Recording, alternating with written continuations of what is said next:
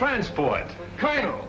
Well, I had an idea you'd show up. Well, when I heard you was back, I just busted right in. That'd have been so if you hadn't. Come on, sit down. Where was it last time, Manila? Oh, Colonel, you forgot. China, the Yancey Patrol. Right. Well, you know, transport, I wasn't on the river long. Yeah, I know. And me and the rest of the old gang could hardly believe it when we heard you quit the Marines. Well, I felt bad about that, but I had to do it that way. I can talk about it now. You know where I went? We heard you were sick and went back to the States, but that didn't seem like you. Must have been a couple of Army guys. Where did you go, Colonel?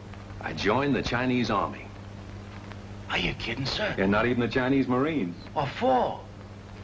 Well, I could see this war with Japan coming. You didn't have to look far for that. I realized that our first line of defense would be China. So I decided to find out just what her war potential was, just how long she could hold out. I joined the Chinese 8th Route Army. Remember that march they made during the Civil War, 6,000 miles clear across the country? Was they Chinese in the Civil War?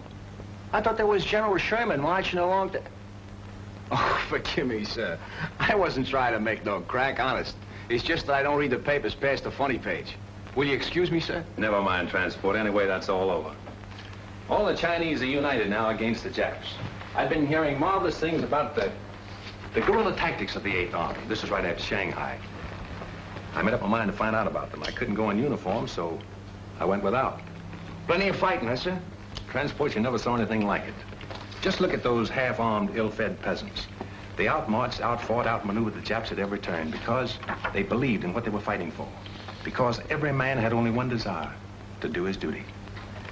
Well, I learned a lot of things that are not in textbooks, and I came back to the States to tell about them. Then, Pearl Harbor, and here we go again. I don't ask for nothing better, sir.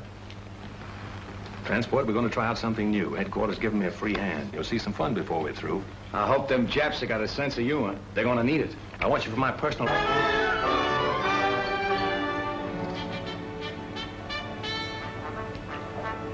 Hey, attention!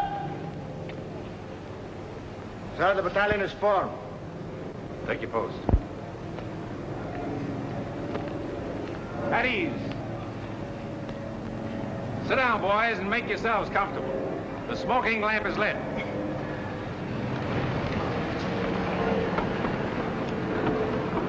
Boys, this is our first get-together, but it won't be our last. You probably wonder what this is all about. Well, I can't tell you now. You'll learn as you go along. But I can say this. You are to receive a course of training unique in the history of the Marine Corps. If you justify the effort to be spent on you, you may be able to point the way in which this tremendously difficult war in the Pacific can be won. Briefly, it can be won by teamwork, by trained men fighting together with the precision of a machine. But it's more than that. It must be a harmonious machine. Now you start with the fundamentals. And at the bottom of everything is self-discipline. You must start by casting out all prejudices. Racial, religious, every other kind. I want you to feel free to ask questions, even embarrassing ones. Come to me with suggestions. We're going to be more than officers and men in this. We're going to be comrades. What I eat, you will eat.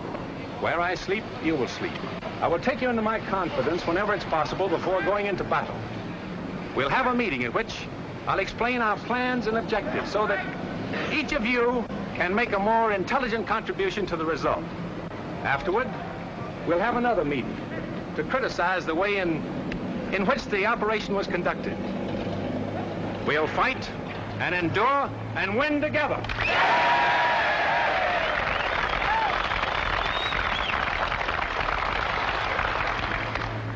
Ahead of you lies a hard road.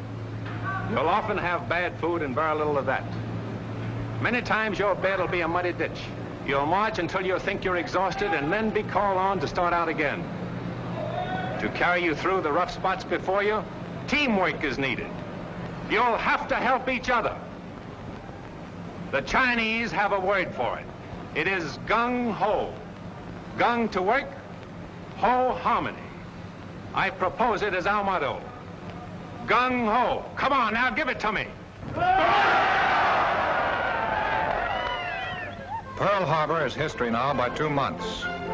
From 15,000 volunteers, the colonel has accepted about... I wanted to begin today's session by honoring 3 people, none of whom were CPI members, but were great anti-imperialist activists who passed on. There's a tradition that comes out of the Cuban Revolution that I guess in the military, when they're taking roll, they say the person's name, and then the way to say present in Spanish, they say presente. And a way of honoring the deceased is to you then say their name, and everyone shouts presente because they're still with us, our comrades are still with us. The first person I would like to honor was a guy named Marty Goodman. Marty Goodman was a man who was born into a communist family in New York City. He got involved in the struggle against the Vietnam War as a young man, and he was really involved in building peace demonstration. He was in the Socialist Workers' Party, and he was in some other organizations that came out of that. He was a transit worker. He drove the subway train in New York City. He actually saved someone's life on the subway. So a woman had tried to commit suicide and jump in front of the train, and he jerked the train to a stop and saved the person's life. And so the city of New York gave him an award for this, and he turned down the award in protest of the way the transit workers were having their treatment cut, and he kind of embarrassed the MTA authority turning down their award. But the reason that I know Marty Goodman is because in the final years of his life, he was dedicated to freeing Julian Assange, and that became the cause that he was obsessed with. And every week they had a protest in front of the British UN mission, every week. And I worked near there at the RT studio that used to be there, and I would walk by him, and sometimes he would be the only one there with a sign, Free Julian Assange. He'd be the only one. And sometimes there'd be 5 people, sometimes there'd be 10 people, and sometimes it was just Marty. And I would run into Marty on the subway, and I would run into Marty in my neighborhood. And he always wanted to give me a newspaper, and he was always dedicated to freeing Julian Assange. And he died 3 months before Julian Assange was freed. And so when Julian Assange got his freedom, I thought of Marty Goodman and how happy Marty Goodman is in the next life to see that the cause he dedicated himself to in his final years finally had fruition. Julian Assange was able to return home to be with his family. And so Marty Goodman is a great comrade. Marty Goodman, presente! Marty Goodman, presente! I wanted to talk about another comrade, another friend who died this year. It was a guy named Paul Gilman. Now, Paul Gilman was an activist in New York City, and he ran for Congress and for various offices as a member of the Green Party. Paul Gilman's story is fascinating. Paul Gilman, in the early 1980s, he was convicted of something related to marijuana. And he was a young man who smoked a lot of pot, and he ended up going upstate to prison in New York State. And in prison, he read every book he could get his hands on. And he learned about Mao Zedong and the Chinese Revolution. He learned about the civil rights movement, the black struggle, and he came out of prison as a dedicated activist. And he was at every anti-war demonstration and every rally in New York City. He was somebody that I just found to be very, very amusing. One time I gave a class on the history of Mao. He came with a stack of books because he was just so excited to share the information. But one story about Paul Gilman that I want to share is that he had a son who was disabled, who was kind of special needs son. And one time he took his son to a film screening, and his son, who was disabled, was kind of, being loud and making a scene or something like that. And he was very embarrassed, and he was very apologetic. So he apologized to the party leaders and said, "Oh, I'm so sorry." And they said, "It's no big deal." And he said, "I'll never bring my son to an event again." And they said to him, "No, it's no big deal. You'll know if your son is ready for it." And every time I saw Paul, he would tell me that story, because that shows you how much an act of kindness like that, an act of compassion. They could have said, "Never bring your son to an event again," but they said to him, "No, you'll know." And they were very kind in response to his son being a little bit disruptive at the movie showing. And every time I saw Paul, he would mention that to me, because that shows you how much an act of human kindness can go with people. And, I would run into Paul on the streets of New York City, kind of like I ran into Marty. And sometimes Paul was in a homeless shelter. Sometimes he was homeless because he was an ex-con. He had a criminal conviction. It was hard to get a job. Other times he was doing well. But yet, despite, struggling to keep a roof over his own head, he would still run for office as a Green Party candidate every time.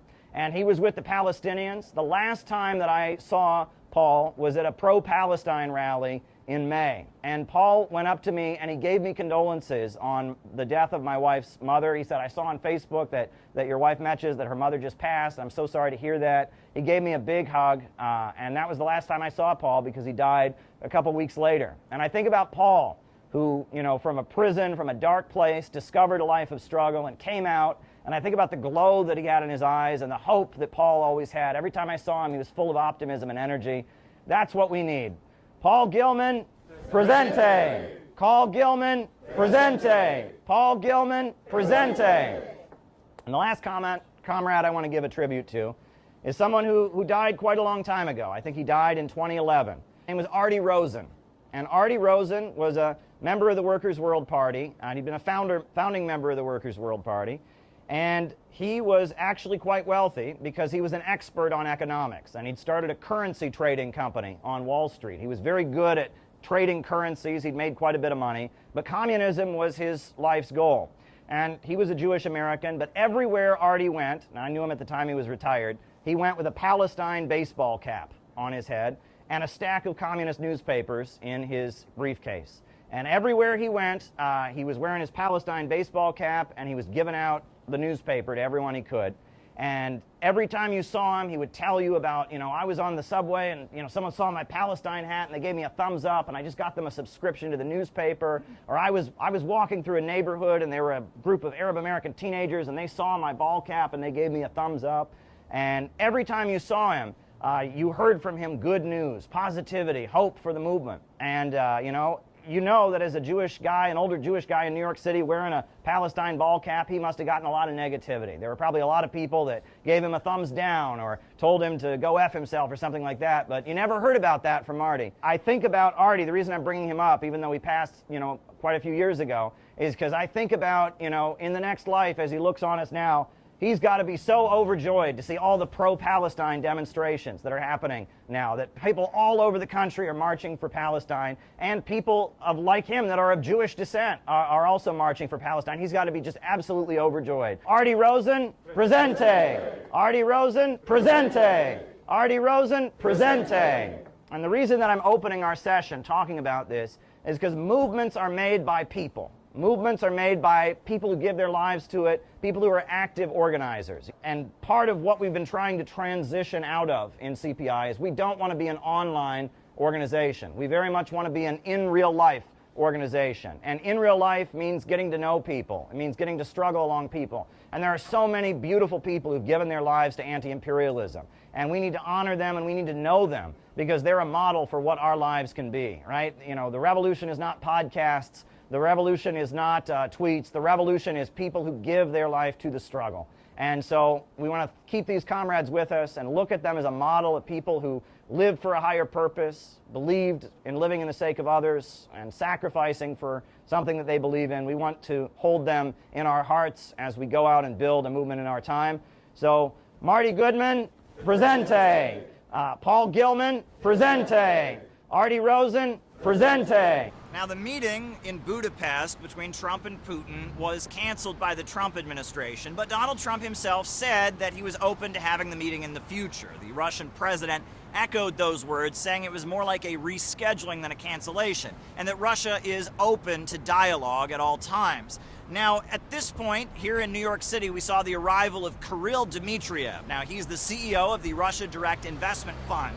And he arrived for a meeting that had been scheduled before talk of Budapest and went ahead. It was not canceled. And he emphasized that he would be meeting with unnamed figures from the Trump administration, and that when they met, they would be discussing the financial aspects of improving relations between the USA and Russia and working to end the conflict in Ukraine.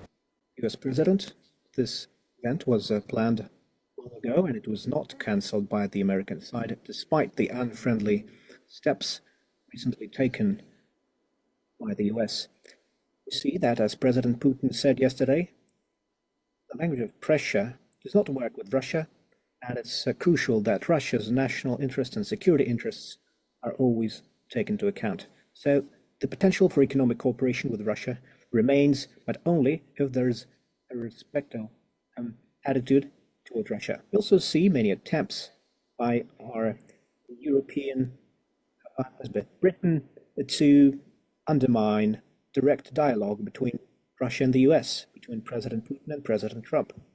This is due to the fact that multiple attempts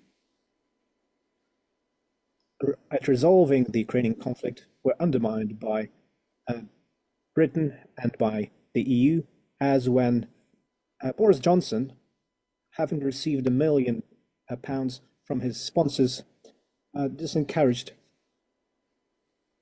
the Ukrainian regime from talks. The situation in the British economy, in the European economy, is very unfavorable, and it's important for them to create an image of Russia as an enemy. So we will continue our dialogue with the United States, clearly stating Russia's position, which is that Russia's national interests must be respected, that sanctions and unfriendly measures will have no impact on the Russian economy. They will only lead to growing prices at United States gas stations, because the prices are already going up. So the false Biden narratives that are now being imposed on the Trump administration's practices will not hold, and we have said many times that Biden's administration's approaches have failed and will fail in the future. It is also very important that it is Ukraine who is making this talked situation lag. They're not willing to resolve the outstanding issues, and sadly, it is Ukraine that is undermining the necessary dialogue, and it's doing so at the request of British and European actors who want the conflict to continue.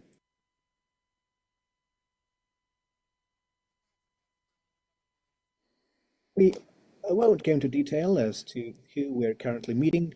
We're meeting several representatives of the US administration.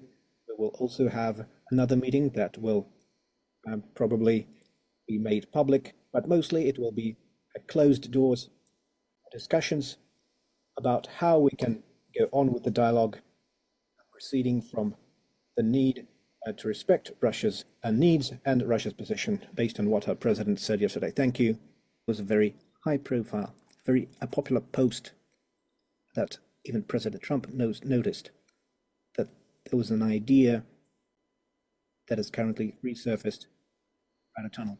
Well, this is an idea that is over 100 years old.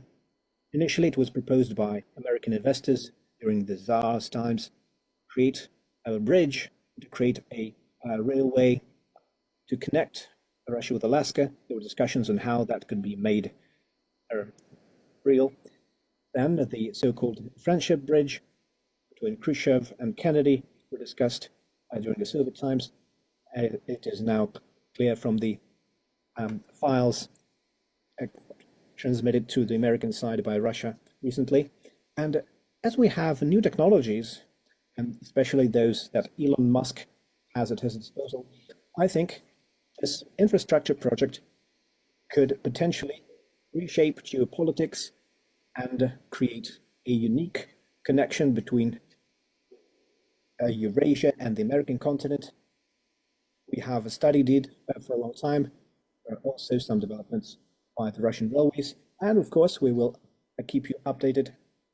But such projects, such major projects, can only be implemented if there is a respect for Russia's needs and interests, and otherwise we're of course focused on countries of the global south, countries who view Russia as a true partner. Those would be a priority. Thank you. Kirill Dmitriev emphasized that the new sanctions slapped onto Russia are going to hurt the American people. They'll be paying for it with higher gas prices as a result of the energy sector of Russia being slapped with new sanctions, and that this is not the spirit of improving relations. Now, he emphasized that it appears that the British and people working with the British are trying to hold up talks. The British are putting pressure on Ukraine, and Ukraine is therefore making things difficult with the United States and Russia and their negotiations on behalf of the British, that it is the British and their allies that are seeming to try and undermine these negotiations. Now, he also commented on the idea of connecting the United States with Russia via a tunnel under the Bering Sea, connecting Alaska to the Russian Far East. The Bering Sea tunnel, he talked about how there had been ideas about this for the last 100 years or so. There was talk of a friendship bridge during the Kennedy administration, and he emphasized that now, due to technological breakthroughs, due to Elon Musk, the tech giant, that now these visions of a tunnel connecting the United States to Russia under the Bering Sea are a lot more practical and a lot less expensive. The technological breakthroughs of Elon Musk have made that dream much more possible. So there is a real possibility now of the United States and Russia being connected over the Bering Sea. The meeting proceeded as usual. It was a meeting that had been scheduled. It did come as a surprise, but from what we understand, this was not an emergency meeting or anything like that. It was a meeting that had already been scheduled and went ahead regardless of Budapest being put on hold. I mean, we have to really salute Caleb Maupin and the Center for Political Innovation. I mean, you've seen him all around the world, all around the world, saying so, right? So you see him in Russia standing up, bringing us to the world stage. So we talking about them elephants stomping, right? And the people coming in support. That's Caleb Maupin and the Center for Political Innovation. It's humbling to be in this room with so many lifelong fighters against imperialism. It's really an honor to be here. And I'll be brief, but I just want to say this. You know, I'm an Irish American, I'm a Protestant Christian, but on my finger you will find an Islamic Akek ring. The reason that I wear that is because when I visited the Islamic Republic of Iran in 2015, I learned the origin of this, and that apparently the temple at Mecca, before it was conquered by Islam, was full of idols. And so the Prophet Muhammad, his followers smashed the idols. And he wore a piece of one of the idols on his finger to commemorate the victory of the one true God over falsity and idolatry. And when I heard that story, I was forced to think of what I read in the work of Thomas Carlyle, the Scottish philosopher. Yeah. About why it was that so many of the great prophets, Jeremiah, Moses, and so many of them smashed idols. And he said, we don't really believe that ancient people were stupid and they thought they could just carve a piece of wood in their backyard and it would be God. No, originally these idols stood for real truths. But generations went by, generation after generation, and those real truths were forgotten. So the prophets returned to earth to smash those idols, with the truths that those idols once stood for, with the truths and the principles that they once stood for. And so I've always worn this ring since I visited Iran, and I've always looked up to people who I see as idol smashers, as returners to truth, and that's Chairman O'Malley.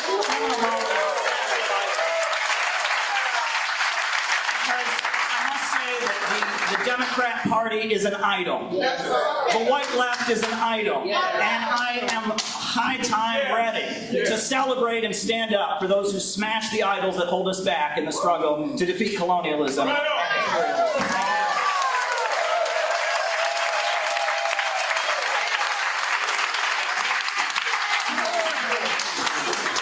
it is an honor now to be joined by our comrade Belinda Parker Brown.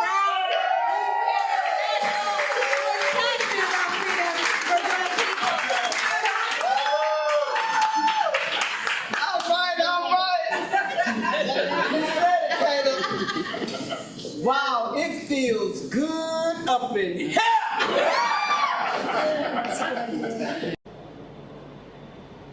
Здравствуйте, меня зовут Полина. Я хотела бы узнать ваше мнение насчет прогноза на будущее отношений между Россией и Америкой. Ну, чисто вот ваше предположение. Well, Ну что ж, I'm hopeful я очень надеюсь на лучшее.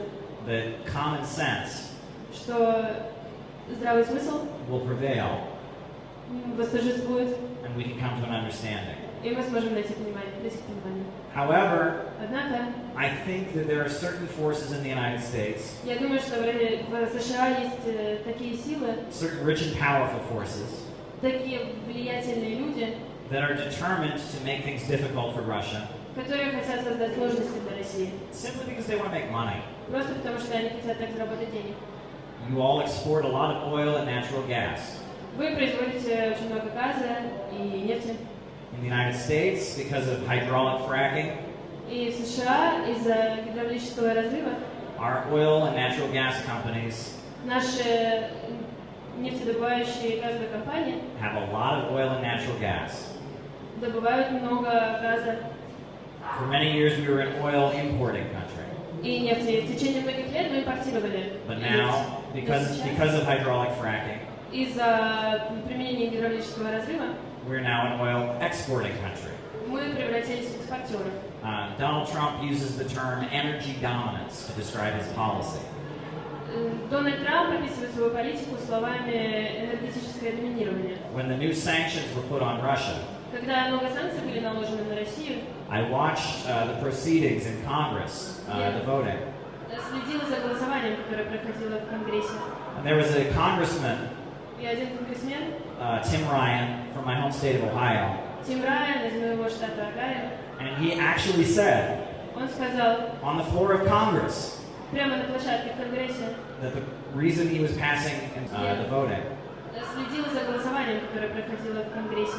And there was a congressman, И один конгрессмен, Tim Ryan, from my home state of Ohio, Тим Райан из моего штата Огайо, and he actually said, он сказал on the floor of Congress, прямо на площадке в Конгрессе, that the reason he was passing and voting for these sanctions on Russia что то, почему он голосовал за санкции России, is because our allies это то, что наши союзники, should be buying our natural gas так называемые союзники, должны покупать нашу нефть и наш газ, and not natural gas from Russia. а не природный газ из России. So big oil companies Поэтому крупные нефтедобывающие компании see Russia as a competitor. видят в России соперника. Every ounce of oil and natural gas that you sell И каждая унция, каждая баррель нефти is an ounce of oil and natural gas that no one has bought from them. это то, что не купили у них. But these people, Но эти люди, these billionaires, эти миллиардеры, the owners of the big oil companies, владельцы крупных компаний такого рода, they don't represent Americans like me. они не представляют американцев вроде меня. Russia's never done anything to me. Россия мне ничего плохого не сделала никогда. Russia's never harmed any member of my family. Никогда не навредила членам моей семьи. The rich and powerful have a problem with Russia. У богатого слоя населения есть проблемы с Россией.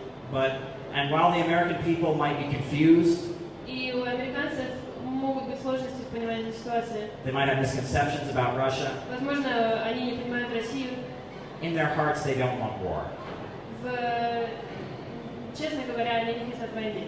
I think part of the reason that Donald Trump was elected, Мне кажется, одна из причин, по которой был Дональд Трамп избран, and that was a huge surprise, и это очень удивительно, is because he said during his campaign так это потому, что во время своей кампании он сказал, that he wanted the USA to stop meddling around the world. что он хотел, чтобы США перестали вмешиваться в дела других стран. He said America first. Он сказал, Америка на первом месте, He said let's solve our own problems должна это сделать. Давайте решать наши проблемы. and stop antagonizing countries around the world. И перестань вмешиваться в дела других стран. Now, I didn't vote for Trump. Я не голосовал за Трампа. I disagree with many of his policies. Я не согласен со многими его политиками. But when he says this, Но когда он вот это говорит, I agree with him. я с ним согласен. And so do millions of Americans. И миллионы американцев со мной вместе. On behalf of the Center for Political Innovation, I would like to just give and express our deep admiration for the three defendants and what they put up with, what they struggled, how they endured. I also want to say that the Foreign Agents Registration Act, an absurd piece of legislation, was the basis of this prosecution. And that piece of legislation needs to be overturned. The Foreign Agents Registration Act is a threat to all Americans who advocate peace. It essentially criminalizes being friendly to other countries, and that piece of legislation needs to be overturned. That law is a threat on all Americans who advocate peace. We were honored as the Center for Political Innovation to raise this case at the United Nations, to raise this case at the World Youth Festival in Russia, and we will continue to raise this case. A full pardon needs to be granted to the Uhuru Three, because Donald Trump saw how that legislation could be weaponized against his own supporters as well. So Donald Trump needs to give a full pardon to the Uhuru Three when he takes office. Thank you very much. Yeah. So as you know, probably, on Saturday there was a huge mobilization by the Democrat Party against Donald Trump. It was called No Kings. And Many people are commenting on the rallies, how it was largely middle-aged and elderly people, and how the rallies seem to have no real substance other than Trump derangement syndrome. Well, we at the Center for Political Innovation, we decided to crash these rallies, to say, hands off Venezuela. If you want to protest Trump, you should be protesting the fact that he's threatening a new war right here in our hemisphere against Venezuela. And we reject largely the Trump derangement syndrome message, but we called for hands off Venezuela. Now, we went to a number of these rallies around the country, and made our point, hands off Venezuela, interrupted elected officials, passed out leaflets, had some great conversations. Here is a summary of our intervention at the No Kings rallies, October 18th. Hands off Venezuela. Keep our money here for jobs and education in America. Instead of No Kings, we should be having a rally, No Wars. Maybe the one in the Middle East ended, maybe it didn't. Hopefully the one in Ukraine is about to end, but we need not to start one on Venezuela. No new Vietnam in this hemisphere. Stop the war against Maduro. Venezuela isn't pushing drugs, the CIA is. Stop Mark Rubio and the neocons from conning Trump into a new war in Venezuela. Hands off Venezuela. I don't want our children to go to war. I don't want anybody's child to go to war. We can't afford any more war. We need hands off Venezuela. Hands off Venezuela. No war. And we gotta apply pressure where it's needed, like the neocons.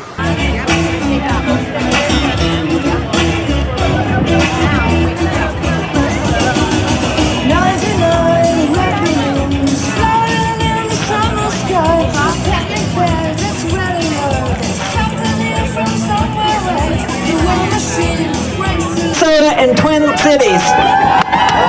Come on, buddy.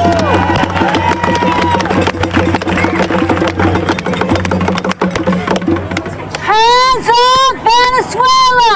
Hands off Venezuela! Get you yourselves a hand. This is glorious. Hands off Venezuela! No kings. You say no Trump. No kings. No kings. No kings! We say in Latin America, solo el pueblo salva al pueblo. Only the people can save the people. We are the people that will repair, restore, and make this nation finally the place of belonging for all of us. Hands off Venezuela! Hands off Venezuela! Hands off Venezuela! Hands off Venezuela! Hands off Maduro! As an indigenous Mexican, jobs and schools for us. As a mother, my heart is heavy. America. As we witness the pain and the violence brought upon our families, Bring our troops home. kidnapping of immigrants and citizens alike, About indigenous people, bring our violent home. arrests, No war in Venezuela. militarized missions in the name of full safety. Well, it's disrespectful to invade another country. When hearts are numb, the cries of We don't want no World War III. We don't want World War III, folks. This is what we ought to be talking about. The kings are the military-industrial complex, the pharmaceutical-industrial complex, the Democrats, the Republicans, even Mamdani. He wants the young people to think Maduro is a dictator. He is not. So it's not just Marco Rubio. It's Mamdani and the Democrats too. Because at the end of the day, they make money from the lobbyist groups. We need to get money out of politics. That's what we need to do, folks.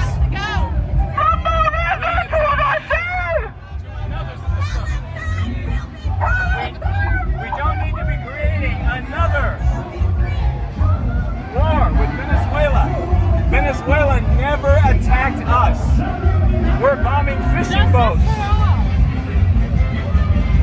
Hands off Venezuela. Peace now. got a oligarch crisis. So stop And this is why we are in this situation. You're worried about guns? Very Bring our troops home and stop bombing our country. Are not No, stop the war in Venezuela. They want Jobs to and schools for America. You want to stop school shootings? Let's stop selling guns to Nazis in Ukraine, huh? How about that? And what about the abuse of the criminal justice system? My dear friend and your dear friend, Tish James, is facing an indictment along with James Comey. This is an abuse of the criminal justice system. Basically, he took your Medicare and Medicaid and got rid of it so that he could give it the money to the billionaires. It is so evil, so wrong, and we can't stand it. Hands off Maduro. Bring our troops home. From China Trump into war with Venezuela. That war will make Vietnam look like a picnic. Everybody in Venezuela's got a gun and they all love their president. This war will be a dumb war to get into. Any war is dumb, but this war will be really dumb. Stop Rubio's war in Venezuela. Got to concentrate on ending wars, not making wars. If the Democratic Party adopts that message, they'll win 100% of the House. But instead, they're talking about stupid stuff. Brother, I like your sign a lot. Could I ask you about it? Yeah, sure. All right. You are live on No Jumper, brother. What is Hands Off Venezuela? What's going on for those that don't know? So for those who don't know, right now the U.S. is trying to destabilize Venezuela again, to trying to take its resources by claiming that the government is in cahoots with narco traffickers. While we all know that the CIA, like there's a 60-minute segment that shows that a general that was smuggling was actually a CIA asset. Wow. So it's like kind of like mirroring what happened with the Iran-Contra. Yeah, it sounds like El Salvador in the 80s. Yeah, definitely. But this was in the 90s when Venezuela is still not in a socialist government. Okay. Yeah. And why do I keep hearing about Israel's involvement? The Venezuelan government has been very outspoken about the genocide that's currently going on in Gaza. So if you have a legit government calling you out by name and word, by calling it a genocide, saying that you're committing genocide out loud, I don't think you're gonna like as Israel hearing that, like when having that. They don't want to get put on blast. Yeah, they don't want to get put on blast. You could insinuate it and be fine with it, but like they don't want to be called out for what it is, because like there's meaning, like legally there's meaning to those words, like so there's retribution, but. Well, at the end of the day, it's money in politics. I mean, it doesn't matter where that money is coming from necessarily. I mean, there's lobbyist groups of all kinds. And, when Obama was president, the Supreme Court passed Citizens United, which put that on steroids. Right. Basically, it had already been in place, but now anything goes. And we're seeing the influence of AIPAC in practically every part of our government. You know what I mean? So it's like, and even Trump, I think at the Knesset even admitted, to the world that, we're getting all this money from, Miriam Ellison and all this. And, the irony of this event here is George Soros funds a lot of the No Kings events. And he's technically, by principle, you could say he's a king. Yeah, a lot literally. Of money like, is that the richest dude in the world, kind of?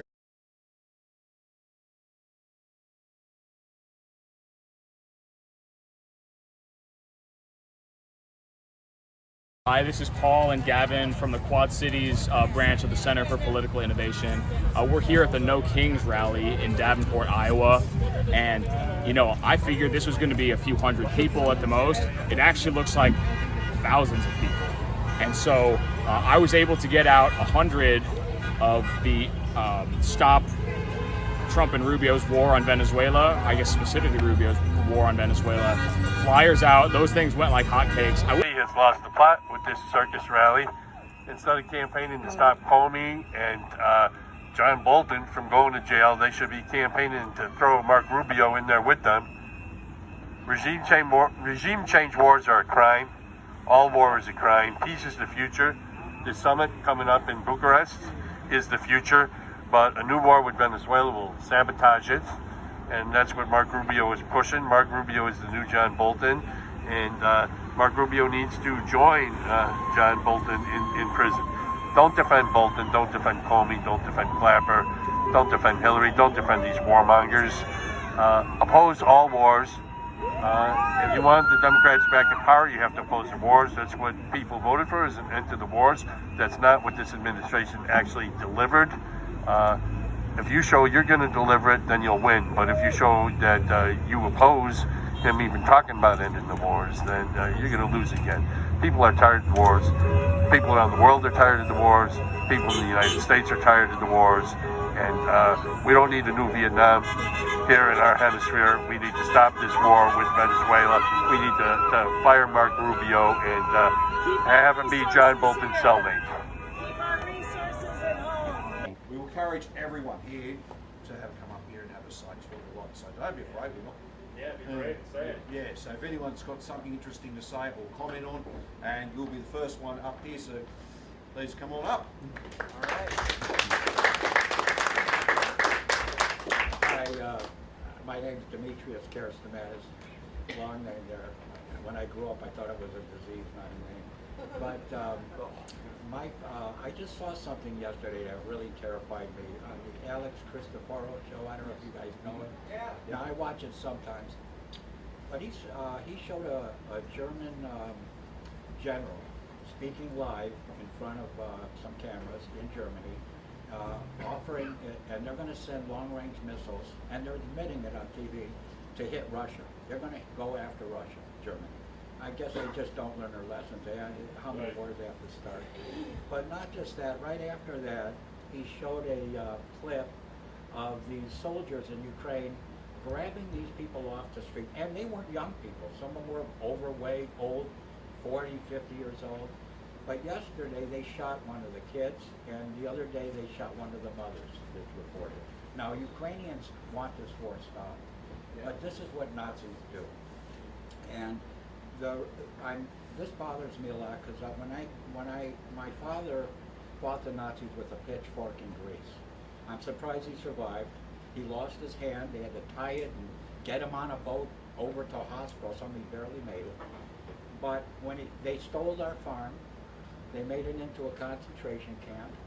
And my father showed me he went mountains away. He showed me where he lived. The house he built out of rocks was still there. He had his sheep for about 4 years. These Nazis are nasty people. They're not normal human beings. They're not even animals. Animals is just too good for that to be described. They don't stop. They're rabid. And the United States helped Nazi Germany in World War II until they realized Soviets were beating them. Then they decided to join in. So we've always been basically on the Nazi side.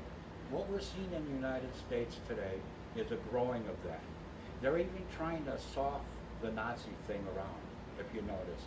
They're not Nazis, they don't seem to mind them. So I'm seeing them grow again. And when I saw that in Ukraine yesterday, I wanted to tell Caleb that if he talks to Mr. Putin, now I'm a soldier, I'm a pacifist, I don't like wars, I refuse to kill anybody. I grew up with this Nazi stuff in my family. I know what it is. This is not normal. This has got to be stopped for the world. And I know the world isn't with it.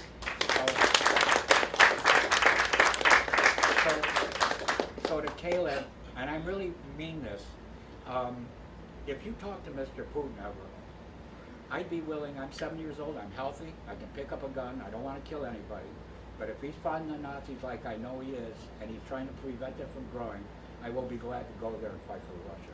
No doubt about it. That's all I have to say. Thank you. Thank you. I think that's a great point, and I think that the way I'd like to answer it is to talk about what exactly Nazism is rooted in.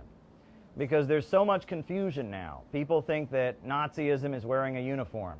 People think that Nazism is being racist. And the Nazis were racist, but that's not what made them Nazis. The essence of fascism is degrowth. And that capitalism has this problem, that economic expansion and production leads to poverty, which is not natural. And the only way that the ultra-rich can stay in power and maintain their power and resolve that problem is with mass destruction. And the Nazi economic system, if you look at it, was about rebooting Germany's economy with degrowth methods by destroying productive forces.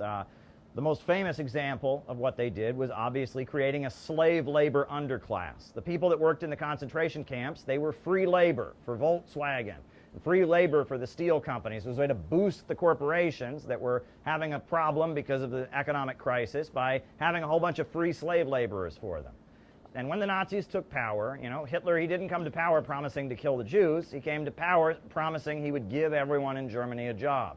But the way he did it was they say he put half the country in concentration camps and the other half in military uniforms. And that's kind of a crude way of putting it. He didn't literally do that. But what he did, first of all, was they broke the labor unions. And they made it so you couldn't go on strike. They threw the leaders of the labor unions in prison.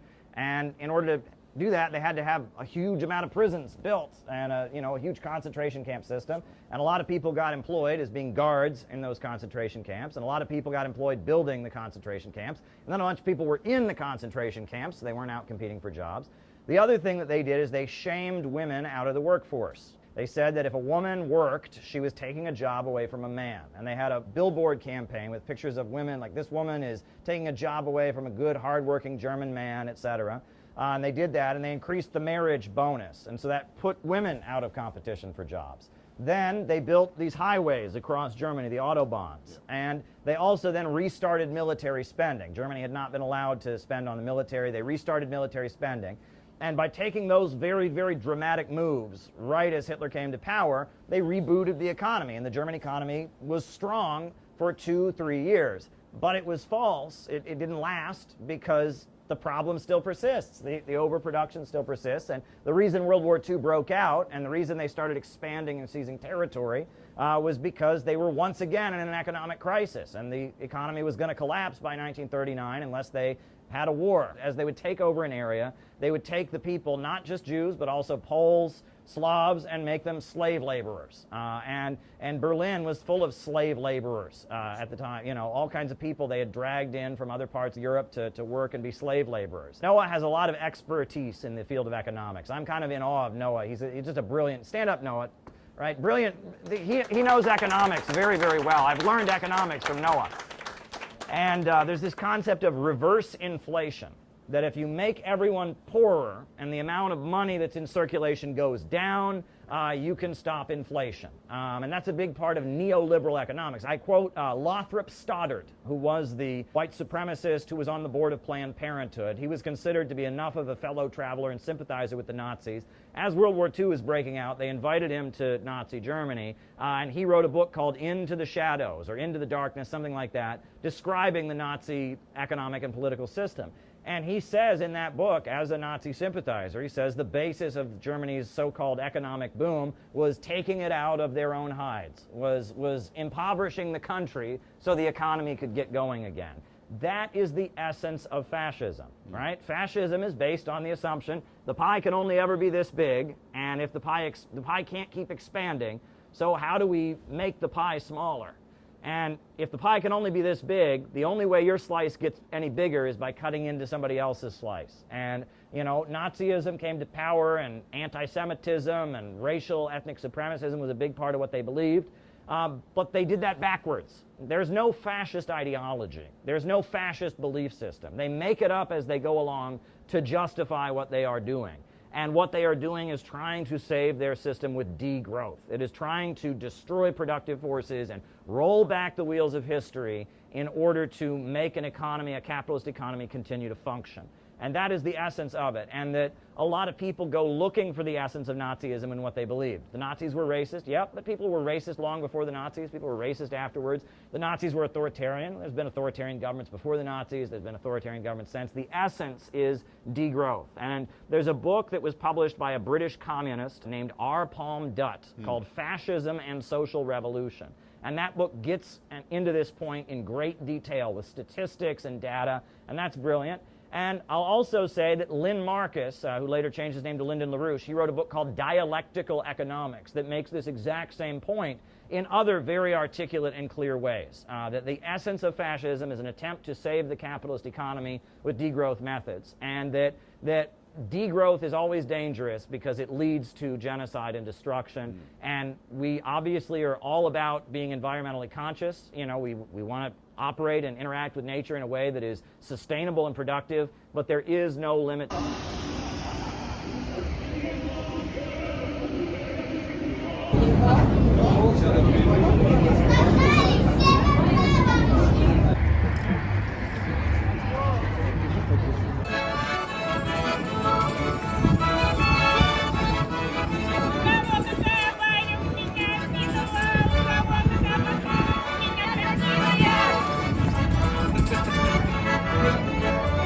Hello, where are you from? Hi, my name is Noah. I'm from the United States of America. Oh, cool. Are you coming from America to here just to see Intervision? Well, actually, I came for the World Youth Festival. I'm representing an organization, an NGO called the Center for Political Innovation, and I was invited to come to Intervision, and I thought it was an amazing opportunity. So we are here at the World Youth Festival Assembly in Nizhny Novgorod 2025 with former Congresswoman, a personal hero of mine, Cynthia McGinnis. So what brings you out to Nizhny Novgorod? Well, actually, the World Youth Festival. And this is my first visit to any of those festivals. I know that they have a glorious history, but I haven't been a part of them. Of course. You have been. I have, yes. Yes, last year I was able to attend. It was a wonderful experience. So I'm hoping that maybe I'll get a chance to come next year. Hopefully. Right now I'm teaching at a university in Bangladesh. And so I don't tell very many people that I'm originally from the United States, but I think they can kind of tell by my accent. Well, you can do it right now. We have 5 or 7 minutes to just wipe and then go and make serious stuff. But now, just dance. Это второй день, когда пришли у нас в общину и церковь, сразу пошли. Мне кажется, что кружится моя голова. Мой мармеладный, я не права. Вы можете громче 100%. Попробуй, мама, попробуй, чага-чага.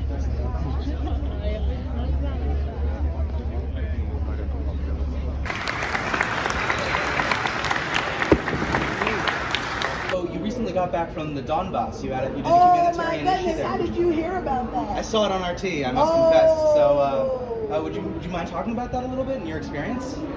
Well, I have to be honest with you. There's so many parallels between the Donbass and Gaza, and I didn't know about it. I didn't realize they were targeting children, targeting civilians. I mean, I understood that there was aggression against the Russian-speaking population, which is veritably all of the people in the Donbass. But I just, for some reason, I didn't get it.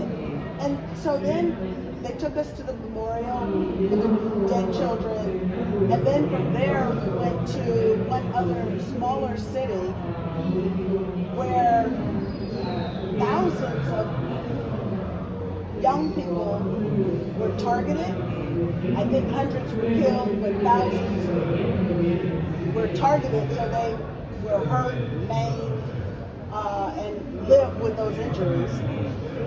The civilians were targeted, and it was exactly the same situation. So it appears to me that Zelensky equals Netanyahu. They're very, very similar. And likewise, there's a cancel culture around both of the issues. You're not allowed to talk about Ukraine, you're not allowed to talk about Israel and the crimes that they commit against those people. And you've been a victim of cancellation because of that. That's right. Yeah. Exactly. And so now, but the interesting thing is that I was doing what I was doing 25 years ago, and now I'm getting messages from my ex account saying, hey, you know, I thought you were a kook back then, but you really are a patriot. You were right all the while.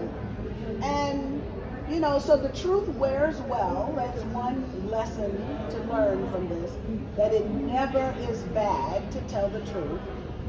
Secondly, telling the truth incurs a cost because people don't want really to know, or the powers that be don't want their crimes exposed.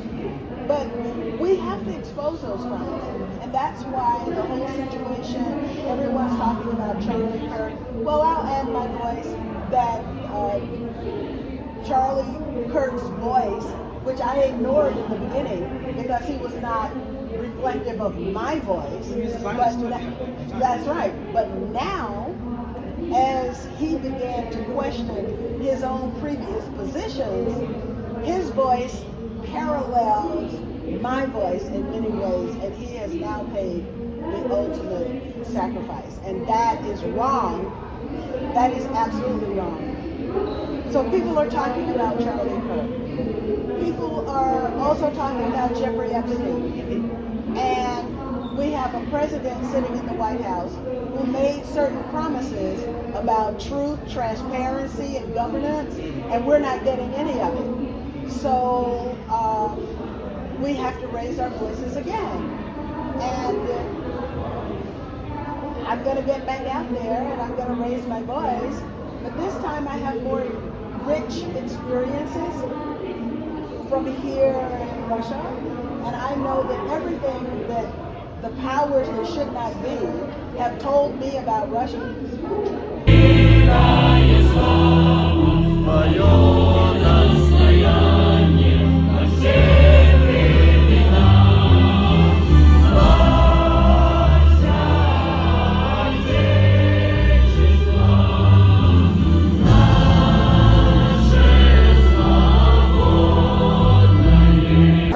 With all of these huge sort of youth festivals and gatherings, as well as Intervision, the music, cultural events and stuff like that, there's always a lot of warm emotions, tons of people coming together, joined by a common goal, which is peace and friendship. And another thing I will add is that I've observed so many young people in Russia, thousands of young people who are willing to volunteer their time, who are willing to go sleepless nights because they love their country. And that's something that's almost foreign to me. In the U.S., it's very common to be pessimistic and sad about the future, and that's not what I see at all here. I see so many bright young people who are willing to make a brighter future.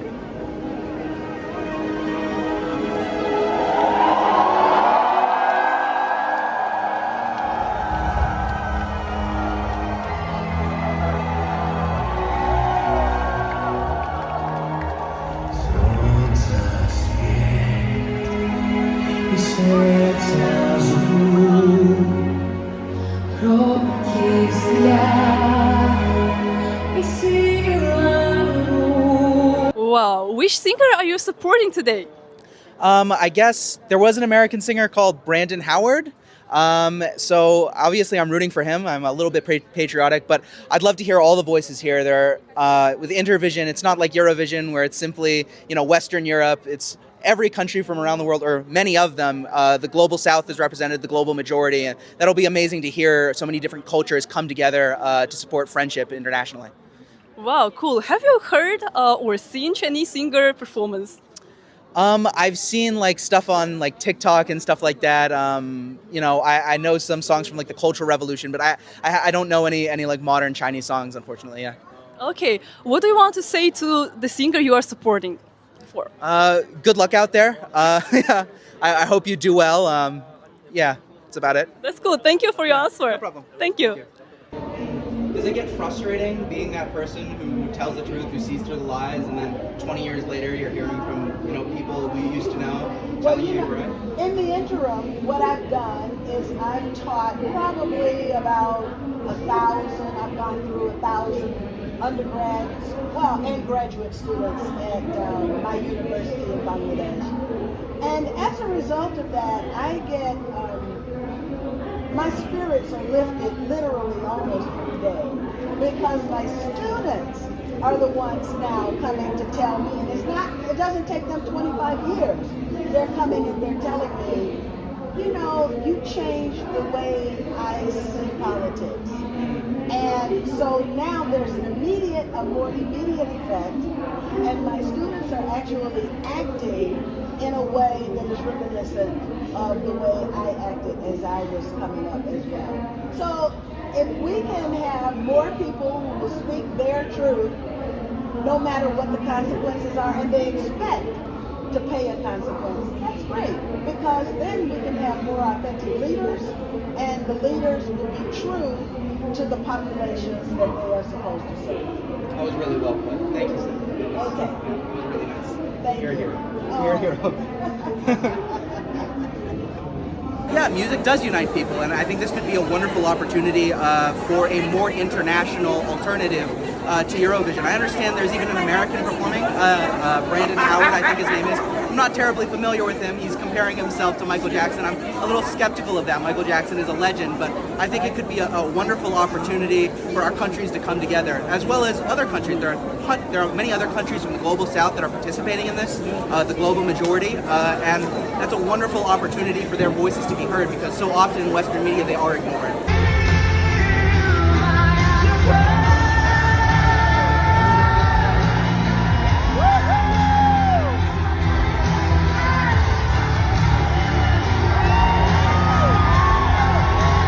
Творческое состязание на протяжении многих лет объединяло талантливых исполнителей.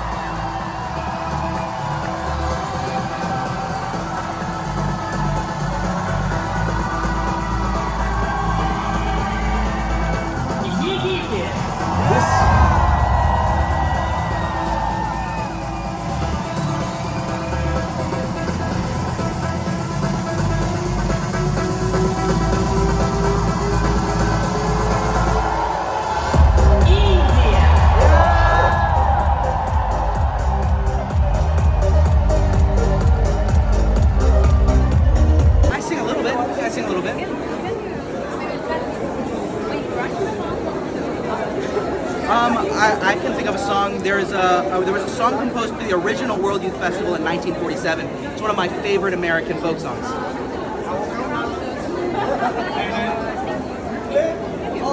From the song, or?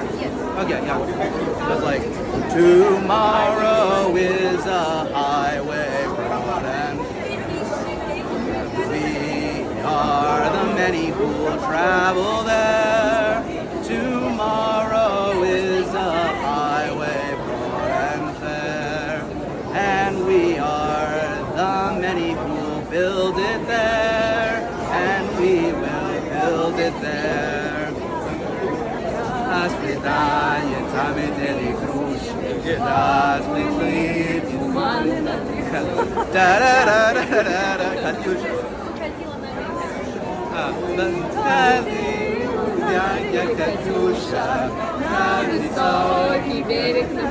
I'll work on it. Thank you.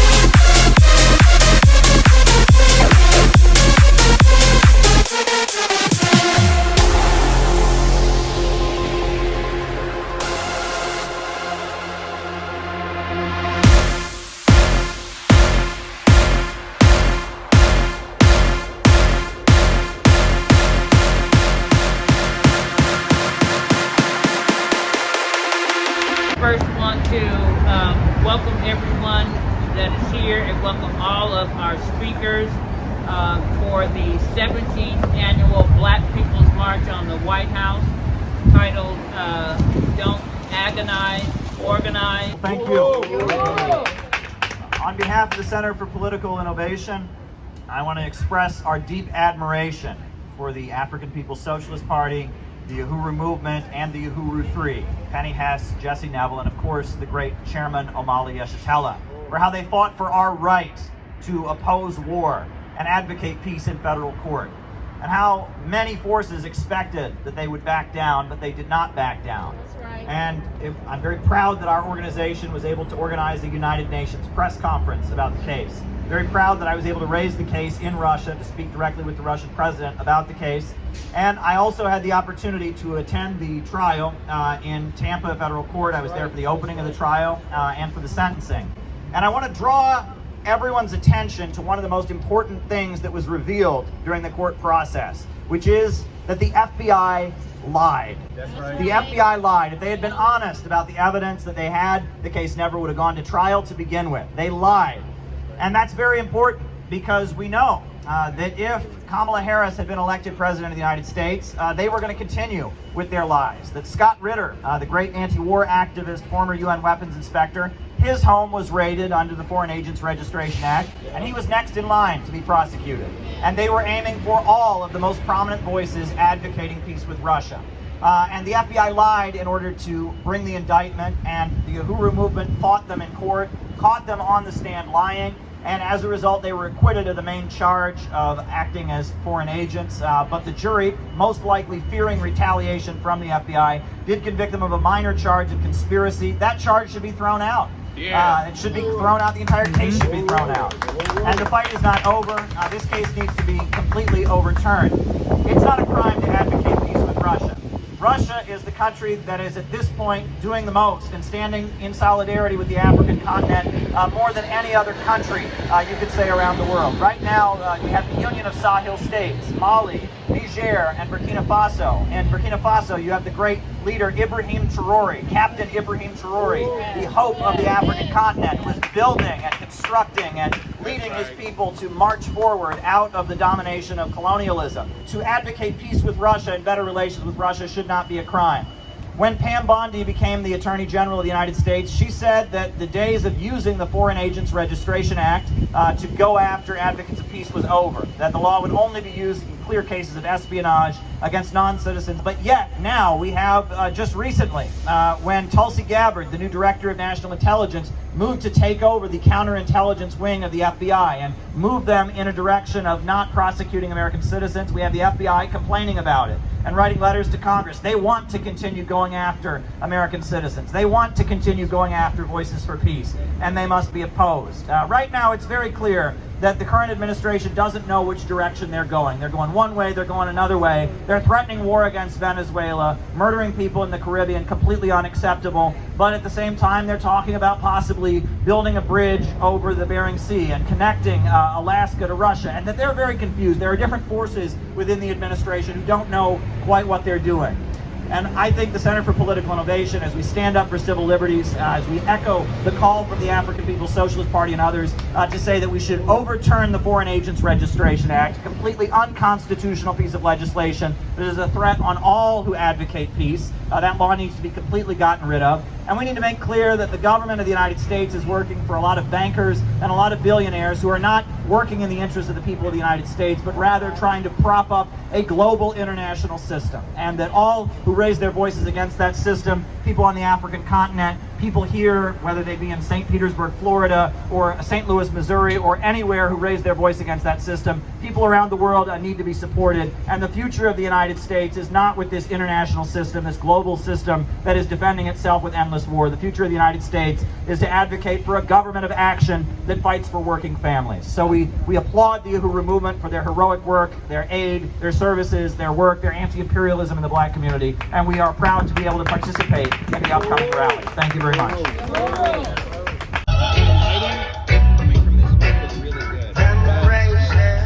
It is speakers that have not checked in at the front desk. Please go down. Woke up this morning with my mind it was State of freedom. Hallelujah. Hallelujah. Hallelujah. Hallelujah. Hallelujah. They got it. Ain't no harm to keep your mind, to keep your mind. State of freedom. Ain't no harm to keep your mind, to keep your mind. State of freedom. And there was something she said she wanted to tell me. And I want to say it to you. Every day you stay the way you are is a victory. It's a victory against oppression. It's a victory against capitalism. So who are you? You are your own liberators. You are determined to be self-determined. And what I want to say to you today is, You know what Dickens said was the best of times, it was the worst of times. It was the time of hopelessness, it was the time of hope and expectation. It was the time of pure decadence, but it was the time of pure self-determination and freedom. I'm adding my own words here. But today, we are in the best of times. They have given us the weapon to beat them with. They have taken us health care. They won't let us have affordable housing. And now they won't even let us have a decent meal with our families. So what are we going to do? We're going to organize, not agonize. A gathering of the Uhuru movement and their allied organizations. They've been doing it, from what I understand, every year for 17 years now, since 2008 when Obama was elected, calling out the Democrats for the fake way in which they claim to support the black community. And this year, there's a really big focus on anti-colonial struggles in Africa, the West Africa and the Sahel states, on the liberation of Haiti, which has just been hit by a hurricane. In addition to that, with the ongoing destruction of civil liberties in the United States.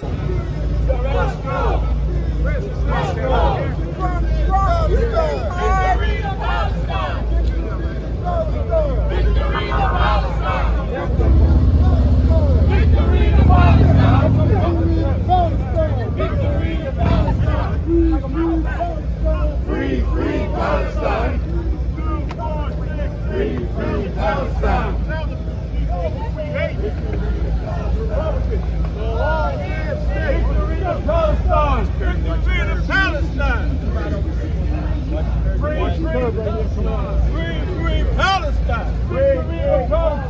Free, free Palestine!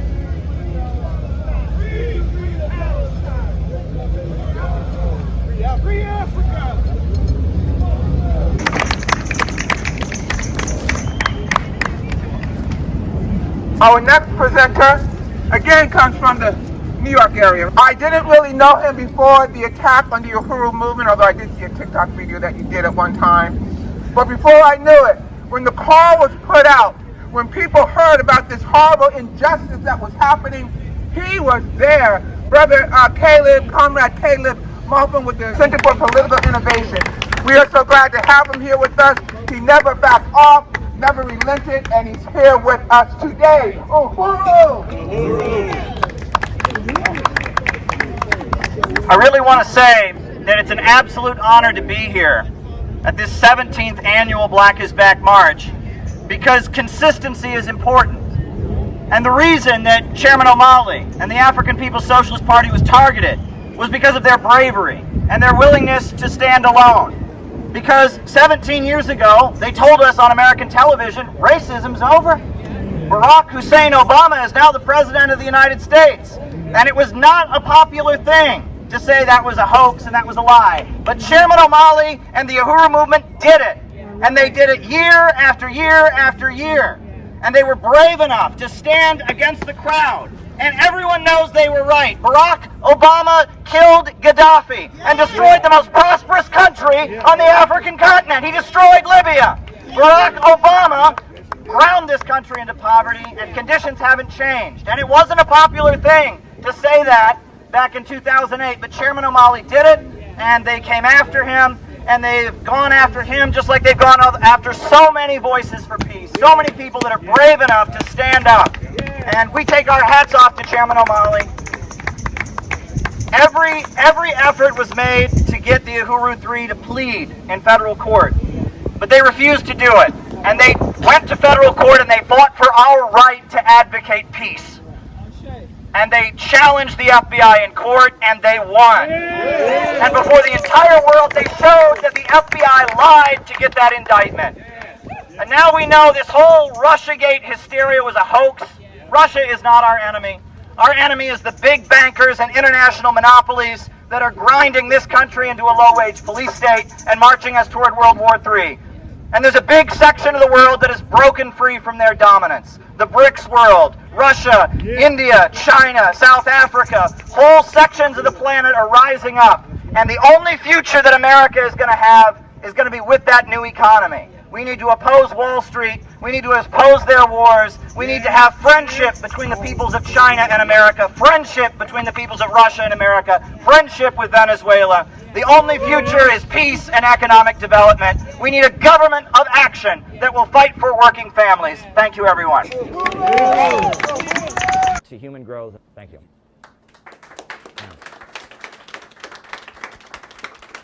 I just wanted to speak about the appeal of CPI to the average American. I think that we are a coalition that can have great appeal to all walks of life in this country, because I think there's an Americanness to our movement. You know, from the Don't Tread on Me back in our revolutionary days to now, we've always been critical of war. No unjust wars has been in our culture for centuries now. I think we have an anti-imperialist spirit to us. We believe in peace, nonviolence, self-defense only when necessary. I think that is a deep strain within us. We are very respectful of diversity in cultures. You know, we are a nation of immigrants, as many people say. We have an attitude of do what you will, you know, as long as you're not hurting anybody else. We are very tolerant to that, and these are all values that CPI also holds and also wants to see increase in our society. And our fight for freedom for people around the world is our expression of that as Americans, to help lift up the entire world. So that's one of the main reasons why I was attracted to CPI. Among all the possible options there are nowadays, this one really has a spirit to it. This one really has the chance that so many leftist groups, I think, are lacking and will never be able to achieve to those heights. You know, there was a time when we were using shortcuts in CPI. We were calling ourselves a communist organization. If you call yourself a communist organization, there's a bunch of people who will just show up because their identity is, oh, I'm a communist. And sometimes they might be in a Trotskyite group, and sometimes they might be in a Maoist group, but they love the self-identity of being a communist. But being a communist makes you an outlier in American society. It means you're somebody who's, you know, marginal, basically, and a lot of times they're attracted to that identity on the basis of being in opposition. And on top of that, there's something new happening in the world. I talked about yesterday in some of the speeches that were given. The Soviet Union and its model and way of doing things is not coming back. Imperialism is very much alive, and there's a heroic anti-imperialist movement around the world, but it's not the same.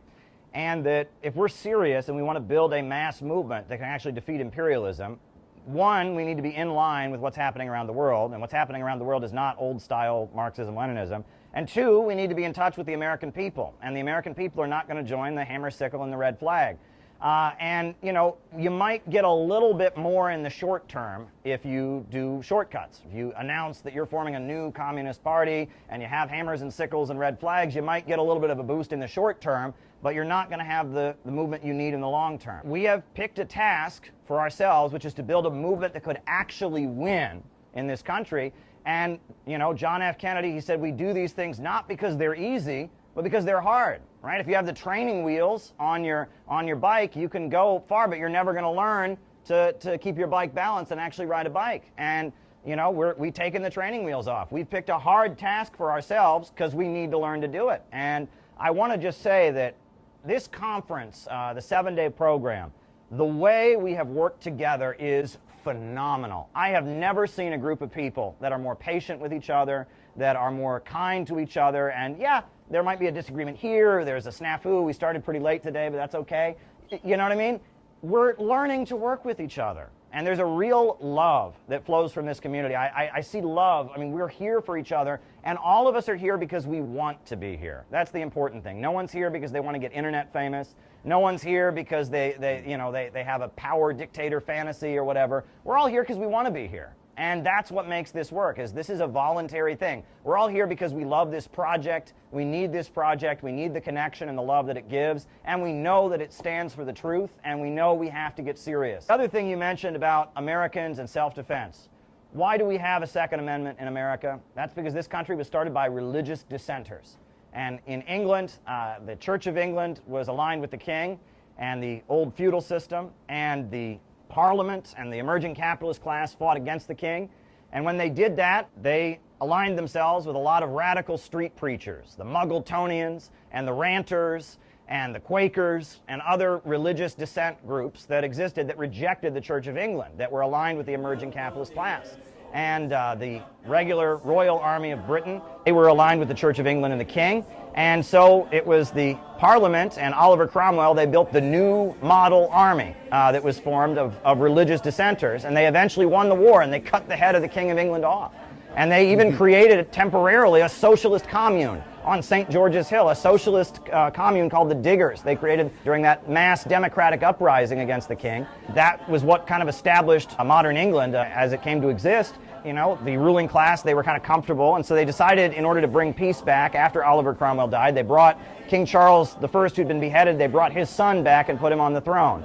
And one of the first laws that King Charles II passed is that no religious dissenter may own a gun, because he didn't want a new uprising to be formed, and he saw those religious dissenters as radicals.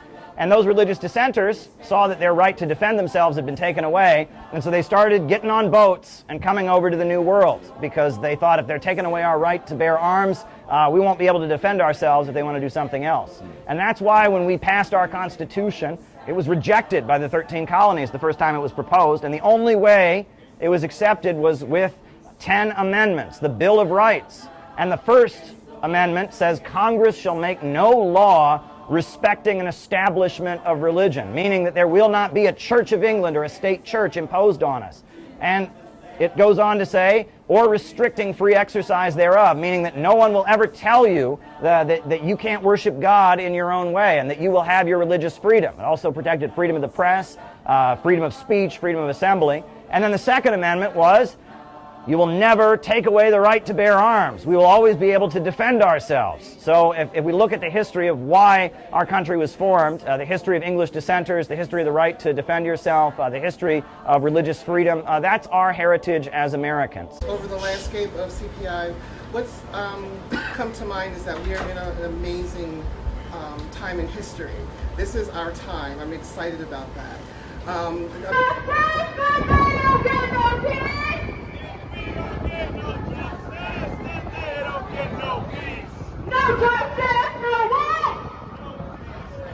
We're here in downtown Chicago at a No War Against Iran rally. Should be interesting. We're going to talk to people, see how it goes. We're here to stop a war with Iran, to stop World War III. We thought we dodged that bullet last year when Biden was trying to get us into World War III with Russia and Ukraine. Now it looks like Trump is doing the same thing in the Middle East, and it's just as dangerous.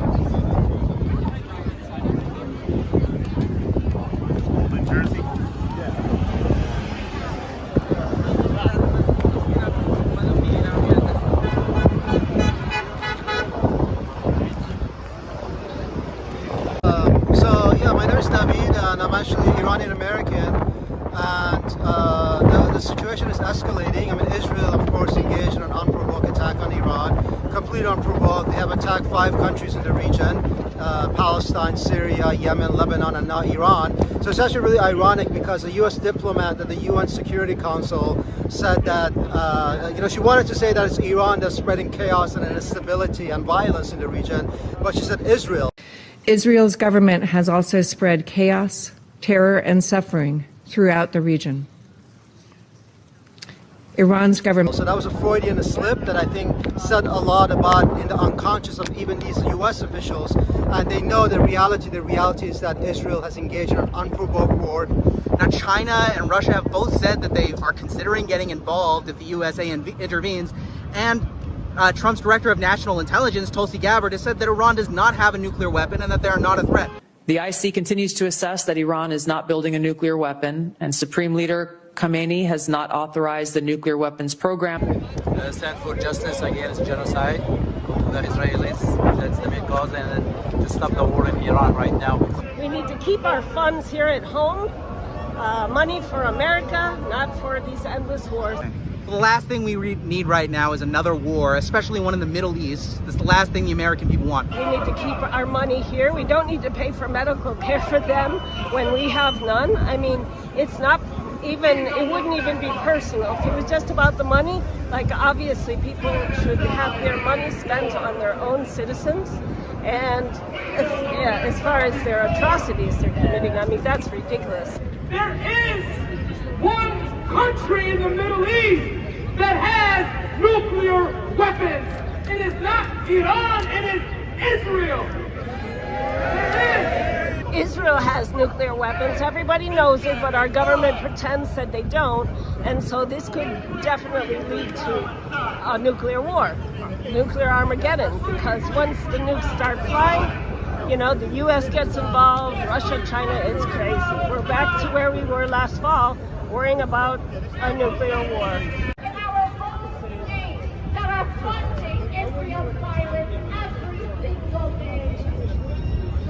Going with the books. Going pretty good, man. Yeah, we've been getting them out to almost everybody. People seem really supportive, you know?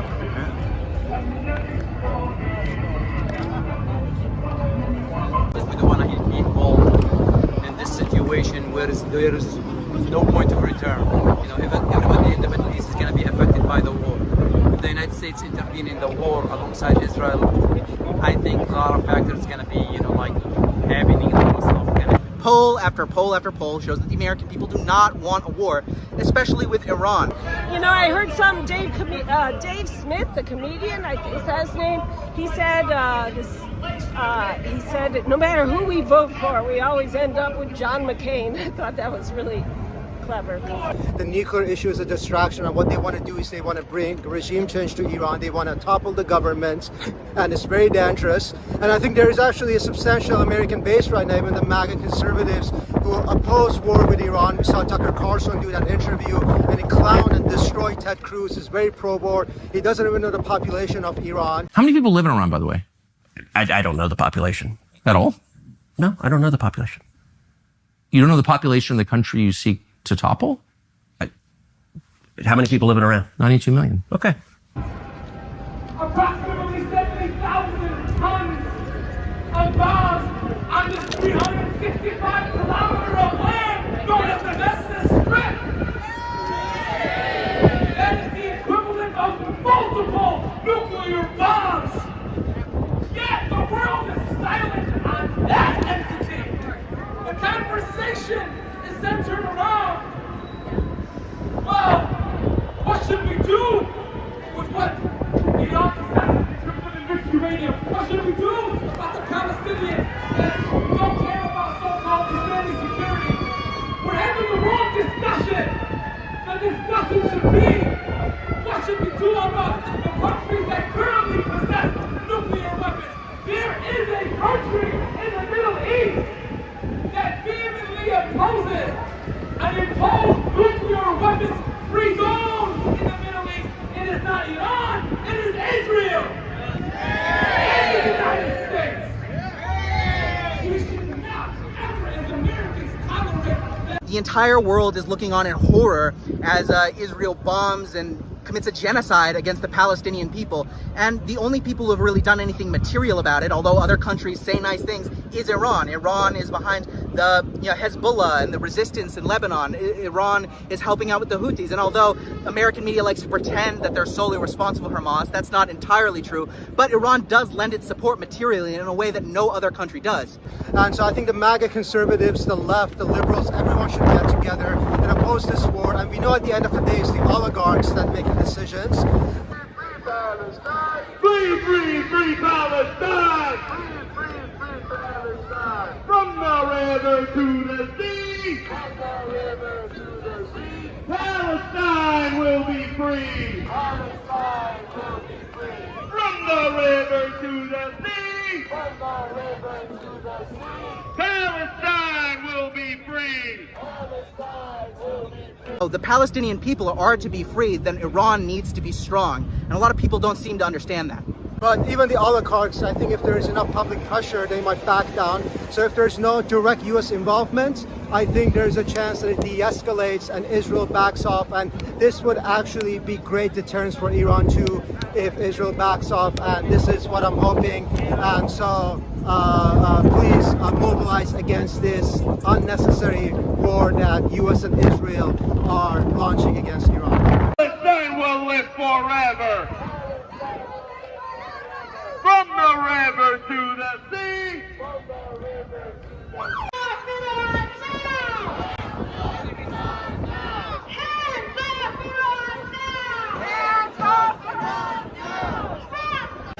Yeah, I mean, there are just so many people here in support of the Iranian people and who support the Houthis. And I guess, you know, we just ran out of books. We didn't have enough. We brought 400 to 500 and we're all out.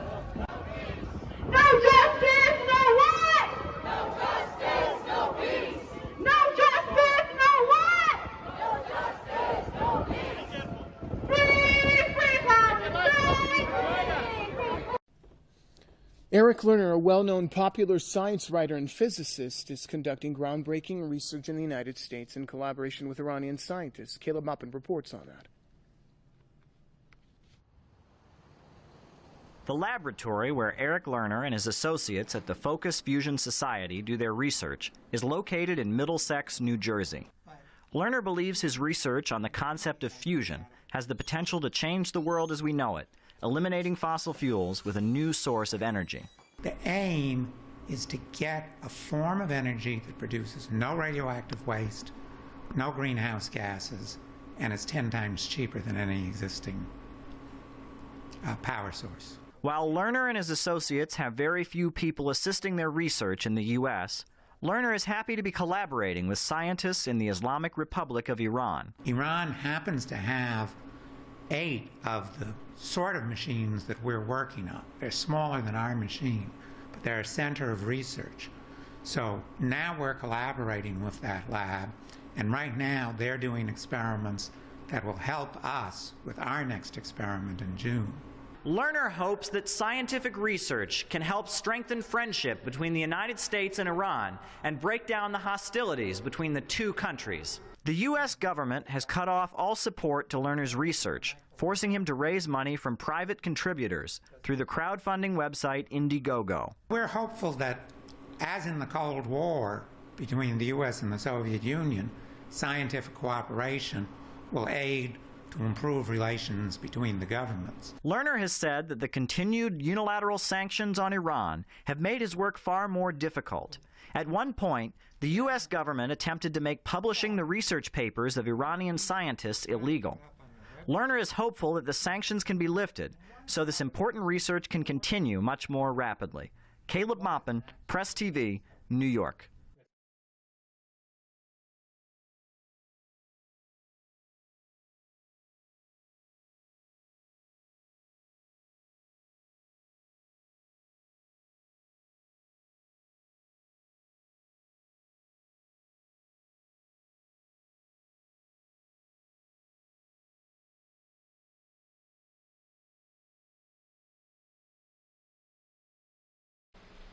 Now, you heard the judge speak about our own labor conditions.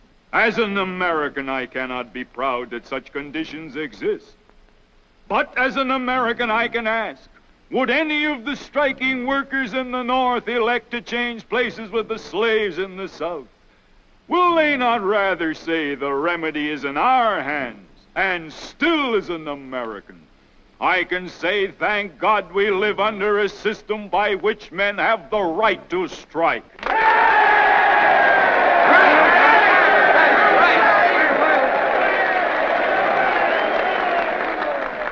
I am not preaching rebellion. I don't have to. This country with its institutions belongs to the people who inhabit it. Whenever they shall grow weary of the existing government, they can exercise their constitutional right of amending it, or their revolutionary right to dismember or overthrow it. If the Founding Fathers gave us anything, they gave us that.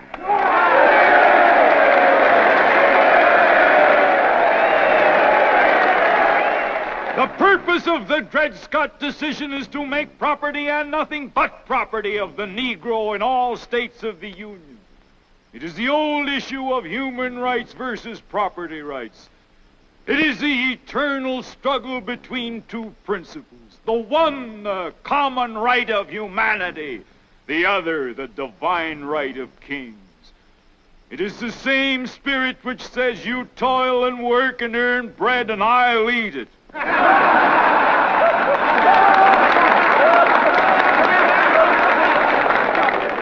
As a nation, we began by declaring all men are created equal. There was no mention of any exception to that rule in the Declaration of Independence. But we now practically read it, all men are created equal except Negroes. If we are to accept this doctrine of race or class discrimination, what is to stop us in future from decreeing all men are created equal except Negroes, foreigners, Catholics, Jews, or just poor people? That is the conclusion towards which the advocates of slavery are driving us. Let each state mind its own business, says Judge Douglas. Why stir up trouble? This is the complacent policy of indifference to evil. And that policy I cannot but hate. I hate it because of the monstrous injustice of slavery itself. I hate it because it deprives our republic of its just influence in the world, enables the enemies of free institutions everywhere to taunt us as hypocrites, causes the real friends of freedom to doubt our sincerity, and especially because it forces so many good men among ourselves into an open war with the very fundamentals of civil liberty, denying the good faith of the Declaration of Independence and insisting that there is no right principle of action but self-interest. In his final words tonight, the judge said that we can be the terror of the world. I don't think we want to be that. I think we would prefer to be the encouragement of the world, the proof that at last man is worthy to be free. But we shall provide no such encouragement unless we can establish our ability as a nation to live and grow. And we shall surely do neither if these states fail to remain united. There can be no distinction in the definition of liberty as between one section and another, one class and another, one race and another. A house divided against itself cannot stand. This government cannot endure permanently, half slave and half free. And I want to welcome up Caleb Maupin, founder for the Center for Political Innovation, longtime supporter. One of the first videos that I saw out there in the world after the Uhuru 3 were attacked was a video of Caleb. I didn't even know who this person was, but I just saw a courageous individual taking a stand. And so I just want to appreciate you for being on. And let's go ahead and bring you up, Caleb Maupin. Hold on. There you are. I see you. All right. Thank you, comrade. I'll turn it to you. Well, on behalf of the Center for Political Innovation, I would like to thank the Uhuru movement for convening this very important call.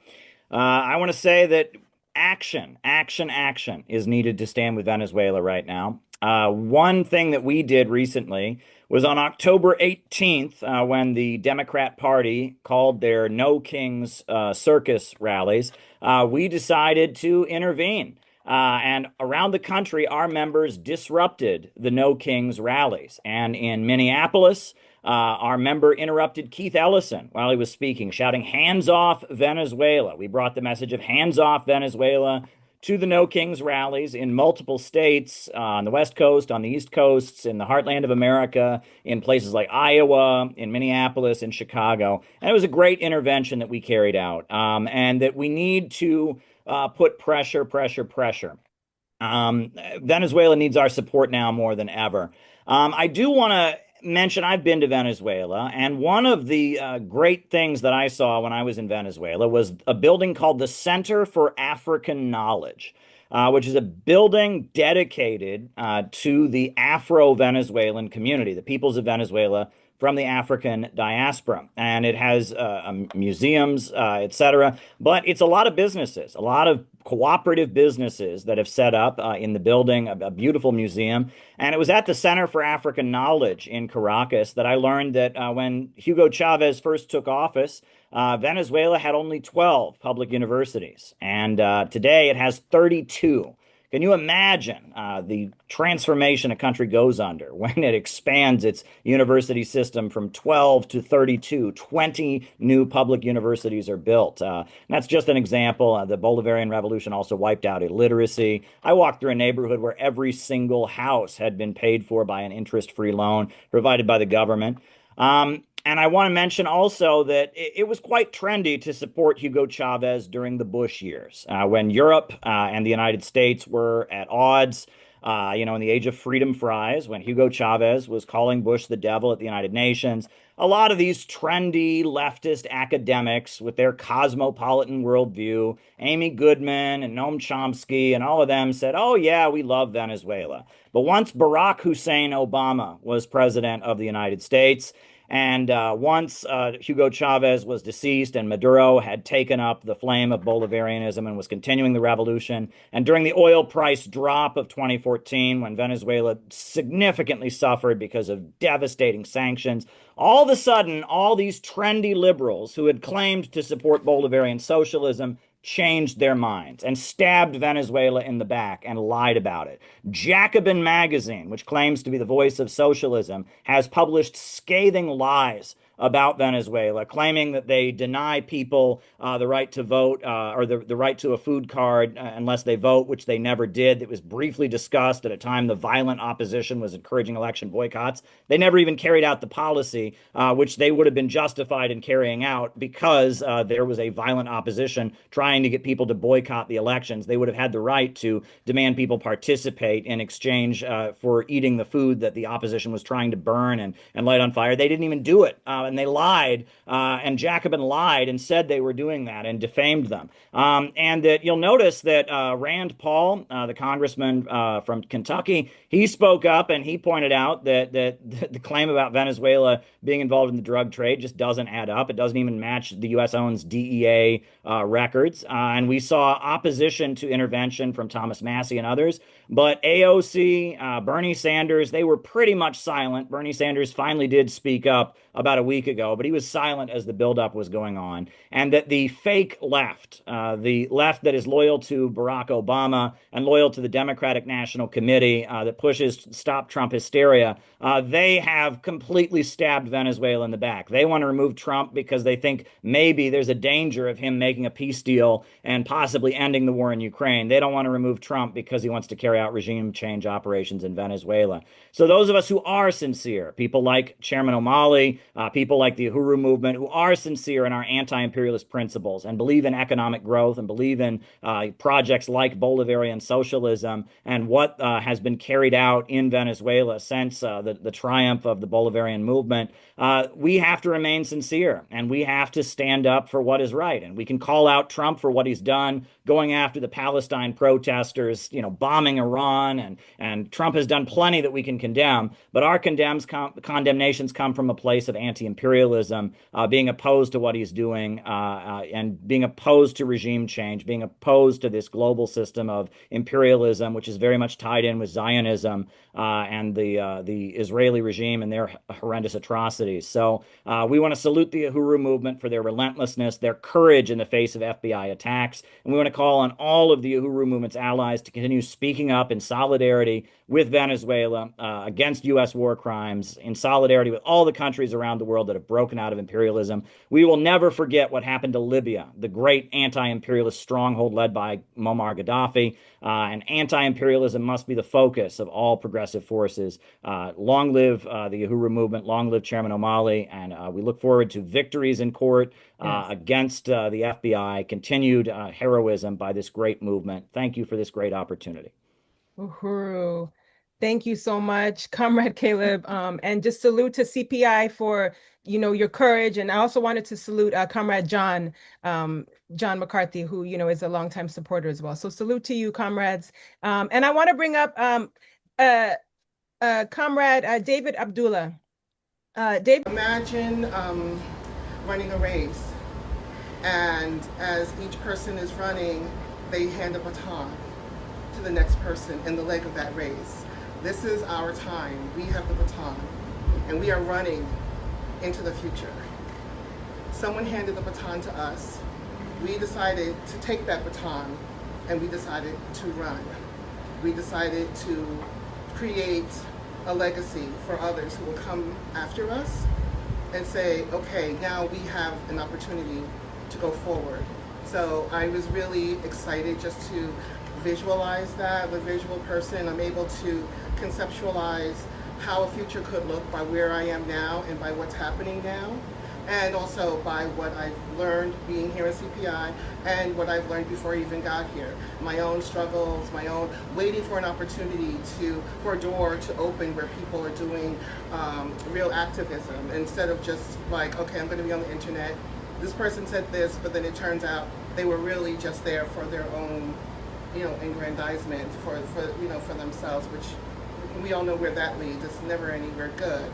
So I wanted to put that out there. And I also wanted to say, I was talking to Gavin on the way here, and we were just discussing things about the issue of like job programs came up, and I was saying to him, look, there are job programs all around us. Like, look at all of these wires and things that, for our infrastructure. Those things should be buried underground. That would be a job program, would be like 20 years right there.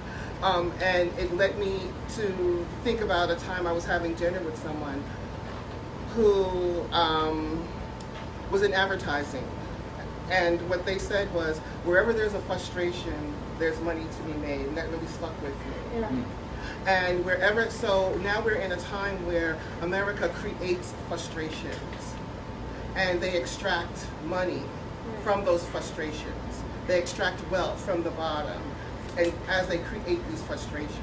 Now there are good frustrations and there are bad frustrations. A good frustration would be those job programs to make sure that our water is clean, to make sure that the infrastructure is taken care of. That is going to create wealth. The wealth they say that is not here for us, it's all around us. But those corporations that own those private companies don't want to invest in the infrastructure, but they're willing to extract wealth while giving us very little service in return.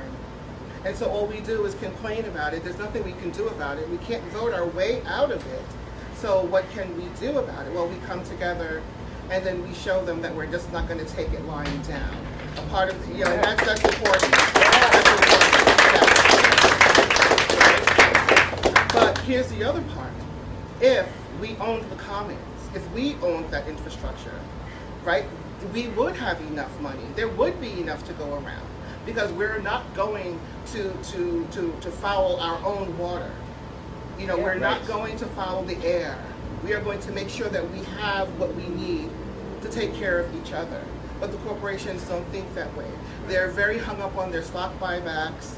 They're very hung up on, their lavish yachts, and they're willing to tell us how we should live while they take private jets everywhere. Yeah. You see what I mean? So that in and of itself is that's bold to me. And also, in my last thing that I want to say is Chairman Mao said something. I was speaking with Connor before we sat down, and he said something, and it reminded me of a quote that he said that women hold up half the sky. Yeah. And that really resonated with me, because when you were just talking to me about it, it just reminded me of that quote, and how we as women in the movement, we don't have to be here. It's a very male-dominated space. So all the men know that if there are women here, we really want to be here. We have a voice, but we have a say in how this movement moves forward, how it progresses, and what we want to do to push it forward in a way that is, you know, not so much, I'm not saying inclusive, but we do have a role here.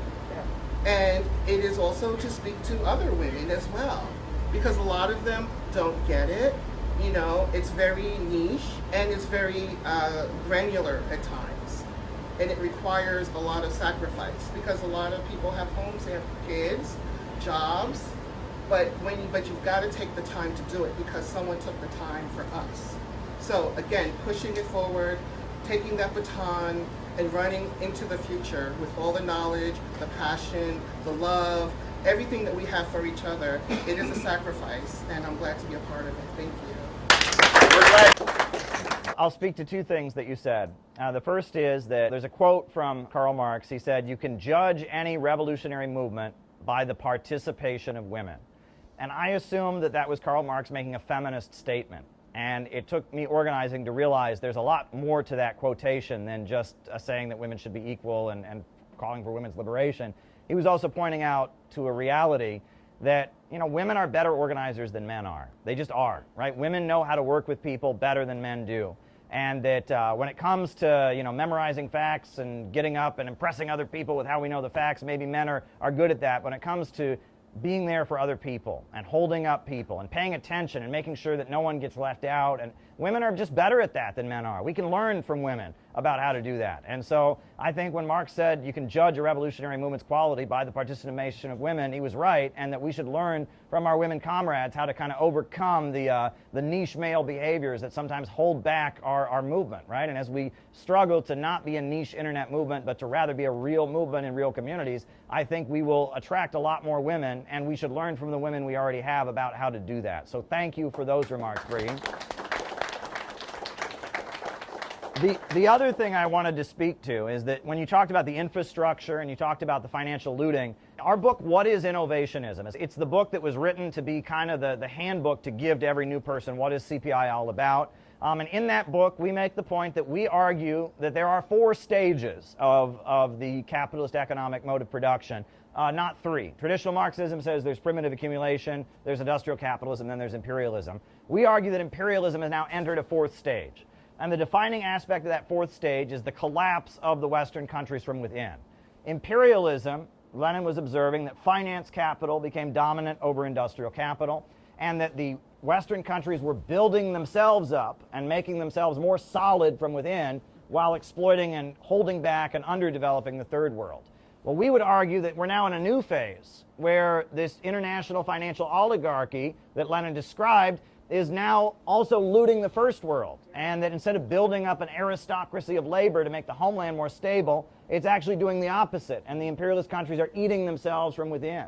And that this is a thesis. We talk about different aspects of this, but accumulation through destruction is the name of the new period. I did not invent that. The person who did probably doesn't want credit for it. That's fine. It's not something that I discovered on my own. It's something that many people have pointed to, but we're in a stage where the imperialist financial monopolies are literally cannibalizing the homelands and primarily extracting profit not through the production of anything productive and creating and increasing the wealth of society, but by profiting off of and vulturing off of the destructive elements of imperialism and decay.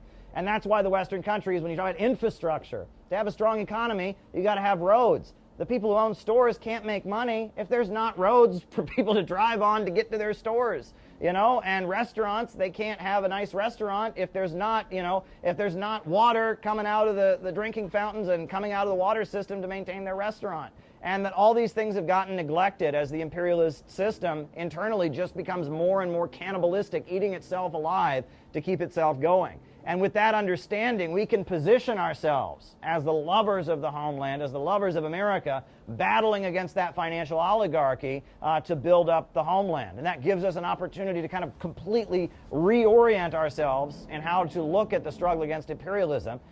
Like it was put by Keith, we want to free America from the American empire. And that's a new approach, and it's exciting. It's an exciting approach, but it requires us to go out and innovate, and that's what we're doing. So while we were driving over in the car earlier today, we were coming here. I was talking with a member. I was talking with Penny, actually, and she said something to me that I think is endemic of a feeling that a lot of people who are in our spaces tend to have. She said, "I don't know what was better, not knowing anything, or knowing that things are really bad and knowing what's going on in the world, and being really frustrated about it, not knowing." Russia is not our enemy. Russia is not our enemy. Russia is not our enemy.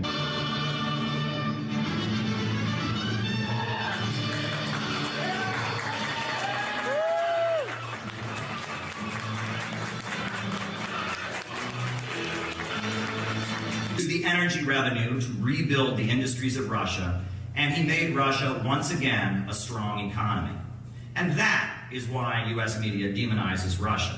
That is why the U.S. government toppled the government of Ukraine in 2014 with the Euro-Maidan coup and installed a fanatically anti-Russian regime in Kiev. You know, I saw a CNN reporter claim that Ukraine was a peaceful country until now.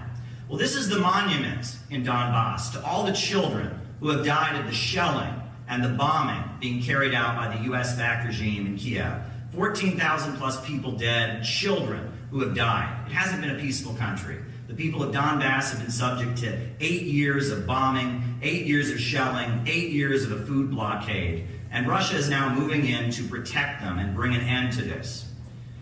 The Wall Street money sharks hate Russia. They hate China, Cuba, Venezuela, Iran, and many other countries because they have governments that stand up to the international bankers and their monopolistic corporations. And it's not a good situation. People are dying and it needs to end. And we need there to be a negotiation. We want there to be peace in Ukraine, and that means that our leaders sit down and negotiate. It doesn't mean that Boris Johnson gets on the phone and wrecks a peace deal just because he wants people to keep dying. Global food crisis spawned by a war. That's right. Russia is not our enemy. Russia is not our enemy. Russia is not our enemy. Russia is not our enemy. Russia is not our enemy. Russia is not our enemy. Russia is not our enemy. Russia is not our enemy. Russia is not our enemy. Russia was with us in the fight against the Nazis in World War II. At the moments when America shows its true colors and is standing up for justice and truth, you'll notice that we're standing with Russia. Peace with Russia. Peace with China. Peace with Russia. Peace with China. It's time to stand for peace here at the United Nations. We are marching up to the religious rally. Russia and China are not our enemy. Peace with Russia. Peace with China. Peace with Russia. Peace with China. Peace with Russia. Peace with China. Peace with Russia. Peace with China. Peace with Russia. Peace with China. Peace with Russia. Peace with China. Peace with Russia. Peace with China. Peace with Russia. Peace with China. Peace with China. Peace with Russia. Peace with Russia. Peace with China. Peace with Russia. Peace with China. Peace with Russia. Peace with China. Peace with Russia. Youth festivals are very, very important to my organization in particular, the Center for Political Innovation. Every meeting that we have, we begin with the pledge. We've changed the word youth for people because we have people of all ages, but we begin, we raise our right hands, we pledge that we shall remember this unity forged at the end of the Second World War, not only today, not only this year, this week, but always, and the pledge goes on. But that is such a beautiful pledge that came out of the World Democratic Youth Federation. And I must say that the youth festivals represent the best, not just of this country, but of America. a time when we stood in solidarity with Russia to defeat fascism. And they're trying to erase that from American history. I'm Caleb Maupin, the chair of the U.S. delegation, and he also represents the Center for Political Innovation. Welcome, everybody. My name's Caleb Maupin. I'm the founder of the Center for Political Innovation. And in October, I was deeply honored when the youth office of the Russian Foreign Ministry reached out to me about forming a national preparatory committee for the upcoming World Youth Festival set for March in Russia. As someone who attended the World Festival of Youth and Students in 2013 in Quito, Ecuador, someone who attended the festival that was held in Sochi in 2017, as an advocate of socialism, peace, and international cooperation, as an American patriot, as a Christian, and someone who strives to live according to the teachings of Jesus Christ, I considered this to be a great opportunity. However, it is the circumstances of our upcoming trip that bring us here today. As we meet here today, Jesse Neville, Penny Hess, and Omali Yeshitela have been indicted by the U.S. Department of Justice. They are facing a possible 15 years in prison. Their trial date was just set for September. The Biden administration has charged them for doing what we are about to do, for going to an international conference in Russia. I'm the leader of the United States delegation. I'm representing the Center for Political Innovation.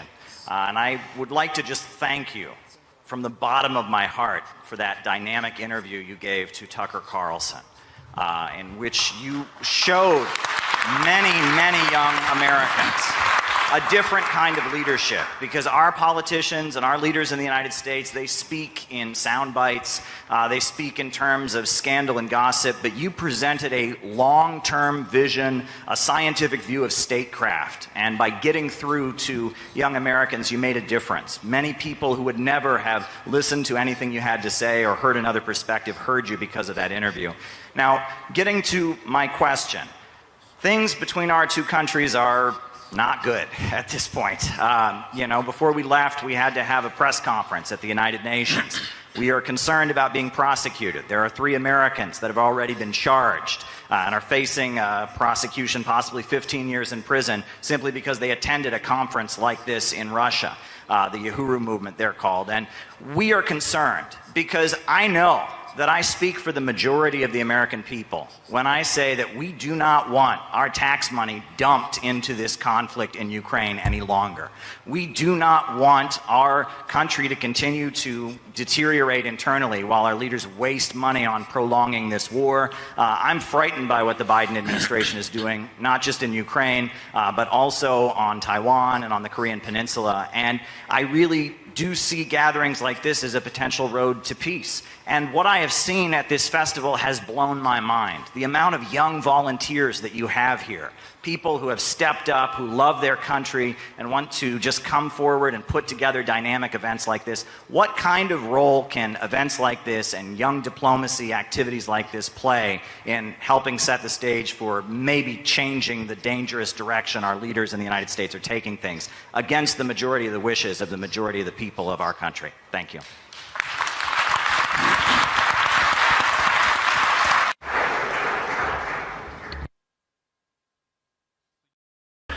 The United States of America is a huge and unique country. In its own way, over 300 years, in just 300 years, which is a small period of time compared to our history, but thanks to the talents of the Americans, it became a superpower, which is an obvious fact. We know outstanding American politicians, we know outstanding American business people, cultural activists, which is an obvious fact. We used to be allies during 2 world wars as we fought Nazism and fascism. What happened recently? After the war, after the alliance, the United States and the Soviet Union started dividing the world, and they did so successfully. And based on this balance of powers, they created international relations and created a modern system of international law. Then the Soviet Union ceased to exist for a number of reasons. I will not go into detail, but they were mainly internal reasons. There is one superpower remaining, represented by your country. The way your elites use this monopoly to global domination is dubious. In my opinion, the United States failed to bear this burden of responsibility that they happen to bear. They created monopoly, strengthened it. I don't mean the American people, I mean the ruling elites. While strengthening their monopoly, they soon faced a situation where the overwhelming majority of countries disliked it. And so, step by step, it became obvious to everyone that there is resistance to the forming global order.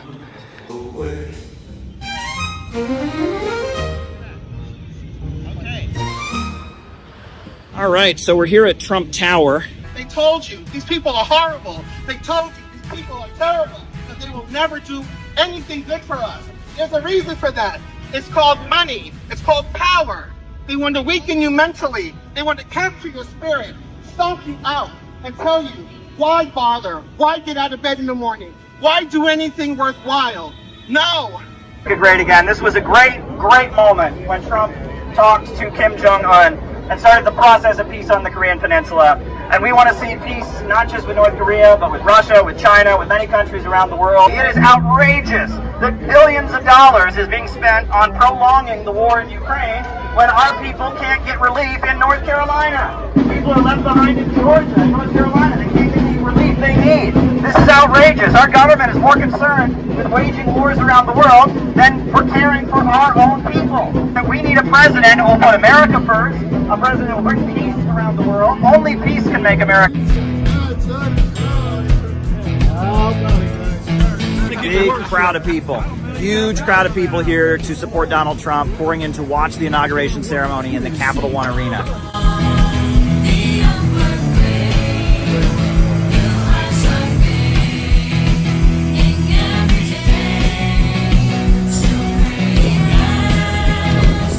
Yeah, we set up here and over there. How you feeling? How you feeling? I'm good. I'm good. It was fun to pass out pamphlets at the hotel there. Everybody was asking for more. Great. Excellent. We need to heal America as well. We need to pray for America. We need to make our country great again. We need to take over. The people need to take over to make our country better again. And I hope Trump can help us with that. Donald Trump for one of the greatest moments of his first presidency, when he went to a country that America has technically been at war with since the 1950s and gave peace a chance. We want to make peace around the world. We're here in front of the Spoon Bridge in Minneapolis to support peace talks between Russia and Ukraine. We have confronted our government multiple times. We don't need this war. You know, we might not agree everything what Trump is doing, but we need peace. I don't want my child to be going in a war that's not ours. Our tax dollars not coming in our country. You know, the infrastructure is crappy. There's holes all over Chicago. You know, A few people walking by, they look at the banner and they're trying to figure out if we're on the red team or the blue team, and they can't quite figure it out. Well, we're not on any team. We're on the team of the American working families. We're on the team of the American people. We're on the peace team. That's what team we're on. Talks between Trump and Putin are the most important thing in the world right now. Way more important than anything these stupid rallies have been demanding. Hands off this, hands off that.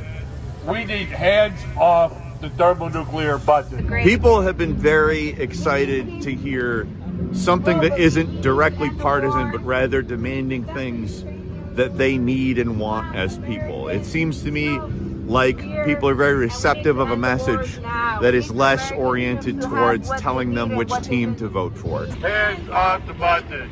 Hands off the button. Peace with Russia, no war with Iran. Peace with Russia, no war with Iran. Peace with Russia, no war with Iran. Hands off the button. Take it down.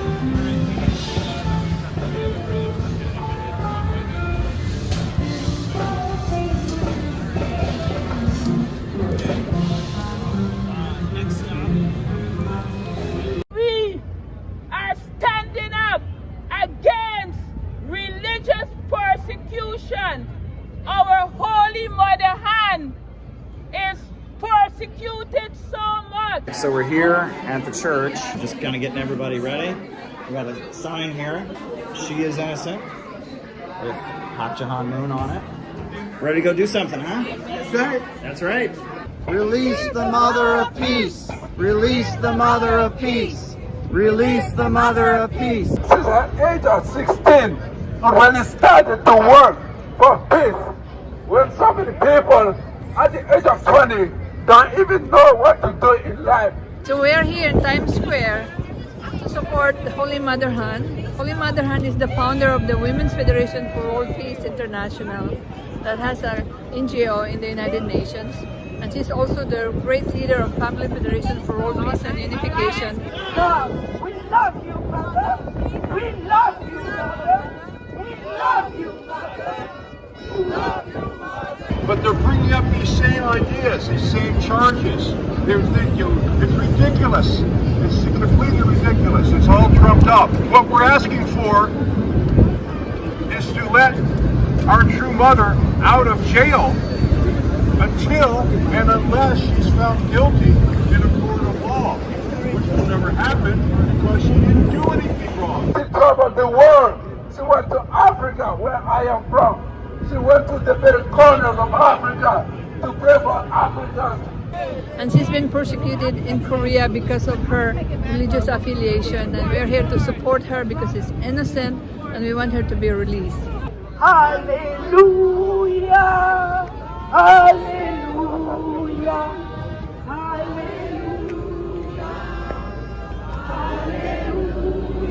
We are with you, Holy Mother!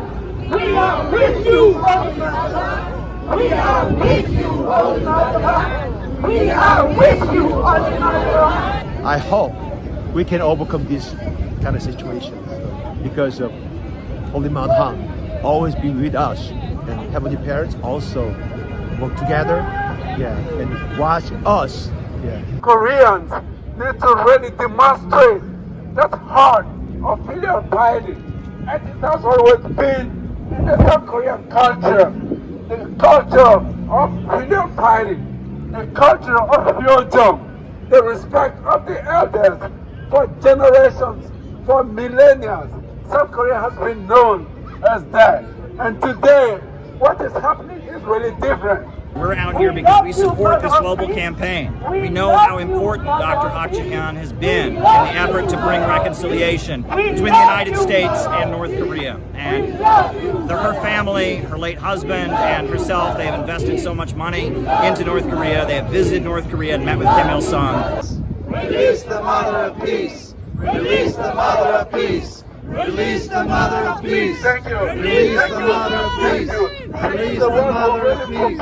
Release the Mother of Peace. She's the one who really brought the peace road to connect the entire world. She traveled around the world in order to reach out to the corners of the world to promote peace and family. We remember ancient Rome at the time of Jesus. Ancient Rome was mighty in power. Rome's army subdued many nations, and Rome was so powerful. But what did the Romans do? They persecuted Christianity, like what's happening in South Korea now. They're persecuting Holy Mother Han and our church, Unification Church, Family Federation. Rome's mighty army was so powerful, but what happened? Rome fell. Rome burned because Rome persecuted Christians. Ancient Rome persecuted Christians, and Rome fell. Rome burned. And what's happening in South Korea? They are persecuting our Holy Mother Han, whom our Heavenly Parents sent. After 6,000 years, they are persecuting her in South Korea. The movement is being persecuted around the world, and this shouldn't be happening. We are in full support of the call to release the Mother of Peace. Dr. Hapcharan is an important ally of all who want peace in the world, and especially those who want peace on the Korean Peninsula and peace with the Democratic People's Republic of Korea. Release the Mother of Peace! Release the Mother of Peace! Release the Mother of Peace! Release the Mother of Peace! Release the Mother of Peace! Release the Mother of Peace! Now! Release the Mother of Peace! Now! Took the cross of the world, she took the cross of humanity to really want to bring a peace. That's why we call her the Mother of Peace. No woman ever on this earth had ever been able to do that. She is the one who really restored the position of Eve. Eve who even fell in the Garden of Eden. Now! Release the Mother of Peace! Now! Now! Now! Release the Mother of Peace! Release the Mother of Peace! Release the Mother of Peace! Now! Now! Release the Mother of Peace! And now we're going to bring up another tremendous member of CPI, which is Penny, who's come all the way from Minnesota. And Penny, I guess your latest claim to fame is you confronted Ilhan Omar. Oh, yeah. Yeah, that's a great video. She gave who's Ilhan Omar a fright, so there you go. Yeah, well, I live in Ilhan's district, and I confronted her many times about the Ukraine war, and she wouldn't answer me, and so finally I got fed up, and I just got up there.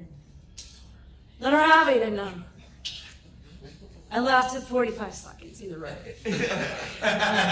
But, so I'm going to give you a little context to who I am and what I've been through and this poem that I wrote, where it's coming from. I grew up in the faith community, many different flavors, all the way to the prosperity gospel, all the way out to Colorado, to join a Bible college, to heal my marriage and heal my mom. And they said, go back home. So these last 4 years has just been a really, really soul-searching journey into the faith community and my own beliefs. Having grown up believing in Zionism, not knowing what it really meant, and seeing the faith of the Palestinians, and when they're going through hard times, they're like, God is great and God's will be done. I'm like, they just say Allah, we say God. I don't get it. And the whole abortion thing, abortion is murder, and you're going to hell if you have an abortion. And these same family members and preachers that are preaching why abortion is murder, like, yeah, Israel has a right to defend itself. What about all these babies, right? Yeah. You know, and it's just like, I just can't. And so, like, I respect you. As I was asking you, how do you say your name? Like a warm meal. Milhan. Milhan, Pastor Milhan. I was asking him, what's your job? Let's forget faith. What's your job? He was kind of a matchmaker, and we incorporate faith into that, and we nurture the relationship. I'm like, okay, I can handle that. So you know, the Bible talks about you'll know them by their fruits. And Jesus said, you know, whatever you've done to the least of these, you've done to me. And so I wrote a poem sharing my emotion and my observations of some people in certain faith communities. And this can be taken for anyone. So I'm going to share it with you, and you can take it for face value if it hits a chord with you, or if it hits a chord with someone that you disagree with. It's called, What Good is Thy Great Faith? You wave your holy book and promise blessings to the poor. You sing your holy hymns and beat the drums for holy war. Talking heads, lies repeat, newborn babies are burned alive.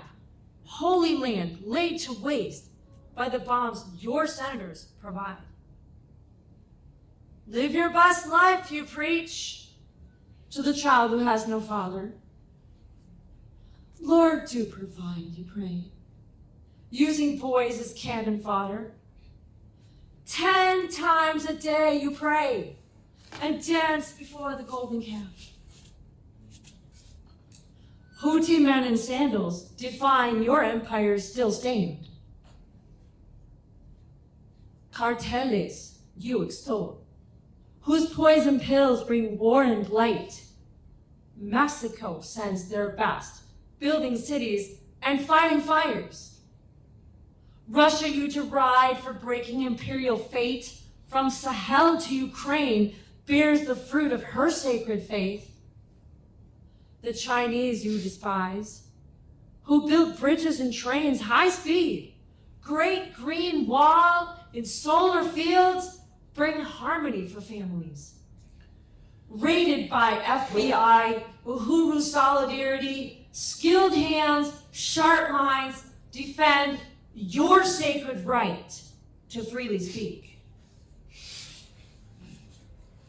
What good is thy great faith?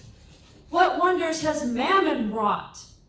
Skilled hands, sharp minds, built with pride, your holy halls. What good is thy great faith when families in despair are caught? Skilled hands, sharp minds, build a bridge for peace, not a border wall.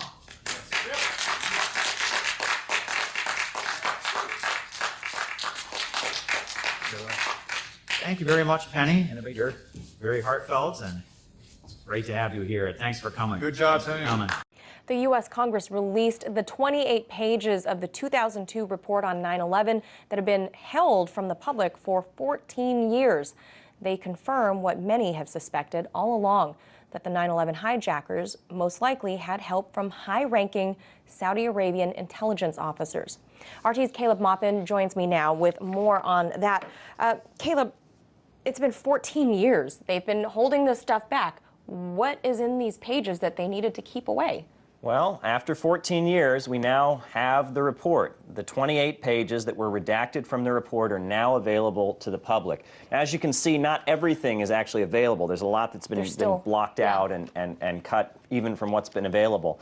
But essentially, the report says that while the hijackers were in the United States, they received support from individuals who may have been working with the Saudi government. And then it goes on to point out that the FBI did not investigate people connected to Saudi Arabia because Saudi Arabia was considered to be such a close ally of the United States.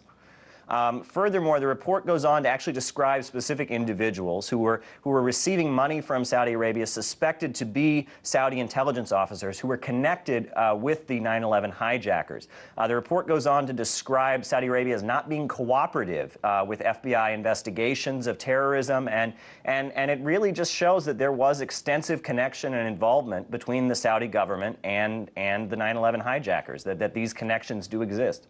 So what has the reaction been from the State Department?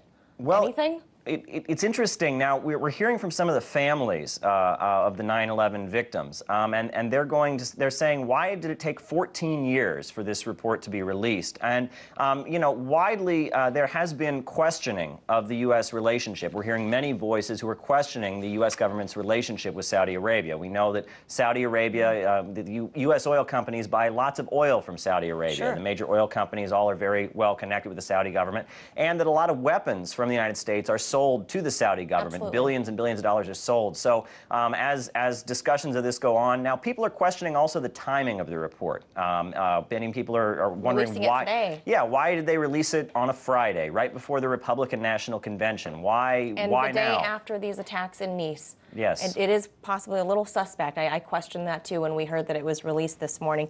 All right, thank you so much for giving us the latest on that. That was RT correspondent Caleb Maupin.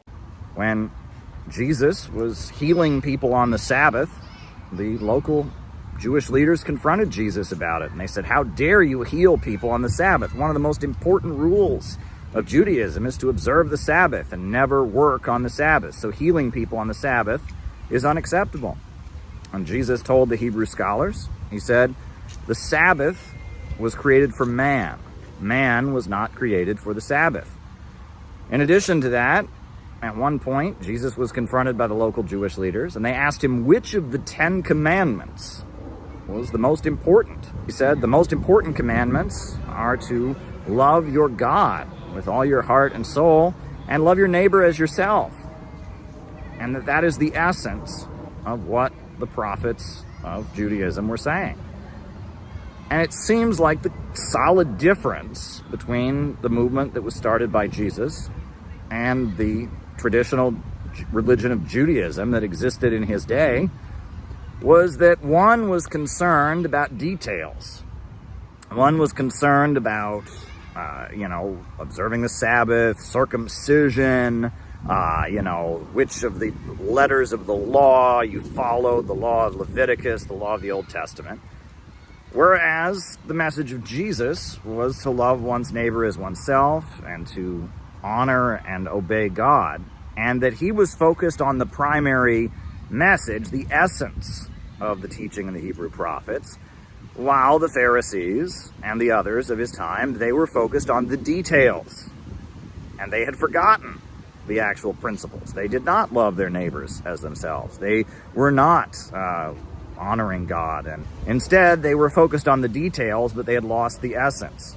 Well, that's the Marxist movement of today. For me, being a Marxist or a socialist or a communist, for me, it always meant opposing the global system of imperialism, where big banks and corporations dominate the world and make themselves rich by keeping the world poor. In addition to that, Marxism, to me, always meant that we should have a rationally organized economy so that human growth and creativity could be unleashed to even higher levels, and we could reach that ultimate goal of a stateless, classless world of vast abundance, the higher stage of communism. Now, I still believe in those things, but I no longer call myself a communist because communists overwhelmingly do not believe in these things. They have lost the essence of Marxism. They stand with the U.S. government against Russia and China. They don't believe in economic growth. They don't believe in a planned economy. But they claim that because they quote Marx, because they march around with red flags or whatever, that they are the real communists. And we, who are doing what is in the revolutionary essence of Marxism, opposing imperialism. The global imperialist system is oppressing people across the planet, and it's also oppressing people right here. We are against the imperialist system. We are for a new America where working families have what they need and growth and innovation is promoted beyond the rule of profiteers. Port sending billions of taxpayer dollars to Nazis in Ukraine to start a nuclear war with Russia. China is not our enemy. I need you to leave, please, ma'am. China is not our enemy. Russia's not our enemy. Out, please. No more money for rich men's wars. Houthis are heroes. Houthis are heroes. Houthis are heroes. And we want to see peace not just with North Korea, but with Russia, with China, with many countries around the world. It is outrageous that billions of dollars is being spent on prolonging the war in Ukraine when our people can't get relief in North Carolina. They claim that we are not the real communists. Well, after a while, the followers of Jesus Christ eventually decided to stop fighting to say that they were the true Jews and to just call themselves a new movement. They called themselves Christians. In order to preserve what the Hebrew prophets had stood for, they had to break with this legalistic, phony movement that spoke in their name. And that's where we're at, right? In order to oppose imperialism and build the movement that is desperately needed to oppose imperialism here in the United States, and in order to unleash human creative power and raise living standards so we can reach that ultimate goal of a stateless, classless world, we have to stop associating with communists. Because communists no longer believe in that, and if you do believe in that, they will persecute you. The so-called communists of this world that are propped up by the old order, just like the Jewish leaders that persecuted Jesus were propped up by the Roman Empire, they will persecute you, right? There's a reason that the Communist Party USA has been set up, and that's to persecute people who believe in the genuine revolutionary essence of communism. There is a reason that certain people have come to dominate social media, and that is to persecute people who believe in the revolutionary essence of communism. So in order to build the movement that this country needs, to really oppose imperialism and to really unleash human growth and creativity, we must break with communism. Because what we believe, which is the revolutionary essence of Marxism, they no longer believe, and they control and dominate the aesthetics of Marxism. They control all the communist spaces. They control and fight to own the communist aesthetic. We have no interest in owning spaces or aesthetics. We want to build a movement to do what needs to be done. So we're not communists anymore. We're innovationists, and we're holding on to the revolutionary essence of Marxism. União Soviética. Prior to the Bolshevik Revolution, Então, antes da Revolução Bolchevique, the Russian Empire had been one of the leading oil exporting countries. o Império Russo era líder na exportação de petróleo. 150 different oil companies had invested in the Baku oil fields of Azerbaijan, part of the Tsarist Empire. 150 diferentes empresas de petróleo tinham investimentos nos campos de petróleo de Baku, no Azerbaijão. The Baku petroleum output was larger than the entire domestic output of the United States. Com uma produção superior à produção total dos Estados Unidos. Half of the oil in the entire world was being produced in areas controlled by Russia. Metade do petróleo produzido no mundo estava sob controle russo. As a result of its important role in the world economy, e como resultado de seu importante papel na economia mundial, Baku was one of the few areas in Russia to even have electricity. Baku era uma das poucas áreas na Rússia a ter acesso à eletricidade. 95% of electricity was used for industrial purposes. Contudo, 95% dessa eletricidade era empregada para fins industriais. The working peoples of Baku, os trabalhadores de Baku, half of them Turkish Muslims, metade deles eram turcos islâmicos. The other half Christian Armenians. A outra metade eram armênios cristãos. They lived in shacks and they made poverty wages. E essas pessoas viviam em choupanas e recebiam salários baixíssimos. All throughout the Russian Empire, people were living in extreme poverty. Em todo o Império Russo, a população vivia em extrema pobreza. But Russia was supplying the world with oil. Mas a Rússia era fornecedora do mundo, fornecia petróleo para todo o mundo. The victory of Britain in World War I. A vitória dos britânicos na Primeira Guerra Mundial was dependent on the Russian oil. Se deveu em grande parte ao petróleo russo. A famous incident occurred in 1901. Aconteceu incidente famoso em 1901. There was an oil refinery. Havia uma refinadora de petróleo. In part of the Russian Empire called Georgia, city of Batumi. Em uma parte chamada Batumi, na Geórgia. The oil workers at this refinery went on strike. Os trabalhadores dessa refinaria entraram em greve. They were demanding better conditions. Por melhores condições. And the leaders of their union were arrested. E os líderes do sindicato foram presos. So a crowd of oil workers, então uma multidão de trabalhadores, armed with guns in their hands, com armas nas mãos, ripped down the walls of the prison. Arrebentaram os muros da prisão. They freed their comrades. E libertaram seus companheiros. The leader of that crowd that broke open the jails in Batumi, o líder dessa multidão que invadiu a prisão e libertou os líderes sindicais, and freed the oil workers, e libertou os líderes sindicais, was a 23-year-old seminary school dropout. Era ex-seminarista de 23 anos. At the time, he went by the nickname Koba. Conhecido na época como Koba. He would eventually be known to the world as Joseph Stalin. Mais tarde tornou-se conhecido em todo o mundo como Joseph Stalin.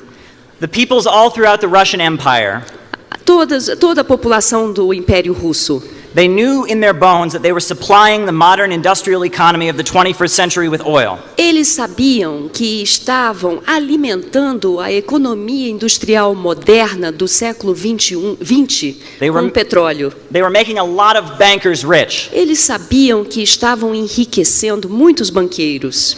But they themselves were poor. Mas eles eram pobres. In the aftermath of the Russian Revolution, após a Revolução Russa, the British armed forces were sent to seize the oil in Baku. As forças armadas britânicas foram chamadas para capturar os campos de petróleo de Baku, tomar posse. It was a hotly contested area. Era uma área muito contestada. In 1928, as Russia began to rapidly industrialize, em 1928, quando a Rússia começou a se industrializar, this is when Fred Koch came from the United States to the Soviet Union. Foi aí quando Fred Koch veio dos Estados Unidos para a União Soviética. He watched as in a few short years, Ele assistiu isso por alguns anos. This third world country became an industrial power. E viu esse país de terceiro mundo se tornar uma potência industrial.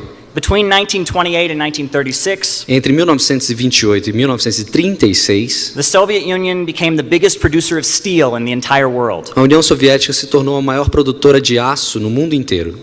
The Soviet Union also produced more tractors than any other country in the world. A União Soviética também produziu mais tratores do que qualquer outro país do mundo. Of course, oil production went through the roof. Claro que a produção de petróleo disparou. And the country was lit up with electricity. E o país inteiro foi iluminado com eletricidade. The huts of rural villages where Soviet peasants had lived. Então, as vilas onde os trabalhadores rurais viviam were replaced with modern apartment buildings. Foram substituídas por prédios de apartamentos modernos. Running water was provided to the entire country as well. Água encanada foi fornecida no país inteiro. Illiteracy was wiped out. Analfabetismo foi eliminado. And this was the 1930s. Isso nos anos 1930. The rest of the planet was having a Great Depression. O resto do planeta estava sob grave depressão econômica.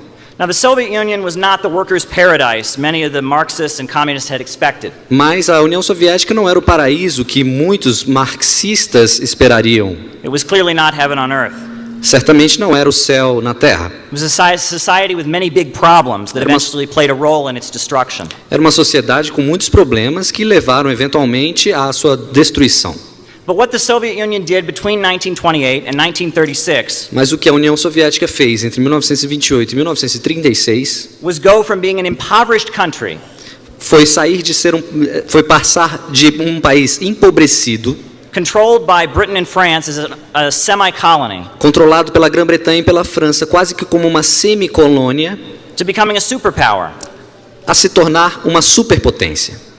This doesn't require Marxism-Leninism. Isso não requer marxismo nem leninismo. This doesn't require Soviet-style command economics. Não requer um estilo soviético de comando da economia. It requires economic independence. Mas apenas independência econômica. It requires mobilization of the people. Requer a mobilização das pessoas. It requires a leadership that loves the homeland, not the international bankers. Precisa que as lideranças amem sua pátria e não os banqueiros internacionais. Fred Koch.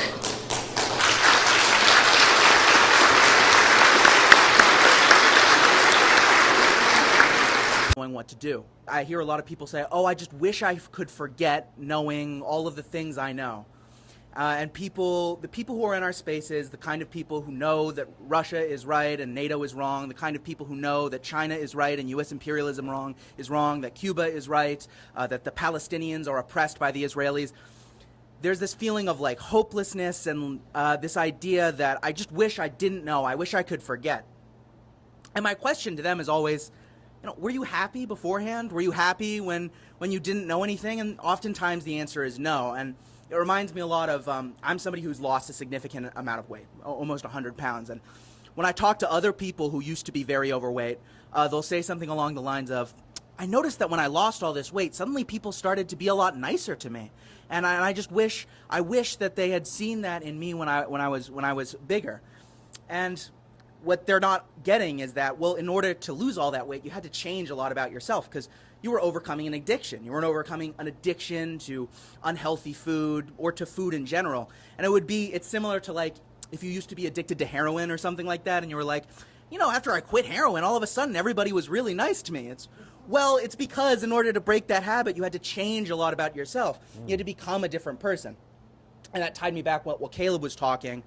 It reminded me of another sentiment. And while I agree that we don't want to foster hatred of the people or resentment against them because we know and they don't, or feel that we're better than them in some way, another thing that I notice a lot in our spaces, especially the kinds of people who genuinely want to reach ordinary people, there's a lot of self-hatred that goes on.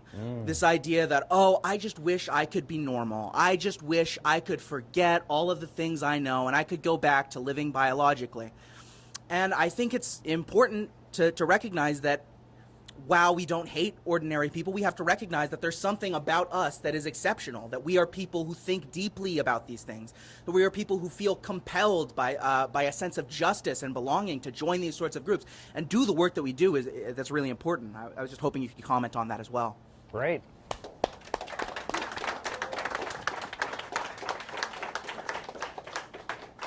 It's interesting because this phrase, living biologically, that we've started using, it was interesting because at one point people were criticizing CPI for using that phrase. It was not anything we ever put into writing.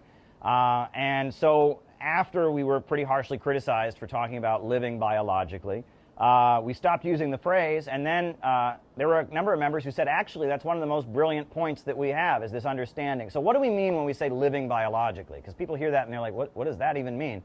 Well, the weeds in your garden are alive, and a rat is alive, and a monkey's alive, a dog is alive, a pineapple tree is alive, but they're not alive in the human sense. They respond to pain, and they move and respond to pleasure. They kind of move about the world responding to stimulation, but they don't exercise any amount of agency. They don't ask big questions. Why am I here? They don't make big decisions, right? They're not wrangling in the human sense. They're alive biologically, but they're not alive spiritually, right? And that is a point that needs to be made. And a lot of people who've described, a feeling of depression or a feeling of hopelessness, they feel like that is what they're doing. They're going through the motions. They're just kind of going through the motions in life.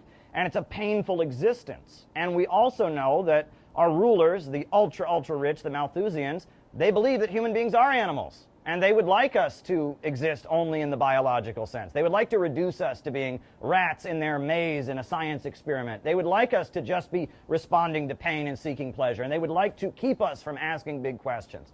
So part of our movement is about pushing people to awaken, to think, and to stop living biologically and to really be alive. And that is a brilliant point that we are making. And it's not that we're superior and all the others are just sheep. It's actually that we have a great gift. In his remarks yesterday, Reverend Milhan liked an analogy that he heard me make. He heard me make when I first came to his church. He watched my live streams a couple of times. He's like, who is this guy who showed up at my church? And he heard me talking about the boulder coming down the mountain, because that's what's going to happen. It is the masses of the people that are the real heroes. The masses in their millions will make history. And, Mao Zedong in the Little Red Book, he says the masses are the real heroes, and we ourselves are often childish and ignorant. We know a lot. But when the time is right, the masses are going to go out and do things that we would be scared to do, that we would think are foolish. When great struggles break out, people that you never would think had the level of understanding that would make them a revolutionary go out and do bold and heroic things because the time is right, because the conditions have created a sense for that. There was a friend of mine, I think it was during the Detroit newspaper strike in the 90s, and there was one worker there at the Detroit newspaper strike, an ordinary guy who talked about how he was driving his pickup truck into the line of police to protect the picket line. Now, you or I would say, don't do that. That's a foolish thing. You'd never drive. But he was doing it because the struggle had emboldened him to engage in that kind of activity. And in some cases, we might be holding him back and say, buddy, don't drive your truck into the picket line, because the masses have a heroism and a boldness that comes out when conditions are right. Our role is to guide that heroism and guide that boldness. There's a boulder rolling down the mountain, and we have the ability to nudge the boulder to go this way, nudge the boulder to go that way. And with our knowledge and our understanding of the way the world works and our understanding of the global economy, we can nudge the boulder. And that's an important role. We were chosen for that role. I believe all of us were born in this time for a reason. And we are the ones that are going to guide the boulder, but the masses are the ones that are going to go out and be heroic and engage in acts of self-sacrifice that are going to make all of us feel small and almost weak in comparison. So when you get frustrated with your neighbors or your friends, think about the moment when they awaken and how you're going to be just blown away by what they do. You read The Grapes of Wrath by John Steinbeck. There's a lot of moments like that in The Grapes of Wrath. At the beginning of the book, there's a guy who's kind of a cynical preacher who's a drunk, and at the end of the book, he's the leader of a union that is going out and organizing agricultural workers to fight against the bosses, ends up getting killed on a picket line. You think about that, and think about Dr. Martin Luther King Jr. He started out as he was picked because he was the most in line with imperialism. They couldn't have anyone with a history of being a communist or being an anti-imperialist lead the civil rights movement. And by the time he died, he was denouncing the Vietnam War. Estimated that we spend $322,000 for each enemy we kill in Vietnam, while we spend in the so-called war on poverty in America only about $53 for each person classified as poor. The promises of the Great Society have been shot down on the battlefield of Vietnam, making the poor, white and Negro, bear the heaviest burdens both at the front and at home. And even though he was a pacifist, he gave a speech at Riverside Church saying that basically the Vietnamese were right to fight for their national liberation. At the time of his death, he was saying that while he didn't believe in communism, he thought maybe some form of democratic socialism was in line with the Bible. We read one day, we hold these truths to be self-evident, that all men are created equal, that they are endowed by their Creator with certain inalienable rights, that among these are life, liberty, and the pursuit of happiness. But if a man doesn't have a job or an income, he has neither life nor liberty and the possibility for the pursuit of happiness. He merely exists. He was picked, he started out as a guy to make sure that no one would ever talk that way. But conditions were right, and he was put into the place, and look at the great person, the great hero that Martin Luther King Jr. was. And even though his struggle had been a struggle for racial equality, he was killed on a picket line. I mean, not literally on the picket line, but he was killed in his hotel room in Memphis, Tennessee, where he had been protesting to support a strike of black and white sanitation workers. And he went from the racial struggle and the civil rights struggle to being the leader of the class struggle and being the leader of the anti-war movement. All labor has dignity. Yes. But you're doing another thing. You are reminding not only Memphis, but you are reminding the nation that it is a crime for people to live in this rich nation and receive starvation wages. America's opportunity to help bridge the gulf between the haves and the have-nots. And the question is whether America will do it. There's nothing new about poverty. What is new is that we now have the techniques and the resources to get rid of poverty. And the real question is whether we have the will. And it didn't cost the nation 1 penny to integrate lunch counters. It didn't cost the nation 1 penny to guarantee the right to vote. But now we are dealing with issues that cannot be solved without the nation spending billions of dollars and undergoing a radical redistribution of economic power. So people are pushed by history, and we should never underestimate the masses. We should never get into a moment of elitism thinking we're better. We should just understand that we have a unique role that is a special role, and embrace that role and take it on with pride. Thank you.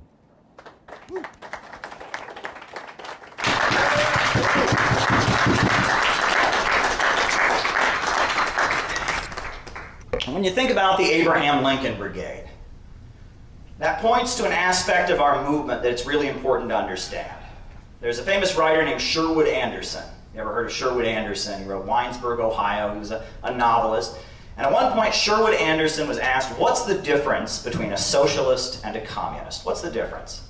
And he said, I don't know the technical difference, but it seems to me like the communists, they're the ones who mean it. And what he was pointing to was the fact that when we do something, we really do it. In the early 1930s, the understanding was that the Social Democrats and the Reformists, the sellout leaders who had sold out the revolution in Germany, that were leading workers to oppose the Soviet Union in the name of socialism, that they were the main threat. And it was necessary to expose the Social Democrats and the Reformists. And so when that was the line of the Communist International, we didn't just half-ass oppose the Social Democrats. We didn't just sort of oppose the Social Democrats. We went all in. We really opposed the Social Democrats because we understood that that was what was necessary. And so all over the world, communists went into class against class mode to expose the Social Democrats and build a united front from below because we understood that that was the correct tactic. And then we know that after the rise of Hitler, and as the situation changed, the line changed, and it became correct to align with the Social Democrats in a united front against fascism. And when that line changed, we didn't just half-ass align with them against fascism. What did we do? We built the Abraham Lincoln Brigade and went and fought in Spain. We had the Battle of Cable Street in London. We built huge anti-fascist mobilizations. We are the reason Roosevelt won the 1936 presidential election. When we do something, we do it hard. We do it hard. There was a labor leader who once remarked, he said, if it's 3 in the morning at your labor union hall and there's 2 guys running the mimeograph machine, you can bet at least one of them is a communist.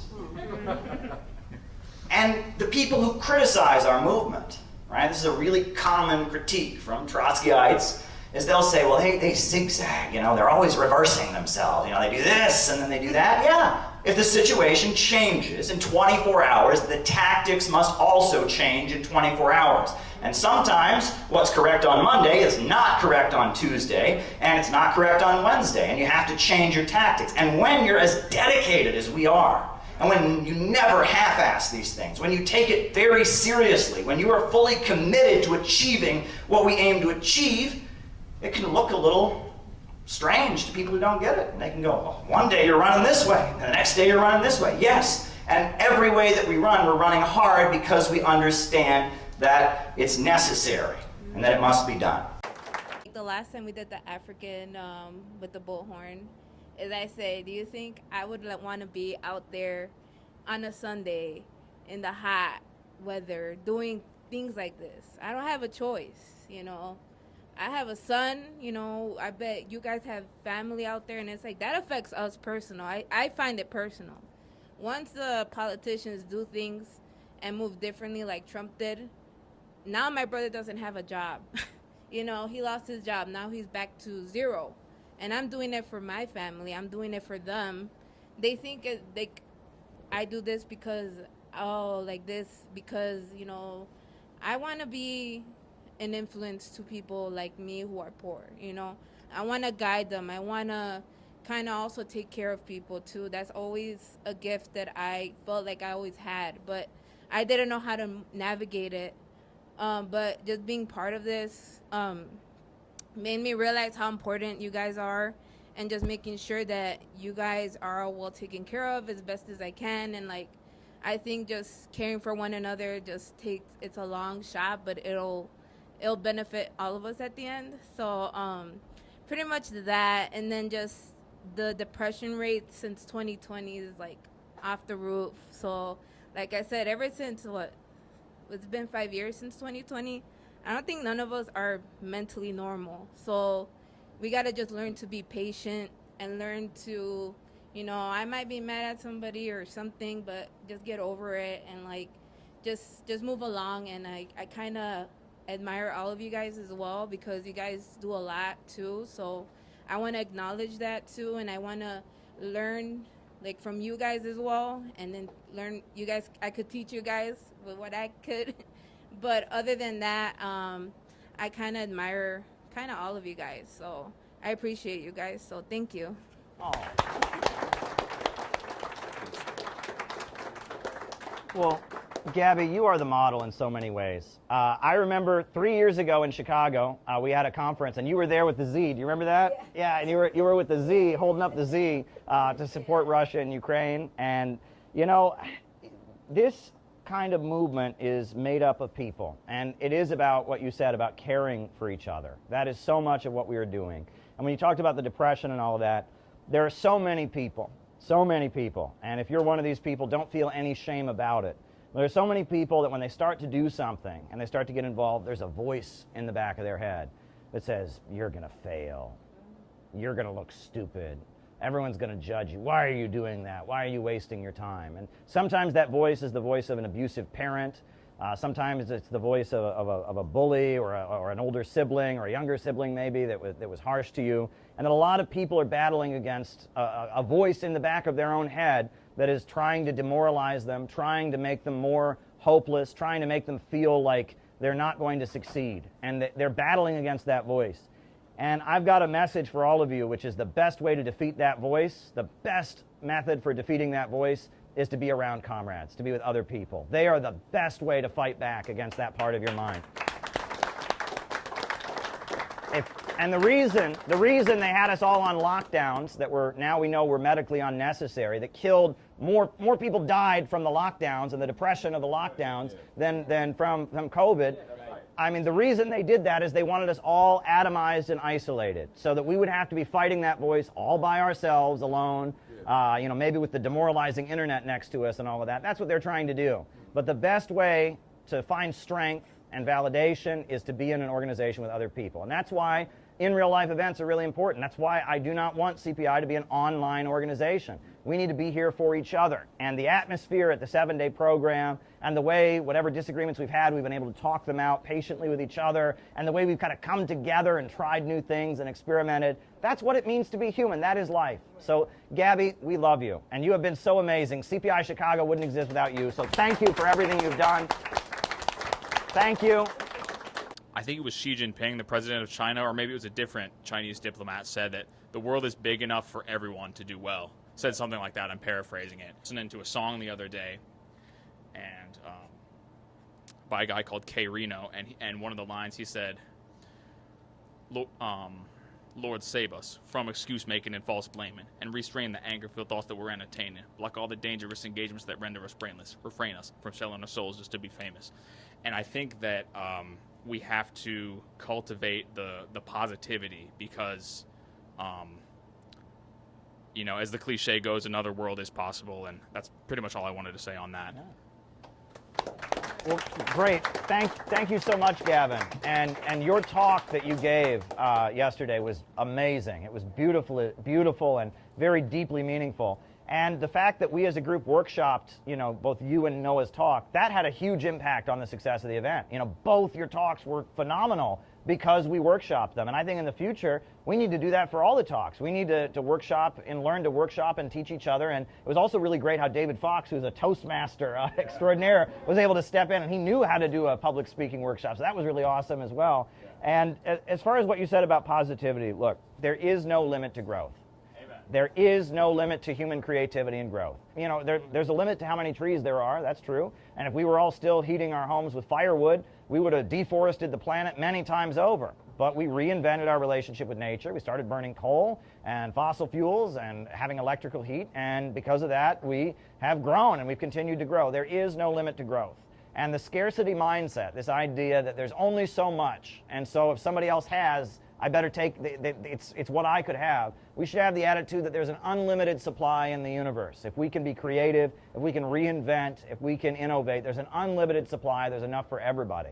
And that so much of the evil in the world flows from the mindset that there's only so much, and in order to get what I have to take it from somebody else. And that's why we need to get rid of this phrase, redistribution of wealth, right? Now, we're not opposed to taxing to provide social services, but socialism is not the redistribution of wealth. If all Stalin had done in the Soviet Union was redistribute what was already there, the Soviet Union would still be deeply poor, right? They changed property relations in order to enable economic growth. If all the Chinese Communist Party had ever done was redistribute wealth that was already there, China would still be a deeply poor country. We're for creating an economic system that enables human innovation and growth to expand greatly so that wealth and abundance can be there for all. And that ultimately, you can't have equality and poverty, right? The only way to create a society of equality is a society where there's enough for everybody. There's enough to go around. And as long as there's scarcity, some will have and some will have not. And the biggest ugly things and failures in the history of communism flowed from the mistake of trying to create equality and poverty. Pol Pot, what he did in democratic Kampuchea was a nightmare because he was trying to make everybody equal in poverty. And the Chinese Cultural Revolution was a nightmare because they were trying to make people equal in poverty. These countries were surrounded, they were attacked, and in that isolation, they fell into the trap of, okay, well, we're gonna stay poor, but we're gonna make everybody equal. And that does not work. You can't have equality and poverty. You can't. And that you can't create an egalitarian society with willpower, by just wishing it hard enough, by just punishing people enough to make it come into existence. You can't do that. The only way forward is growth, but we understand the market has inherent flaws. that prevent that. And that is an understanding that used to be universal. You read any old communist pamphlet from the Great Depression, it's just 101, right? This is the only system in history where abundance makes people poorer, which shouldn't make sense. Why should self-driving cars be a bad thing? Self-driving cars could lead to a world with so much wealth and abundance because the human chore called driving is no longer necessary. But on our deeply irrational system, it would lead to riots in the streets and etc. So that's our message. Wallace D. Wattles. We are probably going to republish some of Wallace D. Wattles, the great Christian socialist who was a friend of Eugene Debs. He mastered this concept, and he was a good friend of Eugene Debs, and his books, The Science of Being Great, The Science of Getting Rich, Jesus, the Man and His Works, they were socialist books, but they have kind of a self-help spiritual message that's all about growth and abundance. So, and that's what makes CPI unique, and that's what makes innovationism unique. We hold on to certain aspects of Marxism-Leninism, but we also, have gone into dipping from other wells. We are eclectic, we are syncretic, and that's the way you got to be. Anything that works, we'll use. Deng Xiaoping said that if a cat is black or white, it doesn't matter as long as it catches mice, and that's our attitude. If we can create the more peaceful world we need, if we can create more abundance, if we can lead to a society that's not marching toward World War III and a low-wage police state, we'll do it, and we don't care what ideas it is. It's not a matter of being right and not changing the world. It's about being right so we can change the world. That's my attitude. Yeah. It's not easy, and what all these other little groups are doing is easy. They've been doing the whole Donald Trump is... Point of the article, the reason they published the article, is to attack Vladimir Putin in Russia and to attack the Bolivarian governments. And it's talking about the new rise of authoritarianism around the world, and it gives us this lovely paragraph here, and I'm going to read it to you. In one country after another, elected leaders, do you hear that? Elected leaders. In one country after another, elected leaders gradually attacked deep tissues of democracy. Now, what are these deep tissues? The independence of the courts, the business community, the media, civil society, universities, and sensitive state institutions like the civil service, the intelligence agencies, and the police. Whether the agent of destruction is a right-wing nationalist like Vladimir Putin in Russia or a left-wing Bolivarian socialist like Hugo Chavez in Venezuela, the effect is the same. The structures and norms of democracy are eviscerated one by one until all that is left is a hollow shell. Translation for you. Here's what he's saying, basically. In all these countries, all these institutions that he named, right? The courts, civil society, the universities, sensitive state institutions, intelligence agencies, the police, all of them de facto are supposed to serve Wall Street and London, right? The courts are supposed to rule in favor of Wall Street and London. The business community is supposed to be, submissive so Wall Street and London corporations can come in there and dominate the economy. The police are supposed to, arrest people who go on strike and enforce the will of international corporations. Every institution across the developing world, every institution across the entire world is supposed to serve the United States. And these countries, like Russia, like Venezuela, like Bolivia, like Nicaragua, they elect leaders who go in there and change that. Change that. So, lo and behold, people around the world want their courts and their business community and their civil society institutions and their universities not to serve Wall Street and London anymore. They want them to serve the domestic population. So a leader that they elect comes in there and changes that. That is dictatorship. This is crazy to me, right? They're basically saying that the natural order, the way things are supposed to be, is the USA and Wall Street and London having a global monopoly and running the world, right? And when all these institutions, like universities, like police, like courts, like when they stop serving the West, when they stop serving Wall Street and London, they're no longer independent. When they're doing what they're supposed to do, they rule. Anybody let's talk about it, right? What happened in Russia in the 1990s? Was Russia's court system and civil society and all of that independent in the 1990s and now it's not? No.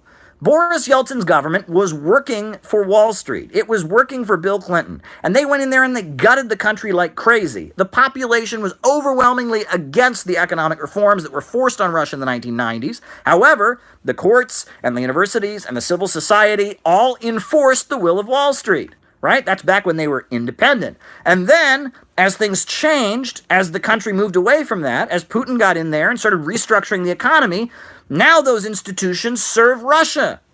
So, they're no longer independent. They're independent when they do what Wall Street wants. Venezuela, same story. In the 1990s in Venezuela, was the Venezuelan court system independent when it blocked people from going on strike? When it put communists in jail? Were the police independent? Were the universities independent when they pushed free market ideology and said that the United States was great and that the communism was evil? Were these universities they were all independent? They're independent if they do what Wall Street and London say. And they're then all of a sudden becoming dictatorial and authoritarian when they start doing what is in the interests of Venezuelans, right? I mean, this is really shocking here. All over the world. What he's saying here is all over the world, the courts, the universities, the policing agencies, they're all supposed to serve Wall Street and London. And when they stop doing that, the country's becoming a dictatorship, even if they do it because of elected leaders. No one disputes that Vladimir Putin won the elections. No one in their right mind can dispute that Hugo Chavez and Bolivarianism won the elections. But when elected leaders get in there and change the nature of the political system so that it doesn't de facto allow the rule of Wall Street and London, that's dictatorship, right? Democracy is dictatorship. That's what he's saying. He's saying that the will of the people being enacted in Russia and in Latin America is dictatorship. If the people want the courts and the universities and the policing agencies and civil society and business to change, and they elect a leader who will change it, that's dictatorship. It's democracy as long as the West wins, and it's dictatorship as when people they don't like win. He's saying that, right? Elected leaders. I mean, it can't get more blatant. They're basically admitting here that if you change the nature of the way these institutions work, all of a sudden they're no longer independent. They can't make it more blatant. I'm fired up about this because it's like so many people I know will read this stuff and just digest this garbage. Wow. So if anything good happens, it's dictatorship, right? If the nature of the courts change, if the nature of any of these civil institutions changes, then it becomes a dictatorship. This is blatant. It's blatant. It's a democracy if they like it. It's a dictatorship if they don't. Can they be more blatant about this? Sorry I'm getting fired up here, folks. I'm having a great time. I know there's plenty of people that got things they want to talk about. Now, if Tulsi Gabbard becomes president, media will call her a dictator. Oh, I'm sure that would be the case, right? If somebody got in who did what was against the interests of Wall Street and London, all of a sudden they're a dictatorship because the way things are supposed to work is the independent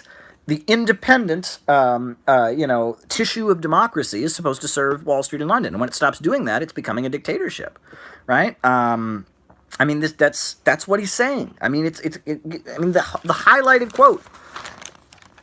Elected leaders are attacking the deep tissue of democracy.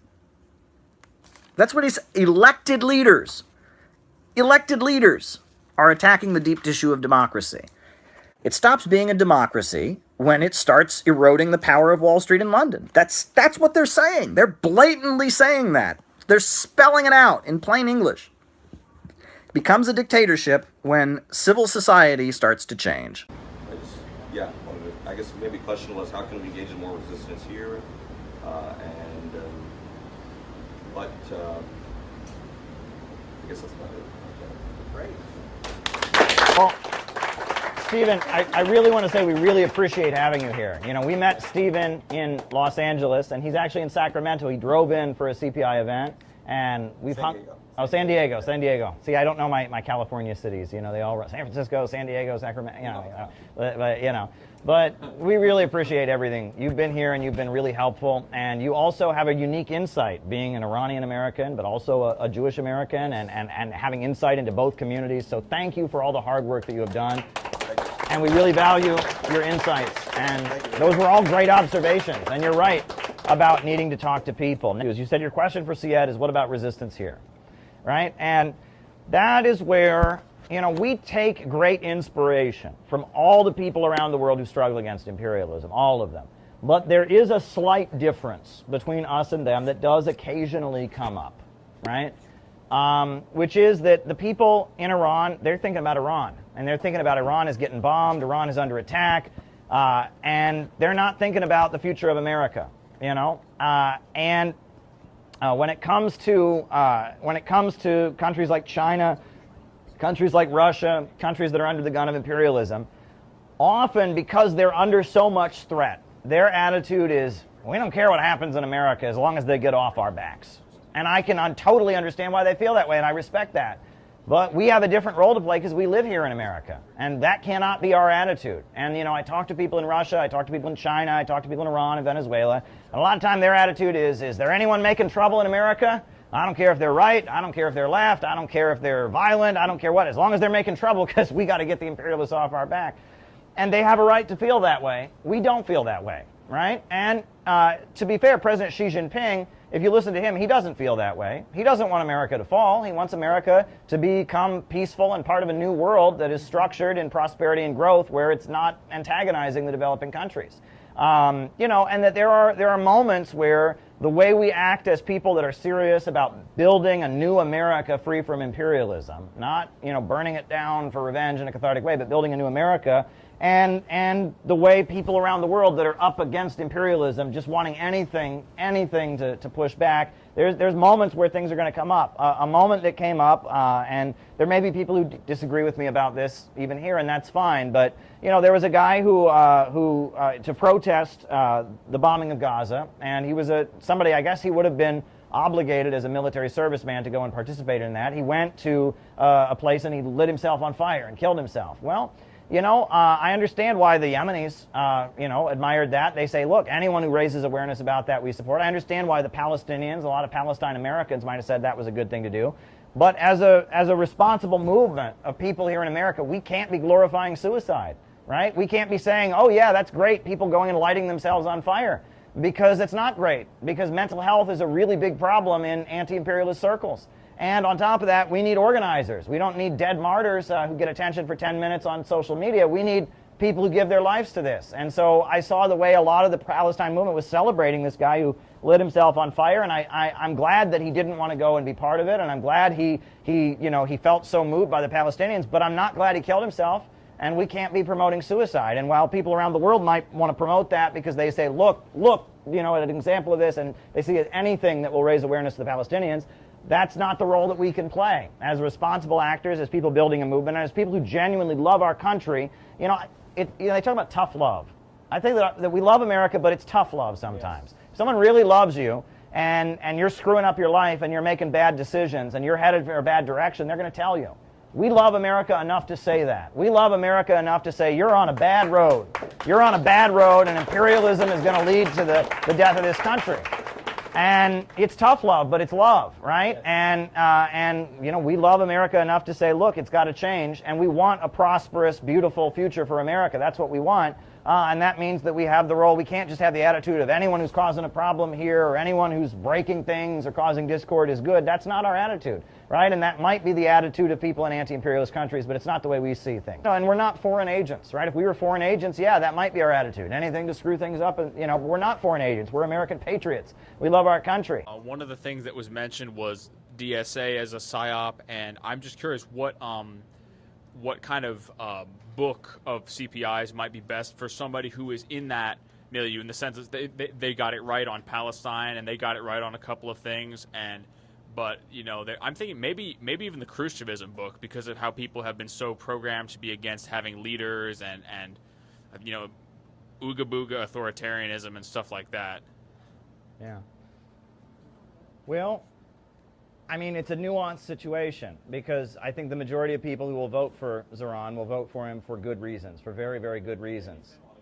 Yeah, and I don't disagree with his platform about, grocery stores and free buses for working people, and if he wins, even if he doesn't do what he says he would do, that's why that would be a good thing, because people voted for him for that. And I say the same thing about Trump.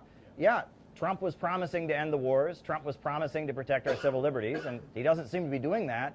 But isn't it better that the American people voted because they wanted good things? Wouldn't it have been bad if they'd voted, said, no, we don't want, and that, yes, ultimately, we don't expect mainstream politicians to keep their promises. But, I think that some people fall into the trap of thinking, if I can just find the perfect candidate, the perfect third-party candidate. It's not that simple. It's about the balance of forces. It's very much about the balance of forces.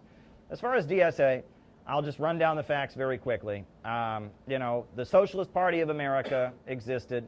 And the Socialist Party of America, they were not clear about what to do about the Vietnam War, because the Communist Party had, obviously been aligned with Vietnam, and the Socialist Party had been largely the anti-communists, et cetera, Norman Thomas.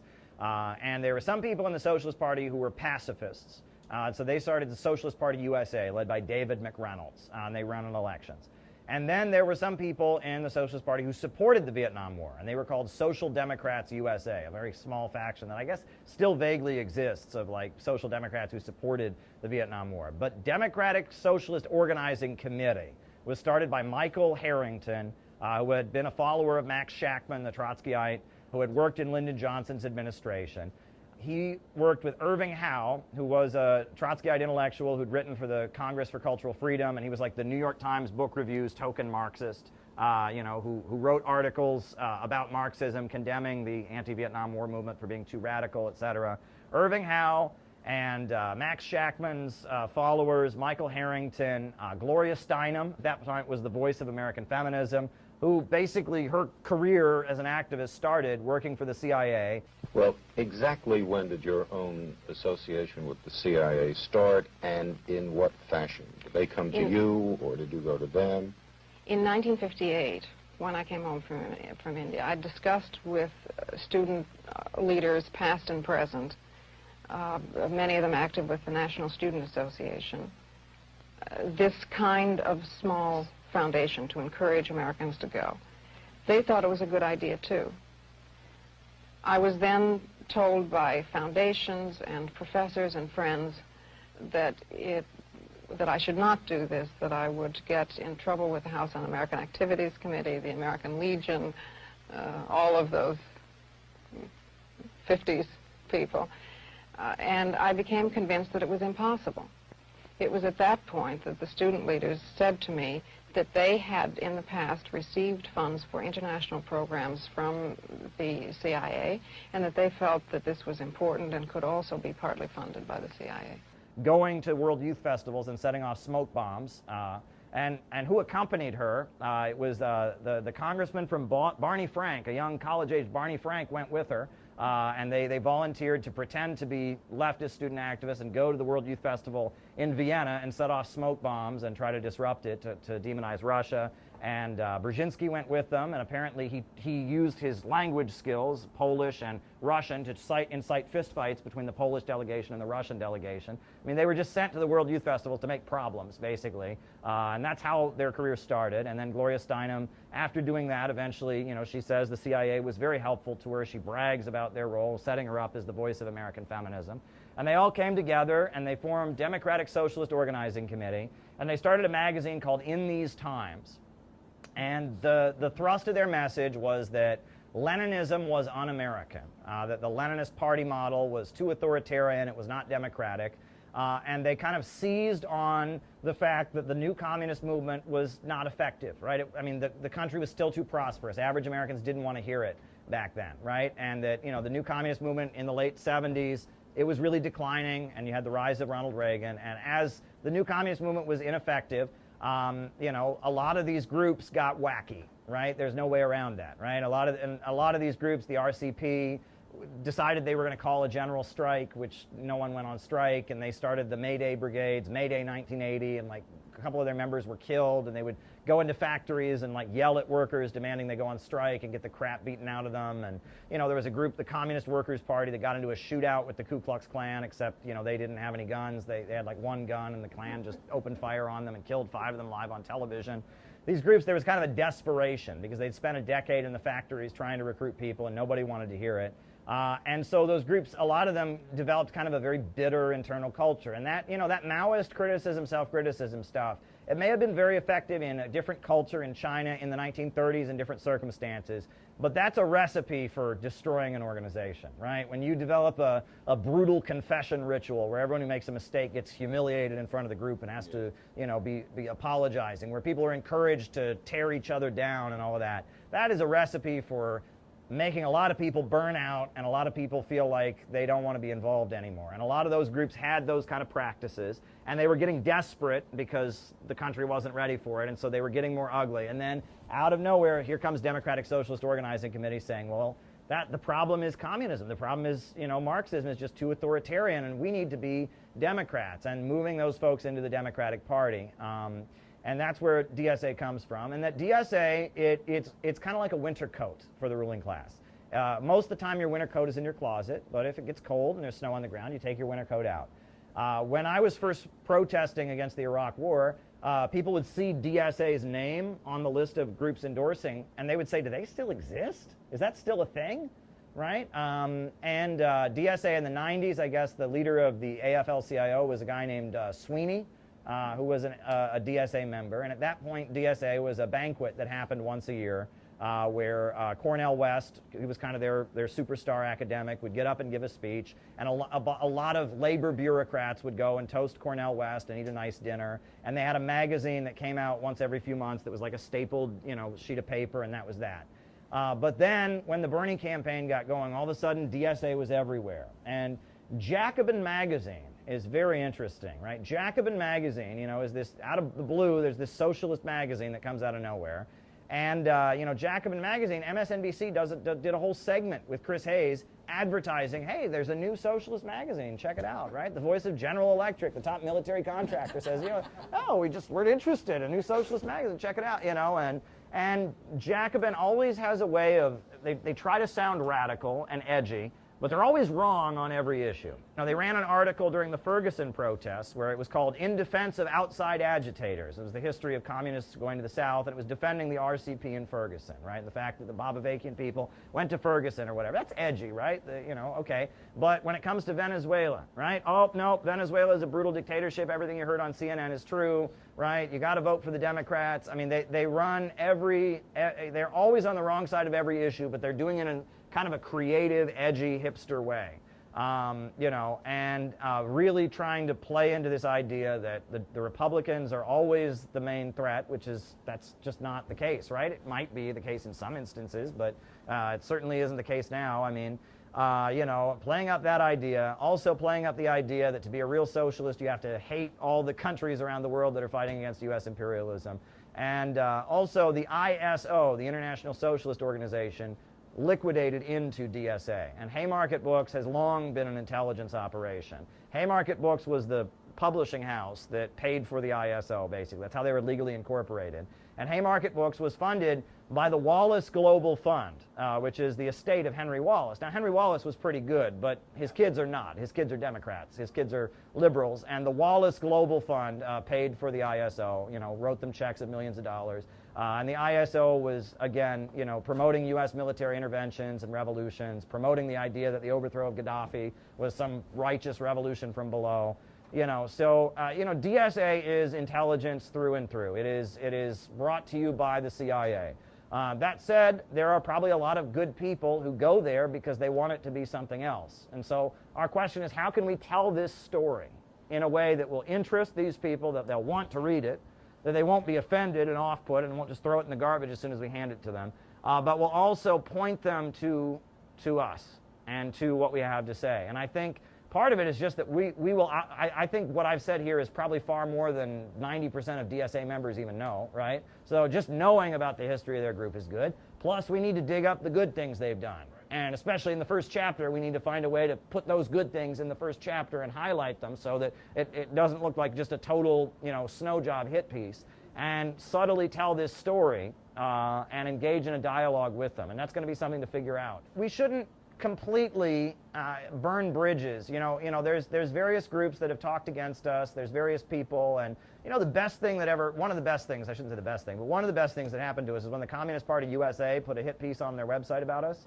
That was great, because the Communist Party USA burns through people really quickly, and all of them got the memo that when you quit and get mad at the Communist Party USA, CPI is the group to check out. And that was really, really great. It was really, really helpful. So, things like that can be helpful too, right? And a lot of these groups are they're either institutions that burn through people really quickly as revolving doors, or they're kind of a flash in the pan. They prop up and they peak and then they're gone within a year or two, right? And a lot of people that from this place, from that place, will probably drift into us. Communism since the 1960s for young people has been a college phase, right? It's something you're supposed to do for 2 years in college. You go to college, you're thinking for yourself, you have a Marxist or lefty professor, and so you join one of these groups and you sell their newspaper, and maybe they pressure you to donate your life savings or something like that, or they make you quit school or something like that, and you do that for 2 or 3 years, and then you realize, oh shit, this group is not going anywhere, it has no real plan to ever take off, so you quit and you hate communism for the rest of your life, and that was a radical phase in college you're kind of embarrassed about, and maybe when you're drunk at the bar with your friends in your 40s, you reminisce about that, and I would meet those people all the time on the streets of New York City. I would always meet them, when I was young, and they'd say, give it 2 years, you'll be out of there, you'll hate, and the thing is, it shouldn't be that way. And CPI, part of the reason we're so different is we are designed to not be a college phase. That's the thing. We don't want to be that. When I first started doing live streams, right, and we're going to hit 1,000 live streams pretty soon, but when I first started, I had already had a joke that I think it shows up in some of the first live streams. And it's a joke that I used at the time we were still identifying as communists, and it was a joke that I made about the communist movement. So I'm going to tell the joke, right? I might as well. And the joke goes like this: there's a lawyer, a wealthy lawyer who has a dream, and in the dream, something he believes to be the voice of God tells him, hire a communist to work at your law firm. So he awakens from his dream and he says, all right, I'm going to hire a communist to file the papers at my law firm. So he goes to the headquarters of the Communist Party USA and he says, hey, I'm looking for somebody, and they hire somebody from the Communist Party USA to file the papers. So he takes him to his office and he shows him the papers. He says, all right, file the papers. And he goes away and he comes back and the guy's sitting there and the papers are not filed. And he says, why are the papers not filed? And the guy says, Donald Trump is in the White House and the Republicans control Congress. Maybe if we can have another midterm election and the Democrats get control of Congress, maybe then we can start to maybe talk about filing the papers. But right now we got to defeat the right wing. I can't do it. And the guy looks at him and says, okay, this is so stupid. So then he goes to Columbia University or some university, sees a couple, a Maoist and a Trotskyite, and he says, all right, these guys look like real communists. They'll file my papers. Takes them to his office, right, and shows them the papers, says, go ahead and file them. Goes away, comes back. At the end of the day, they're not there, but some of the papers are missing. And he says, what's going on? And he goes downstairs, and the guys have his papers, and they're trying to sell them to everybody. And they're selling them for $2, get a copy. And he's like, we're trying to sell your papers. He said, I don't want you to sell my papers. I want you to file my papers. So then he goes and he finds somebody from the Party for Socialism and Liberation. He says, these guys seem like real communists. They'll file my papers. So he hires the person, right? And he shows them the papers and says, file the papers, goes away, comes back at the end of the day. All the papers are still there, not filed. But there's a leaflet sitting on the desk. It says, rally in Times Square to file the papers. And he's like, oh, shit. Oh, man. And he goes to Times Square, and there's about 15 people there with signs that say, file the papers. And they're chanting, file the papers. File the papers. And a Palestine activist gets up and says, the fight to file the papers is also the fight for Palestine. And everyone goes, yay! And he says, and a trans person gets up, the fight of the transgender movement is also the fight to file the papers. And everyone says, yay! And the lawyer walks over and he says, what is wrong with you communists? What is wrong with you? I just need someone to file my papers. And the PSL person looks at them and says, excuse me, you can't compare me to all those other groups. They just talked about filing the papers. I'm the one who actually did something. So there you go. I've been using that joke for years. So, yeah. Just one thing. If you want to be cheeky about it, make yourself up a placard with file the papers and just anonymously turn up to one of their rallies. File the papers and see what happens. Ask me about filing papers, and then you talk to them about innovation. Yeah, that's right. I just have one question. What did the anarchists do? Oh, that's a good question. Did they They dumpster dive for more papers. Yeah, they dumpster dive. Just wondering, that's all.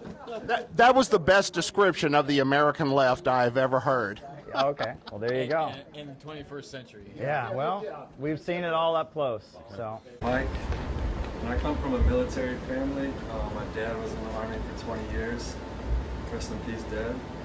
My grandpa, he was in the Army for over 20 years. My mom served in the military in the Army as well. Where do you want to start?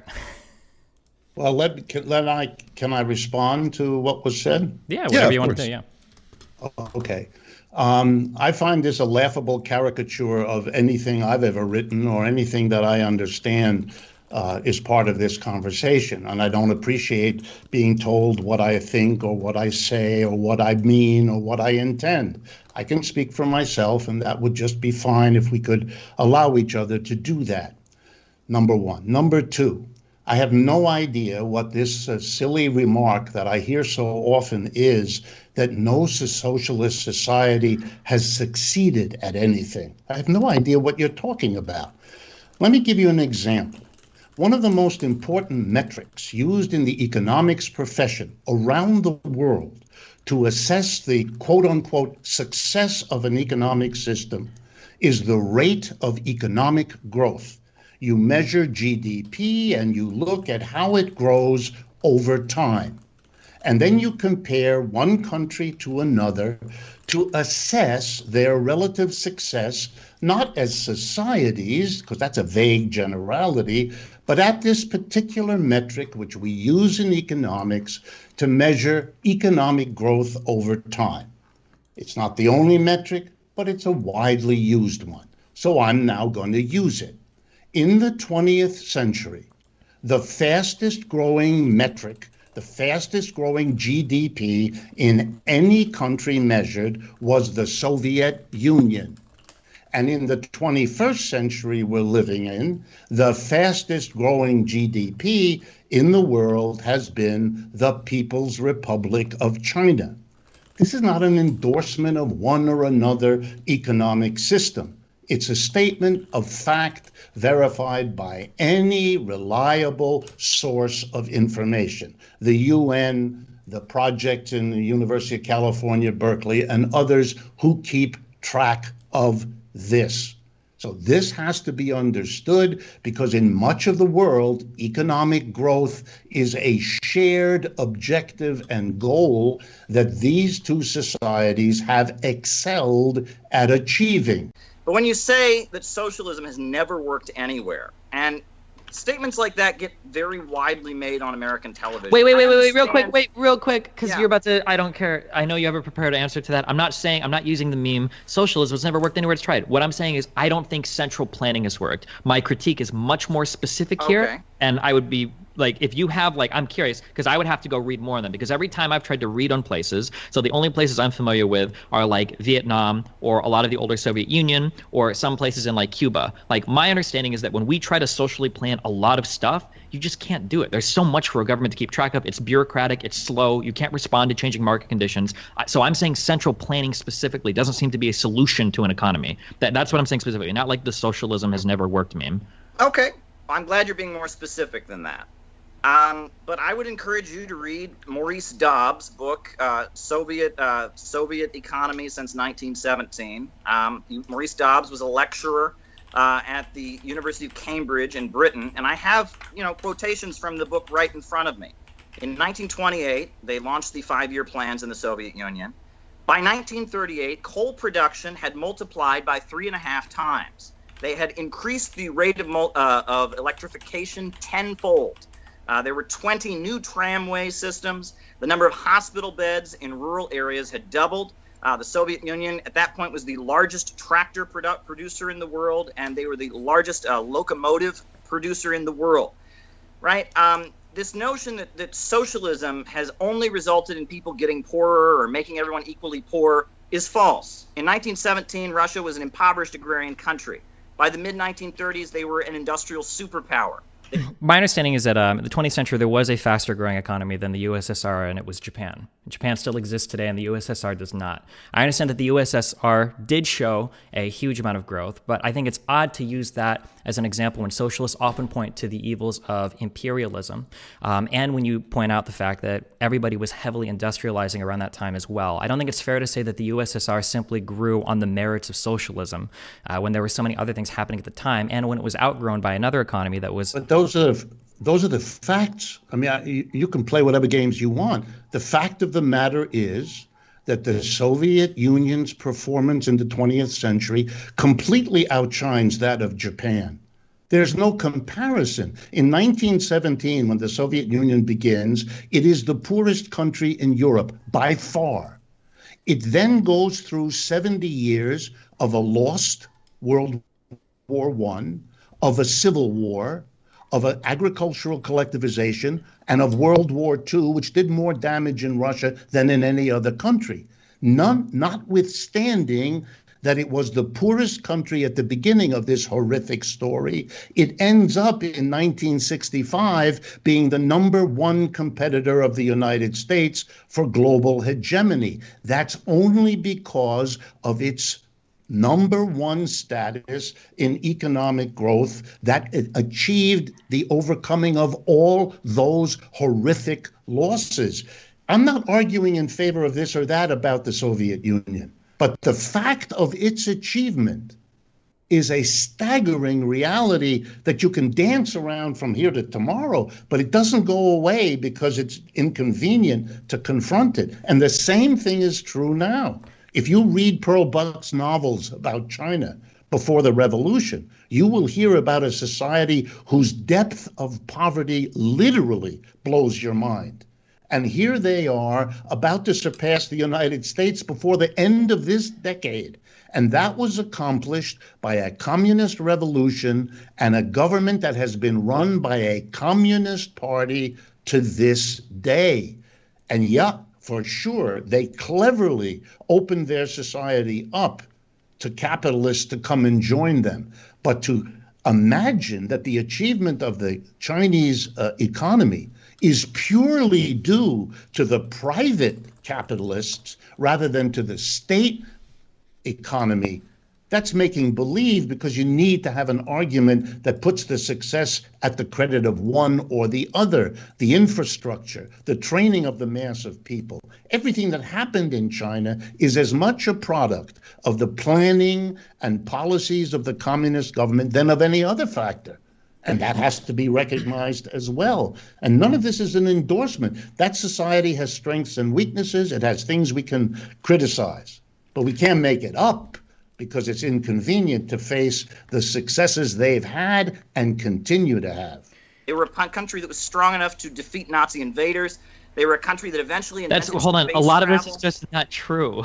So the Soviet Union was not strong enough to defeat the Nazi invaders. Firstly, in the early part of the war, the Nazis were involved in lending a lot of things like rubber and other materials to the Soviet Union. And later on, the Lend-Lease programs from the Western capitalist nations were a large part of the reasons of why the Soviet Union was able to field as much armor and everything as they could. These aren't controversial claims. Lend-Lease was a huge program that was massively successful to supplying the USSR with supplies. It was a global alliance, an anti-fascist coalition.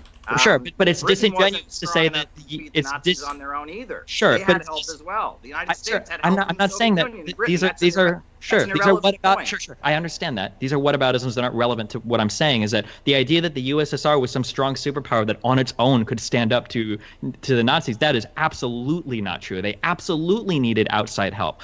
First from the Nazis themselves, and then once Hitler turned on Stalin, then from other Western nations via Lend-Lease.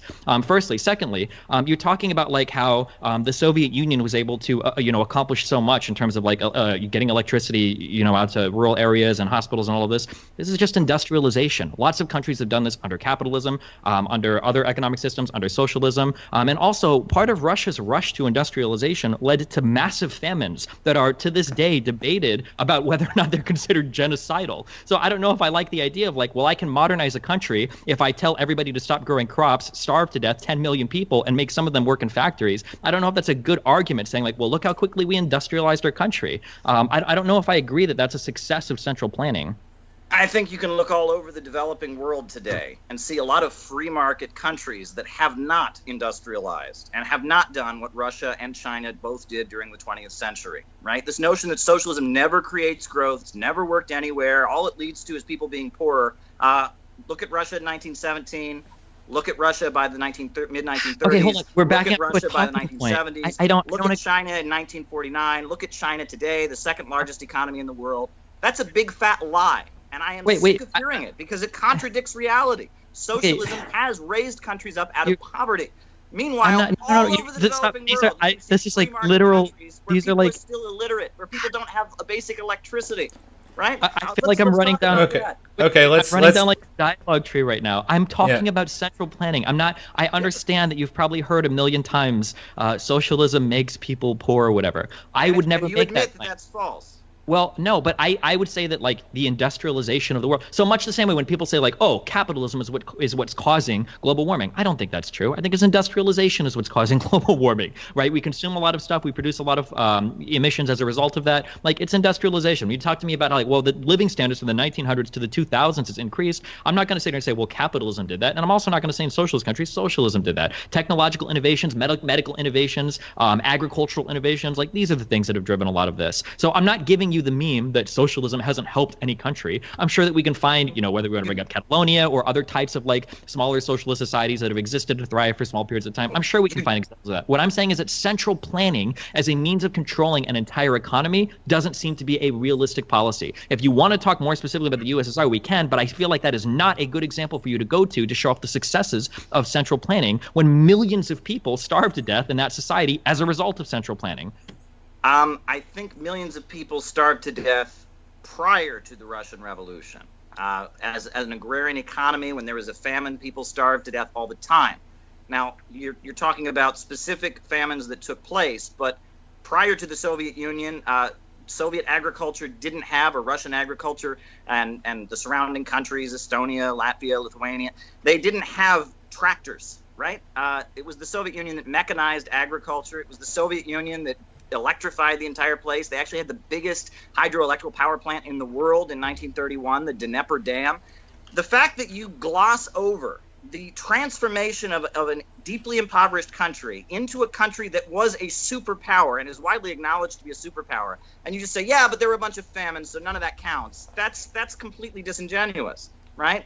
The whole world realizes what happened there, and the whole world realizes what's happened in China. And furthermore, if you want to see countries that have been part of our global free market capitalist system and how they've flourished, take a look at Haiti. That country has NAFTA-style trade agreements with the United States. People eat dirt mixed with oil, right? The amount of poverty there is pretty big, right? And that's a free market country. But no one ever says Haiti's problems are because of capitalism. But all of Venezuela's problems are because of socialism. Take a look at Nigeria. This is the top oil-producing country in Africa. They have been doing business with Chevron and Shell Oil for decades, right? I mean, if oil and wealth and selling on the market would make them prosperous, they'd be a wealthy country. Their life expectancy is only 59. The rate of illiteracy is the rate of literacy in terms of population that can read is not even 60%, right? The unimproved drinking water rates. Take a look at what the CIA World Factbook says about Nigeria, the top oil-producing country in Africa. That's what the free market has to offer, right? Free market capitalism is not industrializing countries. Why don't you compare India to Russia and China, for example, right? India did not have a socialist revolution. It had a nationalist revolution. It got its independence from the British. That was a good thing. But it did not have socialist construction or central planning. And compare it to Russia and China throughout the 20th century. Compare the conditions of the people in India to the people of Russia and China, and you can look pretty clearly there. And in fact, a lot of the industrialization that has happened in India happened because of the Soviet Union and China, right? It was the Soviet Union built steel mills in India. China is now doing a lot of business there. So this notion that capitalism is industrializing countries, you can talk about the Asian tigers. I'm happy to address the Asian tigers. That's an example. But, I mean, all these immigrants that are pouring into the United States on the border right now, countries like Honduras, free market, capitalist country, where there are people that don't even speak Spanish, people don't have running water, people don't have electricity, Guatemala. Take a look at Mexico. These free market countries have been looted and destroyed by international corporations, whereas countries that have central planning have raised people out of poverty, they've industrialized, they've electrified, they've wiped out illiteracy very consistently, despite the problems. And there are big problems. I don't deny that. Okay, so I'm not saying that the USSR did not grow a lot. Obviously, the USSR grew massively. Your claim is not that the USSR grew. That's not what we're arguing about. It's whether or not the USSR grew at the rate that it did due to socialism. A country that was heavily involved in multiple famines, a country that heavily went from little industrialization to a lot of industrialization, and a country that engaged in a lot of imperialistic practices is a country that grew massively in the 20th century. To say that all of their growth, or even the majority of their growth, was due to the organization of their economy and not due to factors that were independent of that organization, to say otherwise that they wouldn't have grown, maybe at an even faster rate, had they been a capitalist economy, there would have to be some evidence provided for that. And I don't believe that that's ever been adequately demonstrated. On the contrary, I believe some people have argued that Russia could have potentially grown, the USSR could have potentially grown even faster had it abandoned some of its more outdated forms of trying to manage their economy. When we bring up China, China has grown a lot under certain socialist policies for sure. But when we look at China, especially in the 80s and 90s, China began opening itself up to massive growth when it comes to foreign investment. China is the number 2 country in the world that allows for foreign direct investment. And the coalescing of all of China's state-owned, the SOEs, the state-owned enterprises into a select few industries, and then the massive opening of foreign investment into that country to give other people more control over privately owned businesses has been what has caused the massive explosion that we've seen of China in terms of pulling people out of global poverty, as you mentioned in the video that you did for the Gravel Institute. You attribute that to socialist policies, but the thing that really pulled China into the 21st century in terms of economic success was the opening itself up to foreign direct investment, was the opening itself up to other economies being able to interact with them more, which are all neoliberal trade policies. These aren't people-owned businesses. These aren't businesses that are ran by the workers. These are, I mean, if anything, China is a government that runs the business itself. It's a state capitalist economy more so than any type of socialist or communist economy. To say that a single party regime is having the workers themselves making decisions over how any individual business is running, I don't think is fair to say. I guess one, and then real quick, just finishing. Your understanding of China.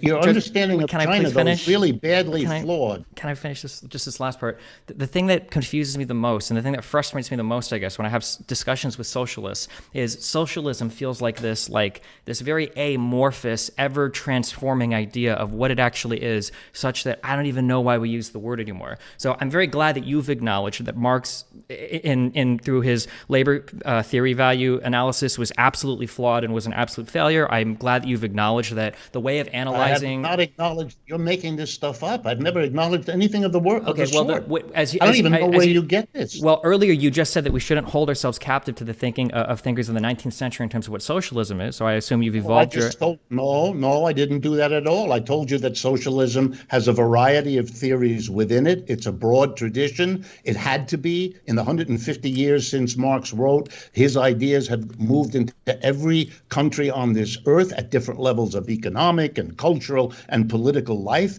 And of course, those different people all found something valuable, but they all made their own interpretations. This is a rich, diverse tradition. It's as if you're going to decide what it is I mean when I say these things. I never said that the Marxist theory isn't valuable, that the labor theory of value doesn't apply. If you read any of the books and articles I've pumped out in my life, you'd know that the exact opposite is the case. Can you, and can I you want when to you correct say something? Wait a minute. I want to correct something about China because you keep repeating it. Okay. You know why private enterprise and private capital flows into China in the 80s and 90s? Because China had transformed itself from a place where nobody wanted to invest to a place like now where everybody does.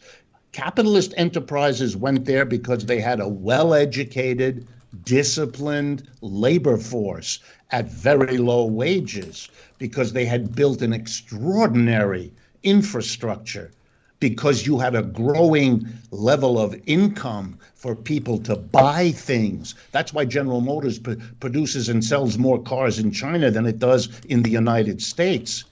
The reason private capital went there was because they had, before the arrival, created the institutions. Every other part of the so-called third world, Asia, Africa, Latin America, who had received since the Second World War massive amounts of foreign aid, were desperately trying to do what the Chinese were doing, namely, develop their countries so that foreign private investment would come. China didn't get any foreign aid because they were communists and the United States didn't give them any. But they did a better job than all the countries who did get it in order to get to the point of economic development where it became interesting for capitalists in Japan and Europe to go there. You need to pretend, for reasons I do not understand, that all of the achievements I've just described didn't happen, that somehow they don't deserve the credit. Look, in the world of economics, perhaps you're not familiar, we do exactly what you just said we oughtn't to do. We look at societies and say, they have a capitalist economic system. How did they do? And they have a socialist system with the different meanings of that term. And how did they do? And then we say they're different, and part, not all, part of the story is the different system. And if I say to you that the socialist tradition has multiple interpretations, let me assure you that the capitalist tradition does as well. To try to say that industrialization in the Soviet Union was successful, even though these were done on the backs of massive famines that were a great showcase of the failures in central planning as a support for central planning, is famines never happen under capitalism. People never starve under. I mean, this is obscure. And then you take a couple isolated famines and make them the characterization of an entire country industrializing and becoming a superpower. This is ridiculous. That would be like me saying that the mass deaths in the U.S. Civil War prove that American capitalism doesn't work. That would be like me saying the Great Depression proves that capitalism doesn't work. I mean, that's ridiculous. You could a whole country becomes a global superpower, invents space travel, electrifies the entire place, is building some of the biggest hydroelectric power plants in the world. People that lived in huts are suddenly living in modern apartment buildings with electricity, but none of that counts because there was a famine along the way. That is absurd. I'm not saying miracles took place. The whole world was trying to be like the Soviet Union at that point. I don't want to. Every former socialist country of Eastern Europe, polls overwhelmingly show people saying life was better. That's not just in Russia. Soviet nostalgia is at an all-time high. I don't want us to talk over top each other. So Destiny, go ahead. I'm going to give Destiny the floor for a minute. So is nostalgia under the old American system. People nostalgia. They lived under it. They know how horrible it is, Destiny. Okay. Let's rein this back. So let's rein this back. Destiny, go ahead. I don't see any Nazi nostalgia in Germany. I'll tell you that much. Really? I don't. That never happens under capitalism, right? I mean, there wasn't huge famines in India caused by the British Empire. There wasn't huge famines in Ireland caused by British capitalism. I mean, but like this is okay. There were annual deaths of starvation in Russia all the time before the revolution. There were annual deaths of starvation in China all the time, but none of that is because of the old system. Okay, hold on. Industrialized the place. They've actually gotten them out of the Okay. Them for that. Destiny, why? This is absurd. Caleb, Destiny, why is he arguing your point for you? Because saying that, there were massive famines in the Soviet Union, which a lot of them weren't as bad as the ones that happened in Ukraine and Kazakhstan, saying that there were famines before central planning, and then saying they were there after central planning, that's my argument. Yeah, central planning. So I don't know. It was central planning that mechanized agriculture. They got them out of those situations. It was central planning that actually cured these problems. It was central planning that made China, instead of being a sick man of Asia that has mass impoverishment and mass famines all the time, into being the second largest economy in the world. You're blaming the system that cures famines and cures these problems, even though it takes a while to do it, perhaps. They are the ones that actually are responsible for the industrialization. You're blaming them for something that happened under your system all the time. I'm not. When the British controlled China, there were famines all the time. Okay. And with communists in power in China, they have become the second largest economy on earth. They have wiped out poverty. The IMF and the World Bank is praising everything that they have done, but you blame them for what? I mean, this is ridiculous. If we're going to talk about socialism, then we have to talk about what it means to the people pushing for it and urging it. And those people have learned from the 20th and 21st century, just like those who pushed for capitalism 3 centuries ago learned from their early experiments how to refine, how to adjust, and how to change. To pretend that that didn't happen, to trade in old and shrinking conceptions of socialism may be good debating ploy, but it doesn't advance our understanding of anything. Hey, friends. This weekend, the Wall Street Journal published the Weekend Review, like they do every weekend. It's in the back of the Wall Street Journal. And the focus of this week's issue, the Weekend Review, was Venezuela. They got a big picture of Nicolas Maduro next to Hugo Chavez, the founder of the Bolivarian Revolution. The article is called The Tragedy of Venezuela. And, you know, it's not a surprising article. Blames the Venezuelan government for all the problems, says that, you know, the Venezuelan government is responsible for everything that goes wrong. But this is the second paragraph. I'm going to read to you from the second paragraph right here of this article in the Wall Street Journal. And keep in mind, this is not the Daily Worker. This is not socialist news.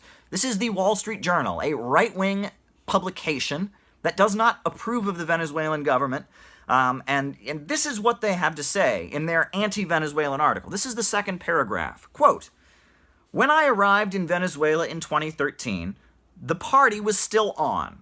Oil was fetching $100 a barrel, and Mr. Maduro's populist government was showering petrodollars on everyone.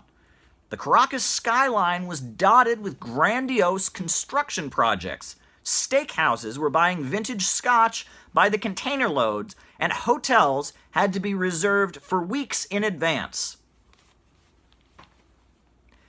So, whenever Venezuela comes up, publications like the Wall Street Journal and publications like the Chicago Tribune, the New York Times, all of them have this really, really simple explanation for all the problems. They say, Venezuela is a socialist country. People are starving and miserable because of socialism. Because whenever you have socialism, people just starve and are miserable. And that's because communism doesn't work. And, and capitalism is just the best system everywhere. And people, it's this nonsense that we hear in the United States. Well, what I just read to you, this paragraph that I just read, confirms what I've been telling people for a long time, which is that until 2014, when the oil prices dramatically decreased and went from $100 a barrel down to like $30 a barrel, or less than $30 a barrel, it was down to $27 a barrel at one point. Until that happened, Venezuela's economy was doing pretty well. Venezuela's socialist government is essentially centered around a state-controlled oil company. And when the oil prices were dramatically high and the state had a huge amount of revenue with which to stimulate the economy, things were going quite well in Venezuela. That the hardships they've experienced in Venezuela recently have come about recently due to the fact that the oil prices dramatically decreased in 2014, immediately following the death of the founder of the revolution, Hugo Chavez. There have been divisions in the ruling Socialist Party, the United Socialist Party. There's sabotage from, food importing companies that are importing food to Venezuela. There's sanctions imposed on them by the United States, that there's, the intelligence agencies of foreign countries are trying to stir up unrest and create difficulties. The problems in Venezuela are not caused by socialism. And if you want further proof of that, you can go elsewhere in Latin America. Go to Bolivia. They have a socialist government there, a Bolivarian socialist government, and people are not starving and miserable. People are not dying. You can go to Ecuador. They have a socialist government there. Again, people are not starving and miserable. You can go to Nicaragua. That's actually the most prosperous country right now in Central America. Right now, there's a huge increase in the standard of living in Nicaragua.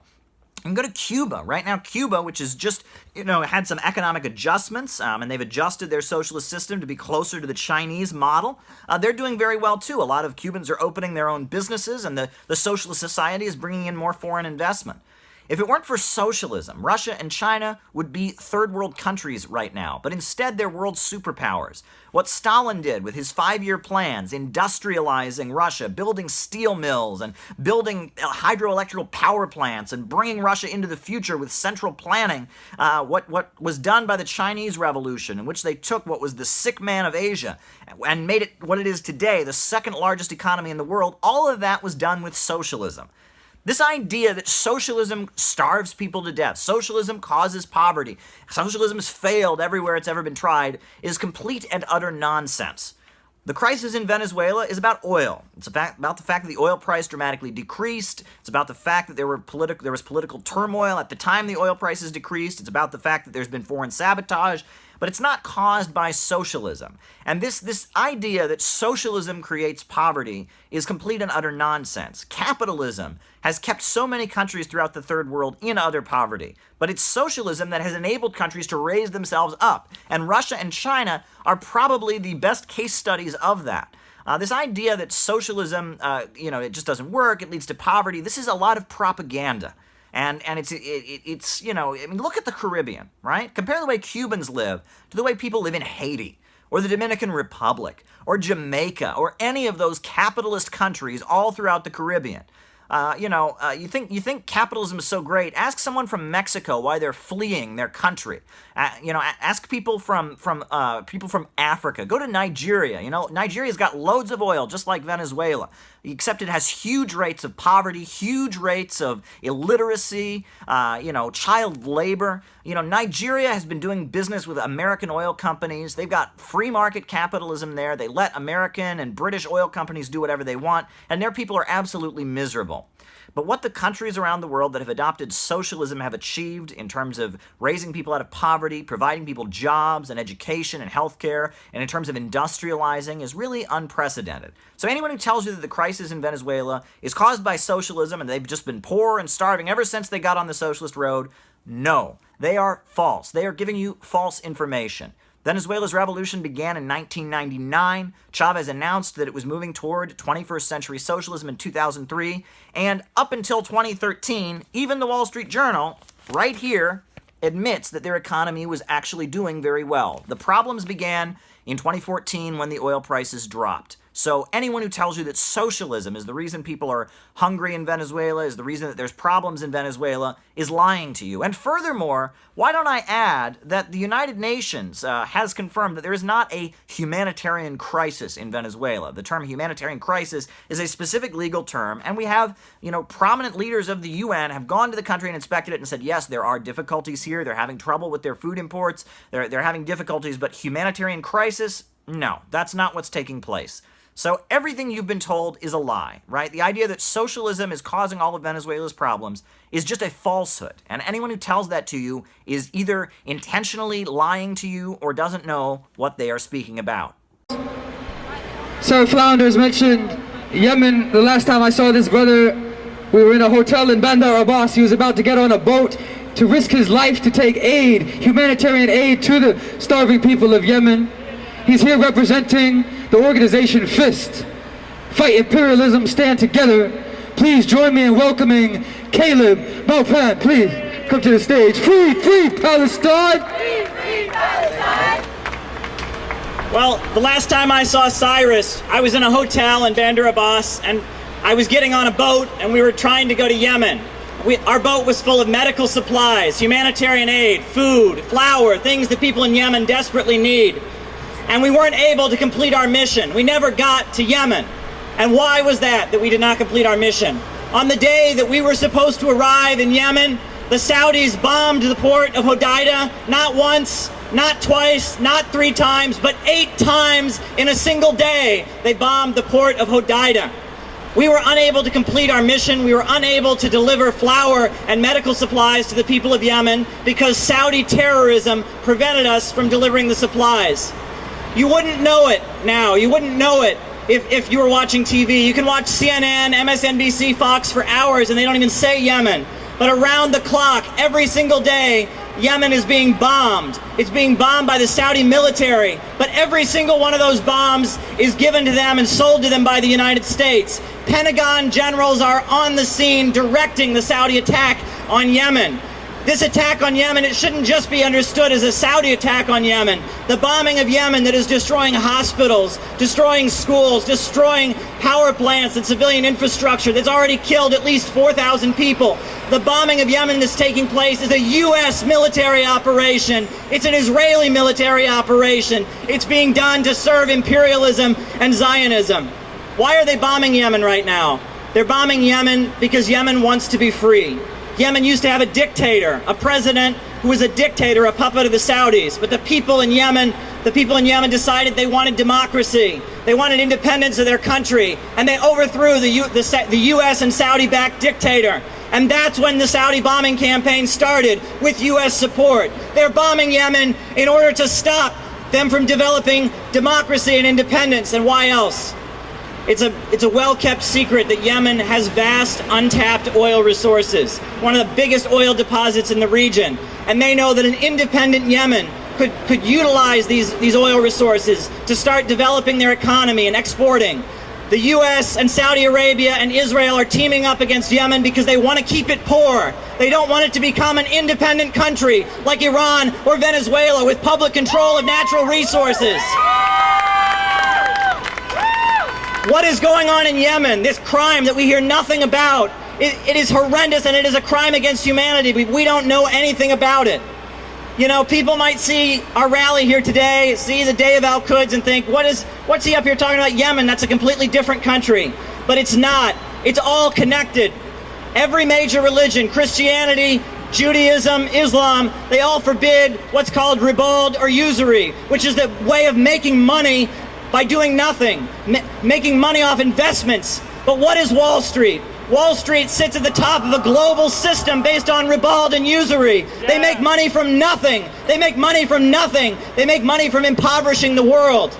And that's what we have to oppose. We have to oppose the global system of monopoly capitalism, where a few big bankers in London and in Wall Street control the world. Yemen is fighting for its independence. And I'll tell you another thing.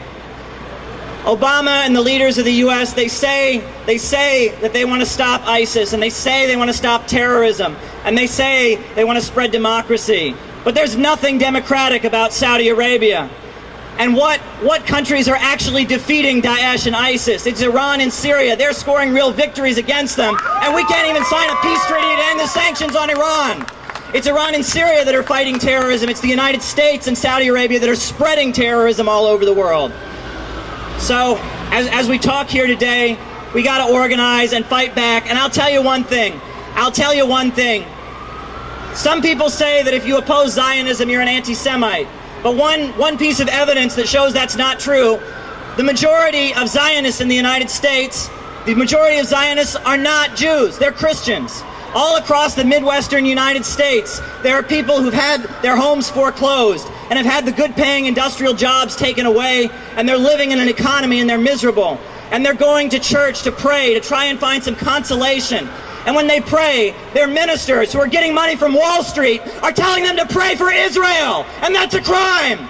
The same big bankers that have set up Israel, the same big bankers that are destroying the Midwest of the United States, they're the same big bankers that are setting up the prison industrial complex in this country, and all humanity has a stake in the fight against imperialism and Zionism.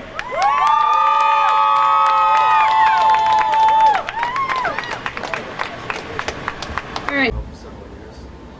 And as a young man, I kind of idolized the military, as a lot of young men do. And I used to watch these, they were kind of reality TV shows for the military, and one was showing the process of Navy SEAL candidates who wanted to go through school and become Navy SEALs. And one episode that really stuck out to me was when they took the candidates to this pool. For what they said, this one test was one that a lot of candidates failed on. And I thought, man, that must be really physically strenuous. But actually they took them to the pool, and the test was they would take them down to the bottom of the pool with the oxygen tank. And the instructor would try to kind of mess with the oxygen. So he would rip the oxygen feed out their mouth. They would tie it around their neck maybe. They would do all kinds of crazy stuff. They would turn off the oxygen tank. And this test was meant to measure the candidate's ability to not panic. And because if you panic, you can put yourself and others in danger in a combat situation. And so this reminds me of CPI because CPI doesn't panic. CPI goes out on a limb in many ways. You know, we do things that a lot of people don't do. We have views that that would be in the mainstream if people understood them, but many people don't. Caleb was talking about destructive stage of accumulation, destructive accumulation in capitalism. The division in the ruling class, the process of overproduction that leads to poverty amid abundance. And it would be really easy to be persuaded or moved on these ideas, since we live in an environment that maybe that isn't so friendly to these ideas. But CPI doesn't panic, and we're confident in what we believe on our core ideas, but we also have a lot of disagreements and a lot of good discussion. And I've really had a lot of good times here this week, meeting all of you guys and getting to know you. We've had a lot of wide-ranging discussions that a lot of people disagree on. Of course, on our core ideas, we don't. We need a government of action to fight for working families. Yeah. And we are anti-imperialists. But, you know, besides that, we have so much disagreements and friendly disagreements, and we don't panic. You know, we don't throw a fit, we don't get mad, we don't quit.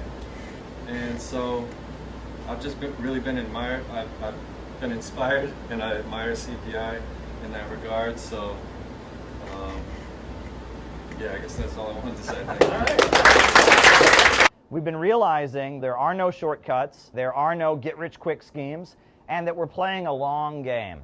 We're playing a long game, right? And that, you know, in the class that I gave a couple days ago, I talked about how the Russian Revolution was kind of a historical accident, and that if you look at the Chinese Revolution was very different. It was, you know, first they had a political party that they formed, and then they entered and joined the KMT, and they built up within the KMT. Then they got kicked out of the KMT. The KMT started killing them, so they went to the countryside, and then in the countryside they started fighting the KMT, and then they fought against the Japanese invaders and aligned with the KMT, and then afterwards they tried to form a coalition government, and they wouldn't have it, and so they fought again, and after 25 years of armed struggle,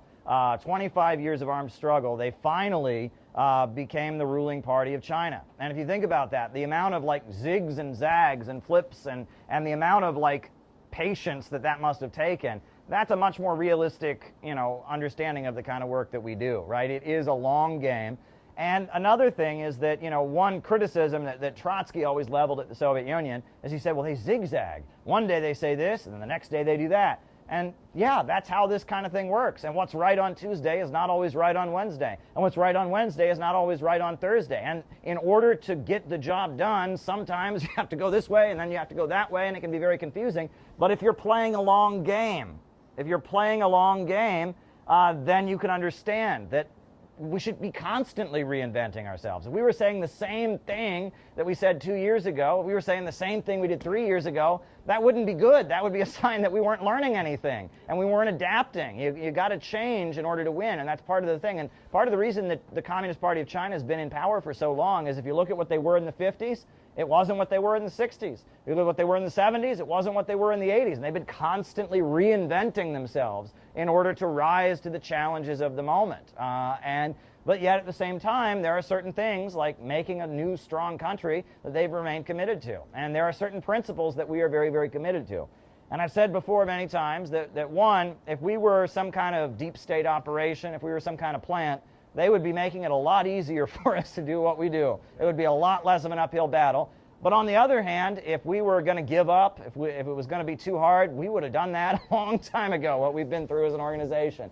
So if you want to look at what we've been through over the years, and if you want to look at how difficult it's been, but how we've just kept running in the face of opposition, you can look at all of that and you can say CPI is the real deal. We are the real deal. And I promise you that, you know, what we did with the innovationist turn a year ago won't be the only reinvention. We are going to reinvent ourselves again and again and again, and each time we're going to take with us the knowledge and the strength that we've had, and we're going to come stronger and stronger and stronger. We're going to try new things. We're going to adjust. We're going to make mistakes. We're going to learn from those mistakes, and we're going to keep going. So thank you, Mike, for your great insight. I'm going to use that. Can I use that? Do I have your permission to use that about the Navy SEAL test? I like that. I like that analogy.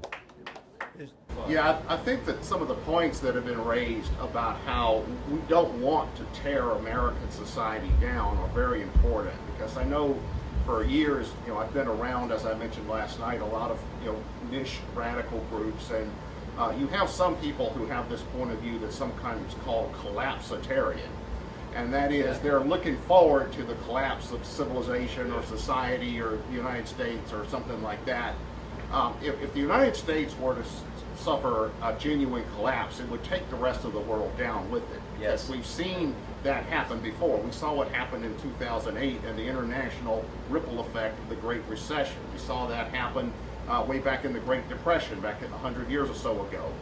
So if you're an anti-imperialist, you don't want to see America destroyed, because the destruction of the global north would result in a situation like the fall of the Western Roman Empire or the late Bronze Age collapse, where the human condition was not improved. It was set back for centuries in some of those situations. So that's the last thing we should want to happen.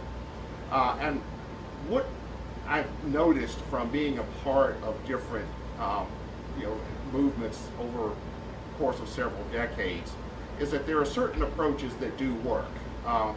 One thing that I like that is emphasized in this group is we want to appeal to the best of American history and American traditions. Last night I mentioned how the United States began by fighting against the British Empire. Now we are the British Empire, but what we want to do is liberate America from the American Empire. Yeah. All right, so we need to appeal to this. We need to appeal to this revolutionary tradition, and we need to look at it like it's a process of cultural and political evolution. If we look at the history of the United States has gone through many incarnations. We had the Revolutionary War and the Articles of Confederation period. We had the Jacksonian era, we had the antebellum period, we had the abolition movement, we had the Civil War, we had the Gilded Age, we had the historic labor movement, we had the Great Depression and the New Deal, we had, first we had segregation, then we had the Civil Rights movement. So we see that there's an evolutionary process where American culture and society and politics changes over time. It doesn't remain static. Like this idea that was common in some circles at one point, well, love it or leave it. No, that's not how it works. It's an evolutionary process. All cultures and all systems change over time. And I think that some of the things that make change happen are when, first of all, you have to have ideas. Like I think it was Max Weber who said that ideas are the force that shapes history. Now, maybe a hardcore Marxist wouldn't agree with that, but whatever. We can put the dialectical materialism to the side for a moment. But you have to have thinkers who are innovative when it comes to the creation of ideas. That's what Caleb does, for example. He's a very innovative thinker. And then that helps to create an intellectual culture where you start changing people's way of thinking, where they start to question what is. They start to think, well, why are things this way? It doesn't have to be that way. And more people decide, no, it doesn't. And out of that, you become doers. Doers are just as important as thinkers. You can be a thinker and not be much of a doer. And you can be a doer who's very effective, and even if you're not somebody who's sitting around contemplating, Marx or Machiavelli or Aristotle all day and things like that, right? I mean, it's the doers that make things happen. And then out of that comes a popular culture. When you have a popular culture, that means that you have essentially transformed a society where people start to think in ways that are once considered verboten perhaps or unthinkable. One interesting example is one of the legacies of the anti-Vietnam War movement was that it basically made the draft politically impossible in the United States, at least in the ensuing 50 years. That's not to say it could never come back. But one thing I noticed during the imperialist wars of the first part of this century is that Americans seem unwilling to fight imperialist war if it requires any legitimate sacrifices on their own side. They may not be that aware of what's going on in other places, but if it means military conscription, if it means war rationing, if it means high casualties on their side, they start saying, oh no, we're not doing that. And I think that's part of the legacy of the anti-Vietnam War movement. The anti-Vietnam War movement was extremely important because it was one of the times in history when the people stood up to a major imperialist power and said, sorry, we're not doing that. Okay, so, and that out of that creates a popular culture of resistance. And then you also have to have people who are always agitating from the outside.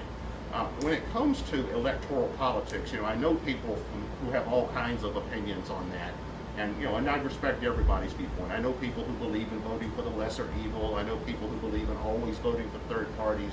I know people who don't believe in voting at all and boycotting elections. But whatever you believe about that, I've noticed that for elected public officials to ever do anything, they have to be under constant pressure from the outside. And the reason for that is once you get into any kind of system, there's this constant pressure to basically become a sellout. Even if you don't want to be a sellout, I mean, there's also, the issue of personal opportunism and ambition and all that. But even if you don't want to be a sellout, you're going to have, everywhere you go, people are going to be in your face pushing you to be a sellout.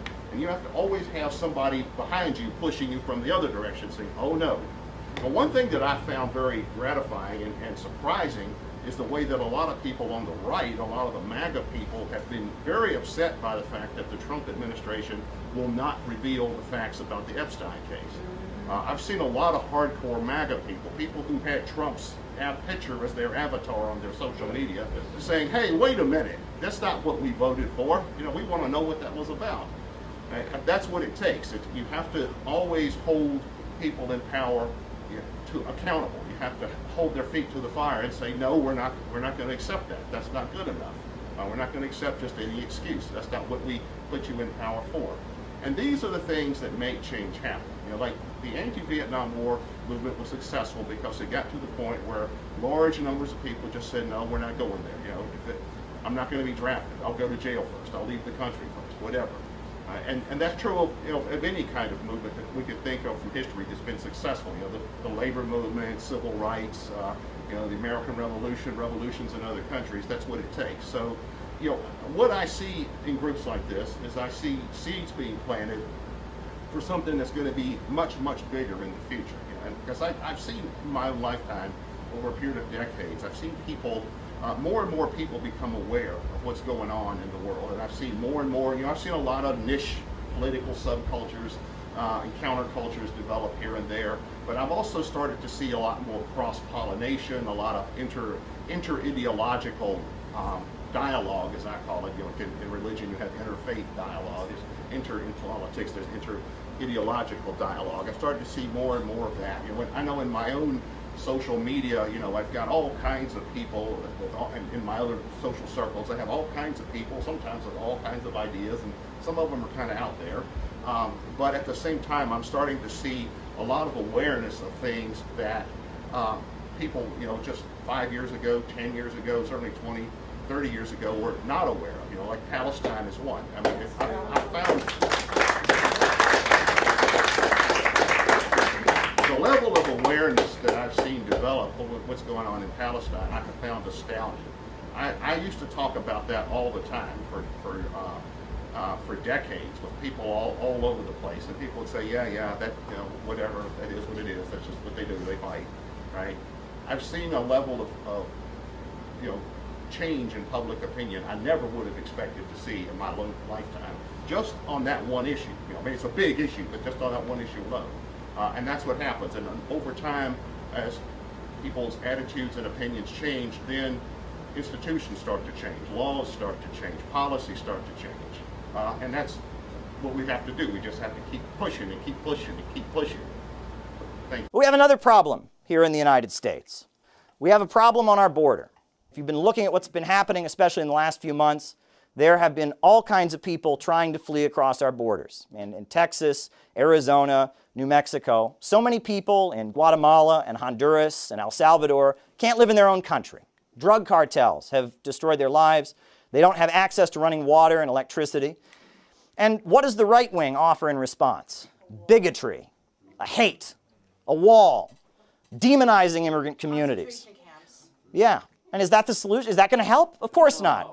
First of all, it's dehumanizing. It's terrorizing people. It's destroying people's lives. Second of all, what is the best thing you could ever do for MS-13? Right? Make the immigrant communities afraid. Push them into the shadows. Make it impossible for people to just walk across the border, so they have to cooperate with one of these criminal organizations. The criminal organizations that operate along the U.S. border benefit very strongly from these insane policies that the Trump administration and others have pushed. But what do the liberals offer? Well, Kamala Harris says not to come here. Just don't come here. Yeah, what do they have to offer? Nothing. Just don't come here. Just don't come. Well, we at the Center for Political Innovation have a solution, and that's called the Sandino-Zapata Economic Corridor. That it's time for the United States and the government of Mexico and the government of China and the government of Nicaragua to have a joint project of economic development for that entire region. People in that region need jobs and healthcare and education. They need access to modern facilities and roadway. And it's a matter of national security for the United States, for Mexico, for Guatemala and Honduras and all those countries there. It is a matter of urgent necessity that there be economic development. You know, Sandino was the leader of the Nicaraguan Revolution. Emil Zapata was the leader of the Mexican Revolution. And so our demand is the construction of the Sandino-Zapata Economic Corridor.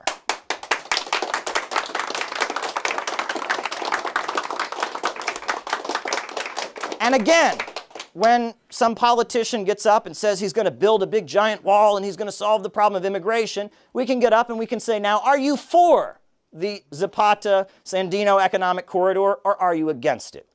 Then we can ask him, are you for it or are you against it? When a liberal gets up and tells some heart-wrenching stories and says they care about immigrants, and then when they get elected stabs them in the back, we can get up and say, are you for it or are you against it, right? And we will come up with a clear proposal of what we will do.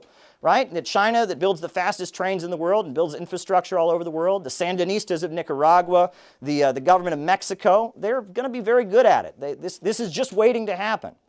And the market, of course, isn't going to do it. But as we know, in China and in Nicaragua, the market is not in command. Popular power is in command. And because it is a matter of national security, it could be done. It could be done. You could stop the problem of mass migration and people fleeing desperately on the border very easily with the Sandino-Zapata Economic Corridor. So there we go. We have that. Hey folks, I'm here in Moscow. It's election day, and I can tell you, I mean, I've only been here a few days, but there are many ways in which this election that's taking place today is more democratic than the elections that we're having in the United States. For example, what day of the week is this? It's a Sunday. It's a weekend. They specifically have the election on a weekend so that people are not working. It's a weekend, so people can come and vote, right? In the United States, when do we have our elections? We have it on a Tuesday. And before work and after work, there are lines around the block, and it's almost set up so that those of us who work, you know, a 40-hour work week are going to have difficulty going out to vote. But here, it's on a weekend.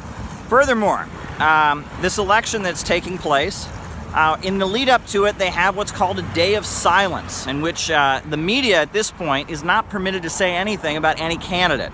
They're not permitted to specifically talk about any candidate, because in the lead up, in the final stretch, in the final day before the election, they don't want anything to influence the votes. They have a day of silence, so the media has to be absolutely silent. There will be no interfering at the last minute by the media.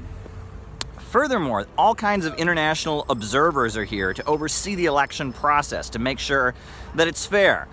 And, you know, there's all this talk about foreign meddling, right? In the United States, we're constantly hearing about Russian meddling in our elections. Well, I got to tell you, the way American media has been talking about these elections, they haven't even happened yet. But they're already basically declaring them to be illegitimate because Alexander Navalny isn't permitted to run. However, the reason he's not permitted to run is because he's been convicted of a felony.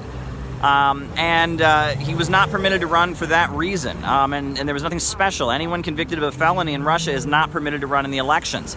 So we're here, there's about to be an election, and we already have the Western media denouncing it, telling people that it's illegitimate.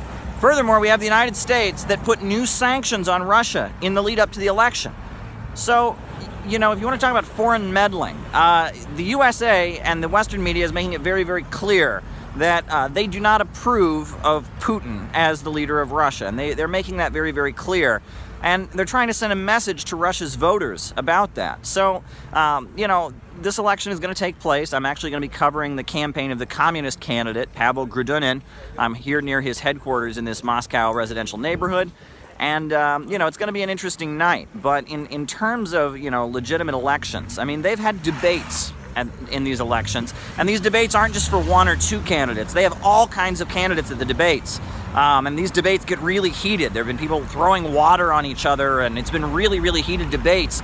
And Putin has actually boycotted the debates because they've been so rowdy. So they have national televised debates in which every candidate is permitted to take place. And in the USA, we only allow 2 candidates to participate in the debates. People get arrested trying to get into the presidential debates. The Green Party and others actually get arrested if they try to go and debate. So in so many ways, this election is going to be more democratic than what we have in the United States. You're not going to hear that in the media. And in fact, no matter what happens, no matter what the result is, you can be sure American media is going to denounce this election and say it's illegitimate because, I mean, unless there's some freak accident, you can bet they're not going to approve of the results. And that just kind of shows how American media is and really how there's real bias in the way American media portrays things. We're here in downtown LA. It seems the crowd is now throwing explosive fireworks towards the federal troops that are positioned around City Hall. Explosions are taking place, as you can hear behind me. Cars are going by throwing explosives at protesters. It's not clear who is in the cars, but they are throwing explosives at the protesters. All right, we're here in downtown Los Angeles, and as you can see, the crowds of people who came out to protest Donald Trump are still largely here in mass. Now, the protests that happened today are to coincide with Donald Trump's birthday and the military parade that is taking place. Many feel that a military parade on the president's birthday is a sign of authoritarianism. They came out to protest, the banner call being "No Kings." No Kings is the theme of the protest. Now, today's demonstrations come as there was just a political killing that took place in Minnesota. Lawmakers were gunned down, and the country is reacting to a political killing, a political assassination that happened in Minnesota. Many people are quite upset by that. Now, it's important to note there are, at this point,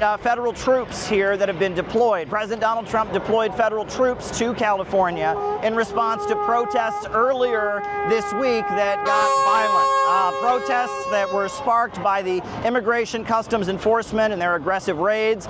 They got violent, and Donald Trump sent federal troops here to Los Angeles without the permission of the governor of California. Governor Gavin Newsom felt this was a violation of his sovereignty as the leader of the state of California, and was outraged about the presence of the U.S. troops, National Guard, and Marines that were dispatched here. As you can see, a lot of Mexican flags in the crowd, a lot of American flags in the crowd. Many of the protesters very much opposing the immigration policies of the Trump administration, feeling that Donald Trump is engaging in authoritarianism. Now, we're not hearing much about the international stage. There have been some signs opposing the bombing of Iran by Israel, but there hasn't been much talk of that. Occasionally you will see some keffiyehs, some support for the Palestinians, though largely this demonstration is supporting the Mexican-American community, opposing the immigration crackdown, and accusing Donald Trump of authoritarianism. We see a lot of effigies of Trump in the crowd.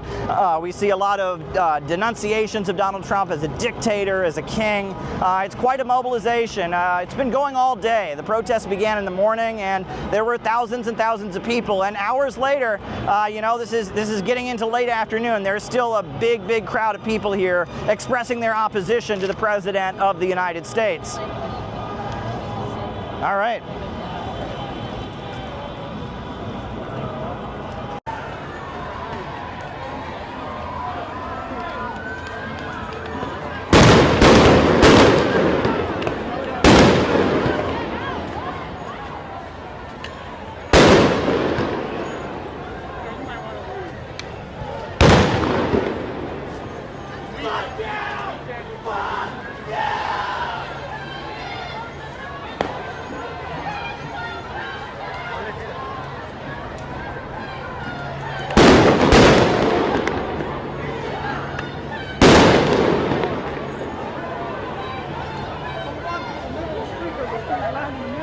We're here in downtown LA. It seems the crowd is now throwing explosive fireworks towards the federal troops that are positioned around City Hall. Explosions are taking place, as you can hear behind me. It's getting quite intense.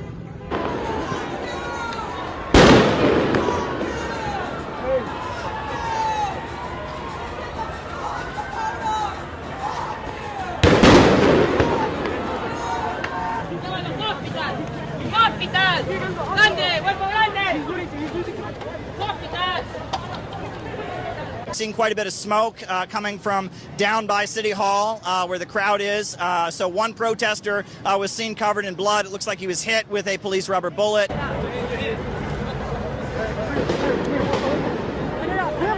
Everybody back up! Everybody back up!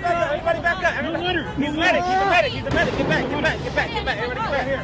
Okay, Can I like you guys? You're good. You're good. You're good. This is a fucking photo. You're good. I know. It's packed. It needs to be packed. It needs to be packed. Come here. Come here. All right. Hey man, just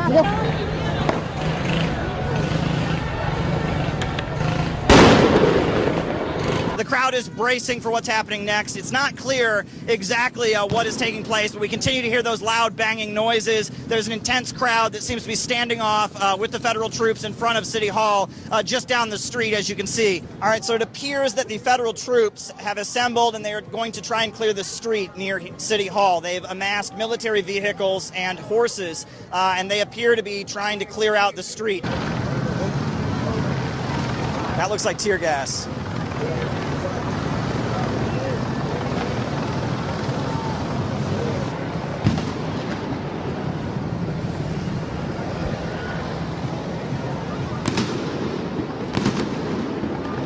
Now, we all just received notice on our phones that an unlawful assembly has been declared. The phone notice urges people to avoid the downtown area, and that basically announces that the federal troops or local law enforcement have declared the assembly of people, the thousands of people gathered here, to be unlawful.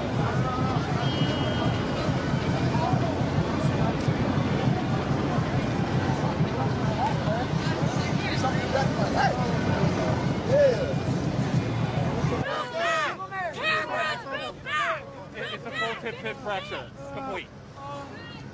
He's been hit on the foot, apparently. One of the protesters here has been injured. He has an injury on his foot. They've kind of assembled a medical team, is trying to get him medical help. They're calling for 911. Does anybody have a split?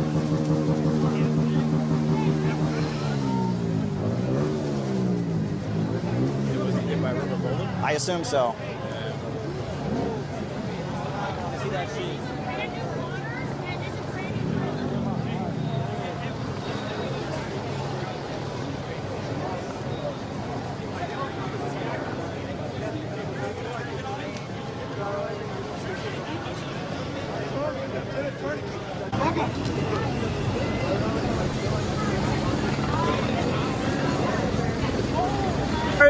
Cars are going by throwing explosives at protesters. It's not clear who is in the cars, but they are throwing explosives at the protesters. They're driving at high speed through the streets, throwing explosives.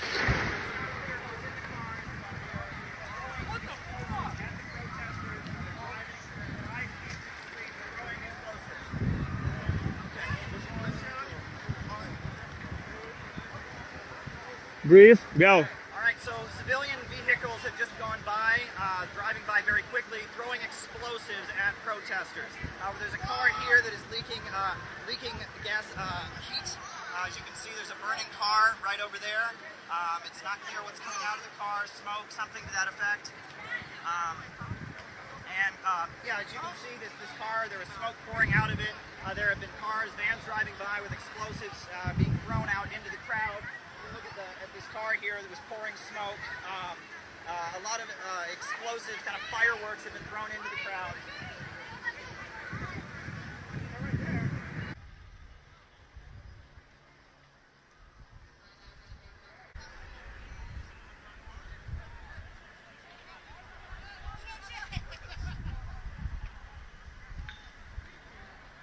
As the federal troops tried to retake the street, we saw unmarked vehicles go through the crowd as they threw what appeared to be fireworks, little explosive devices into the crowd of protesters that were going by. Now, there has been tear gas dispersed. Some of the protesters are covering their eyes in a lot of pain from the tear gas, and we continue to hear the explosive booms. Now, some of the protesters have many fireworks, but also rubber bullets are being fired, and there is protesters who've been injured. injured, injured on the foot, injured in the face from rubber bullets. There are protesters that are injured from the tear gas, experiencing pain from the tear gas, and those unmarked vehicles were driving by and throwing the explosive devices, little mini fireworks, into the crowds. So it appears that the streets in the downtown area are being cleared by law enforcement, but some of the protesters are determined to stand their ground, and a standoff is taking place outside of Los Angeles City Hall as we speak. Behind me, we continue to hear the explosions. We continue to see the Mexican flags, the American flags,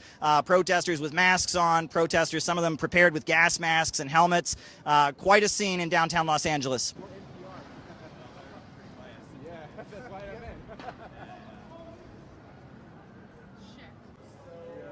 All right, local police on horseback are attempting to march down the street, kind of flanking the protesters who are facing off with the federal troops in front of City Hall. We see the protesters fleeing as the police on horseback are approaching.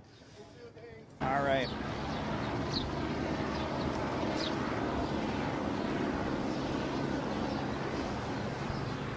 Okay.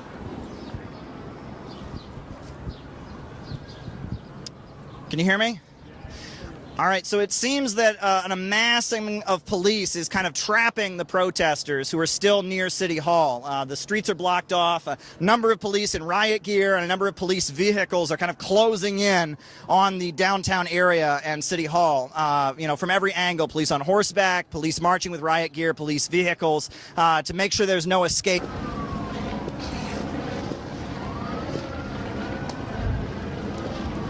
Now, a number of protesters are trapped down by City Hall. An army of police has kind of closed in on them, surrounding the streets around City Hall so that there's no escape. A number of the protesters are on the streets in front of City Hall still with no way out, where they're standing off with the federal troops. As you can see, a number of police vehicles, police on horseback have just closed off any of the streets that would provide an escape.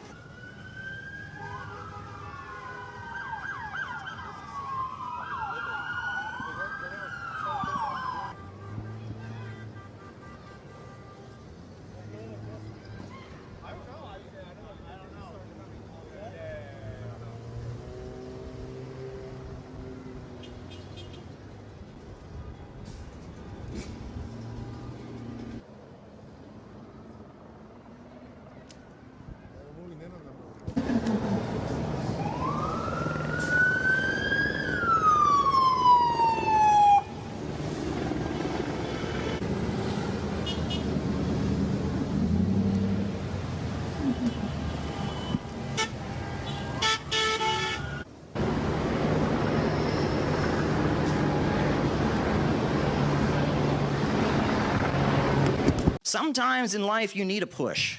Sometimes people have to come along and get you out of your comfort zone. Sometimes they have to shake you awake.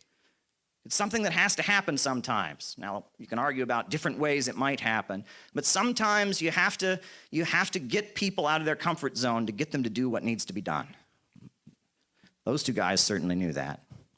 I want to take time in this presentation to point out something that perhaps isn't the most scientific Marxist thing ever to say, but women are better than men, okay?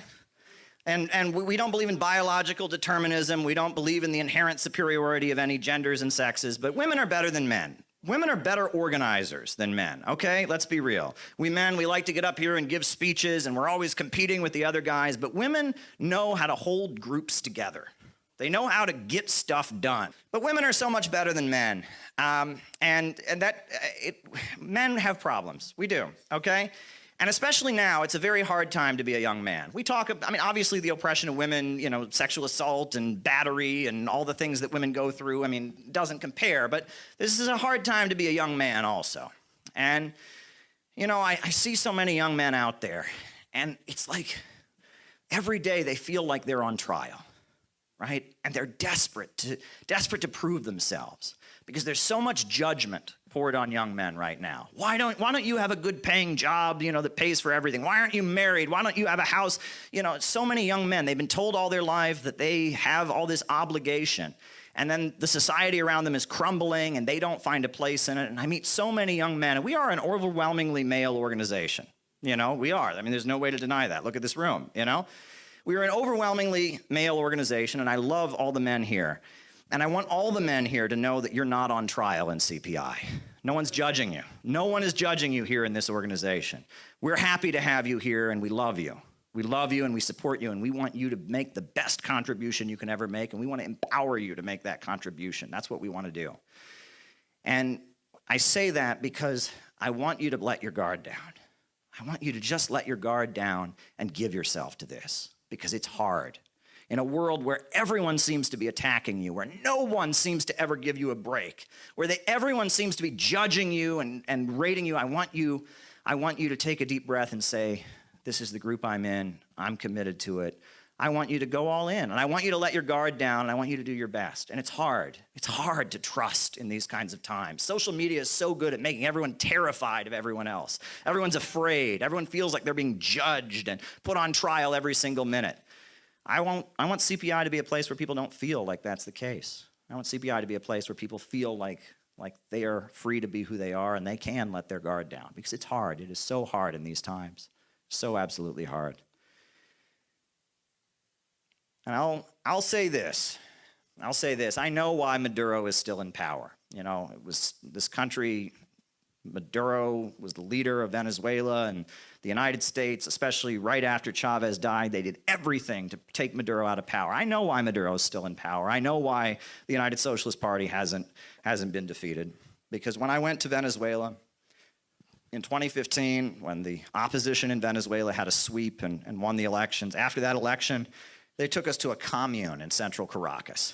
And in central Caracas, we sat down with a woman, 21 years old, who was wearing army pants, and I can guarantee you she knew her way around an AK-47. I can guarantee you that.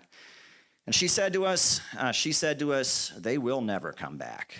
And she told us her life story. She'd been a homeless young woman on the streets of Caracas, didn't even speak Spanish, only spoke indigenous languages. She'd been an orphan, and there was a priest who was a socialist, a liberation theology priest, who took her in. And she grew up in an orphanage run by this liberation theology priest. And Hugo Chavez was the president, and they watched him on TV, and he taught them about Marxism, and he read them what is to be done on television.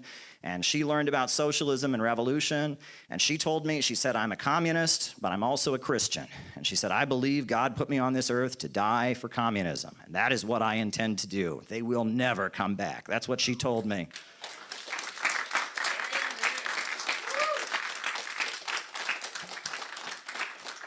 And I also know why the Islamic Republic of Iran is not going to fail.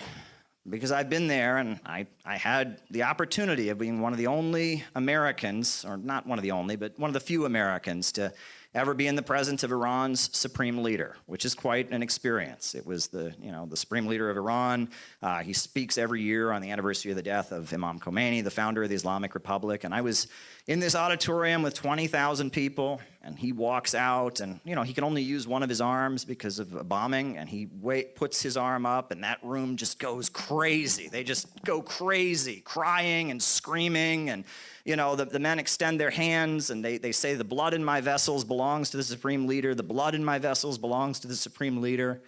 And, when I was in downtown Tehran and going to these conferences, I was talking to people who work in media in Iran. I was talking to wealthier folks who support the revolution. But when I was in that auditorium, in that mausoleum of Khomeini with 20,000 other people, I was talking to the working class of Iran.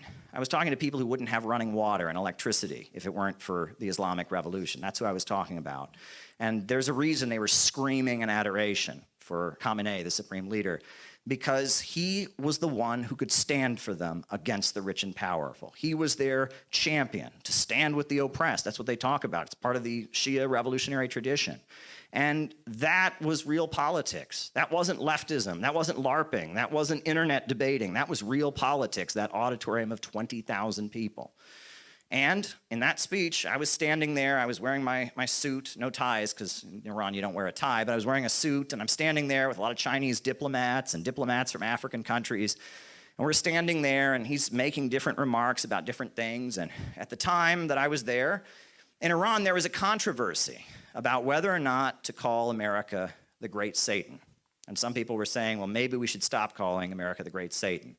I was standing there as the only American in an auditorium of 20,000 people where the Supreme Leader stated his position on the issue. And he said, even though we signed a nuclear deal with the United States, we do consider America to be the great Satan. But we don't consider the American people to be the great Satan. We mean the system of imperialism, the system of war and death and destruction. That's what we consider to be the great Satan. And we will never compromise on that. And though we may negotiate, we will never surrender to the great Satan. And then I was the only American in an auditorium of 20,000 people who began chanting, "Death to America," and pumping their fists like this, "Death to America, death to America." And tears rolled down my face. And it is an experience I will never forget for the rest of my life. To stand there, and I said death to America, burned American flags as a leftist before, but in that moment, everything meant something different to me because I was with those people. I was with them against the US imperialists. But I also knew that so many of the American people would have something to gain from destroying not America as we know it, but the America of the bankers and the billionaires and the war hawks and the monopolists. And there's millions of Americans who would be in that room with me if they knew the truth. If they knew the truth, they'd be in that room with me.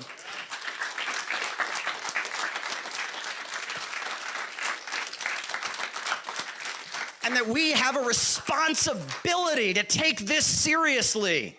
We have a responsibility to try and communicate this in a way that'll win people over.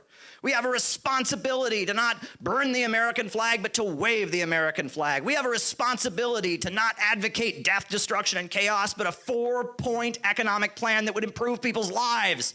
This isn't a game. This isn't a joke. This is serious. And it is our job to do the best that we can do here in the center of the empire, to get working people to understand who their real enemy is and why imperialism is the enemy of all humanity. That is what our responsibility is. It's not a joke. And I couldn't unsee what I saw in that room. And that was the beginning of my trip out of the Workers' World Party. The day I walked out of that room was the day I was beginning to leave the Workers' World Party because I couldn't unlearn it. And then when I went back to the United States and went to leftist protests, something was off. I felt sick to my stomach. I was frustrated. I was like, guys, people are losing their homes and jobs in Ohio. This is not a joke. Can we mature? Can we take this seriously? It's not about doing what's trendy and hip. It's about actually trying to win. And I saw that something was off. And then Donald Trump ran for president. And I saw Donald Trump saying a lot of things that I agreed with about the wars and about the elite. And I saw a left that didn't want to engage with these people. They're all racist. They're all, and just dismissed. Basket of deplorables, like Hillary Clinton said.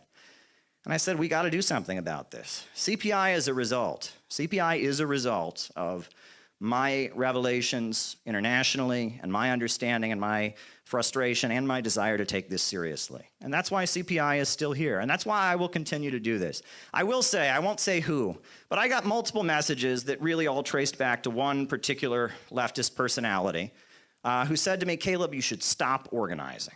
You should stop organizing. Just be a social media commentator. And I heard that and I said, I don't know what that means. And I said to the person, honestly, I don't know what that means. For me, being a communist is about building an organization. It is about building a group. It is about getting things done. If I was just a writer or just a speaker or just a commentator on the internet, maybe I'd comment on science fiction novels. Maybe I'd comment on basketball or football. But if I'm talking about communism, I'm doing it because I want to change the world. I'm doing it because I want to build an organization. I read the literature I read communist literature, William Z. Foster, Gus Hall. It's all about building an organization. It's not about, getting points on social media. It's not about having the best edgy take that everyone retweets. It's about actually building an organization. That is the point. Karl Marx said that philosophers have long sought to analyze the world. The point, however, is to change it. I think that the greatest curse that hangs over our age is pessimism.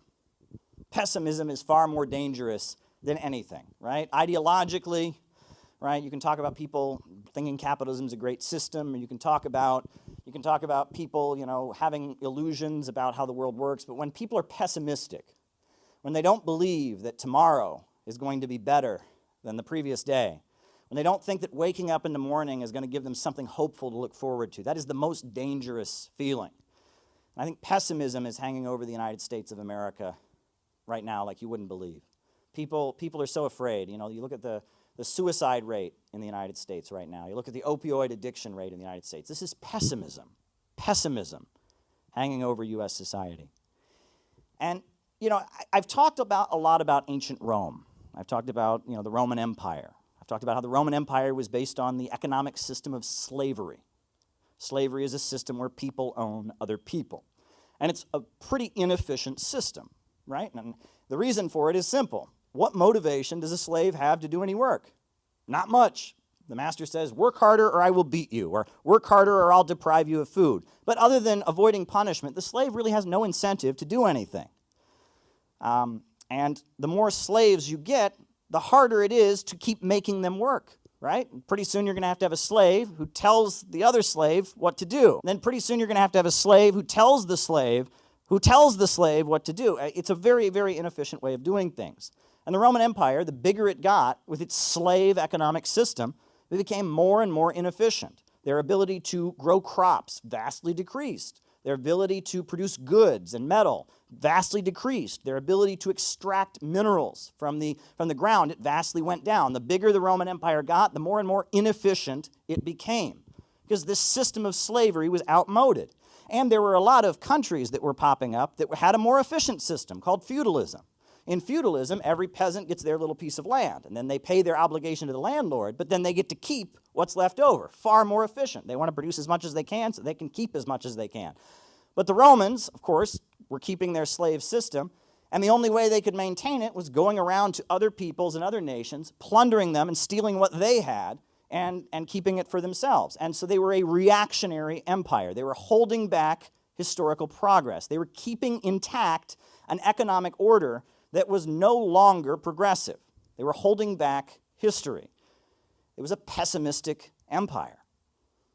And among the Romans, there were two trends of thinking.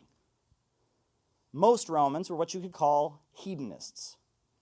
And now a hedonist is somebody who, you know, lives for pleasure.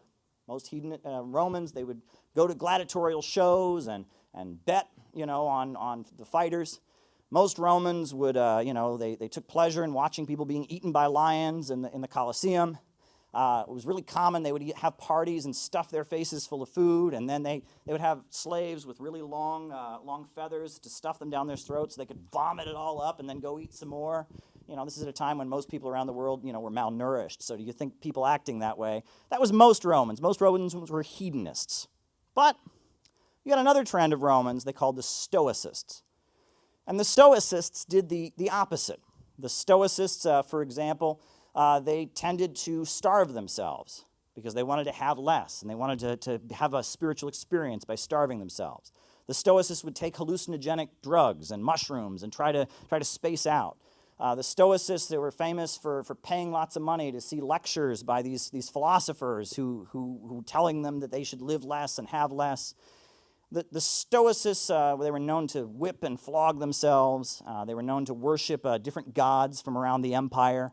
And these were the two trends. You could be a hedonist, but if you were just smart enough to not just be purely living for pleasure, you could be a Stoicist. You could be a sadist or you could be a masochist. But it was all about destruction. And I've talked a lot about Michael Parenti's beautiful book about Julius Caesar and how Julius Caesar represented a completely different trend, the city-building tendency. Julius Caesar believed that the Roman Empire needed to completely adjust its relationship with history. He wanted to grant freedom to all kinds of different people that were enslaved. He wanted to give citizenship to people throughout the empire. I was reflecting on Julius Caesar and how he wanted to turn the various cities throughout the empire, like Alexandria and different capitals, in Gaul and elsewhere. He wanted to turn them into prosperous centers of trade. And I thought, it's funny. Julius Caesar was pretty much advocating a 73 BC version of the One Belt, One Road initiative. He was trying to transform the way the Roman Empire operated. He wanted the Roman Empire to be a force of progress around the world. He wanted to be lifting up people, empowering whole countries and nations, letting them be part, letting them have citizenship. He also wanted to empower the citizens within Rome. He was a champion of the proletarians. The proletarians, right? Who are the proletarians? Those are people that weren't slaves. They weren't owned by anybody else, but they didn't have any property. They had to rent where they lived. They were craftsmen. They sold their labor power. And Julius Caesar was loved by the proletarians. And Julius Caesar, of course, we know what happened. We learned about it from William Shakespeare. He was stabbed to death. And those greedy Roman senators who owned huge tracts of land, on some level, they probably knew that their empire needed to start changing the way it operated. But they were too greedy in the short term. They wanted so much in that moment. And they saw Julius Caesar, who was imposing taxes on them, who was talking about redistributing land. They saw him as a threat. So they stabbed to death the only person who could have saved their empire because they were in love with their own profits. There's the play by William Shakespeare. Michael Parenti in his book is very critical of that play. But it's interesting because if you read the play by William Shakespeare, you know, Shakespeare, it seems in the play, is kind of dealing with the human relationship with power and authority. At the beginning of the play, Mark Antony, Brutus, they all get together and they kill Julius Caesar. But then they spend the rest of the play trying to figure out if they did the right thing.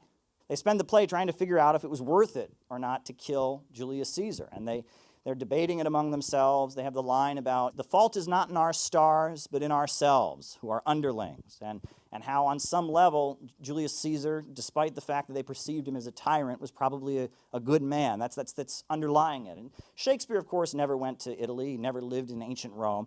He was writing about the human relationship with power and authority. And it's kind of the question of state power, right?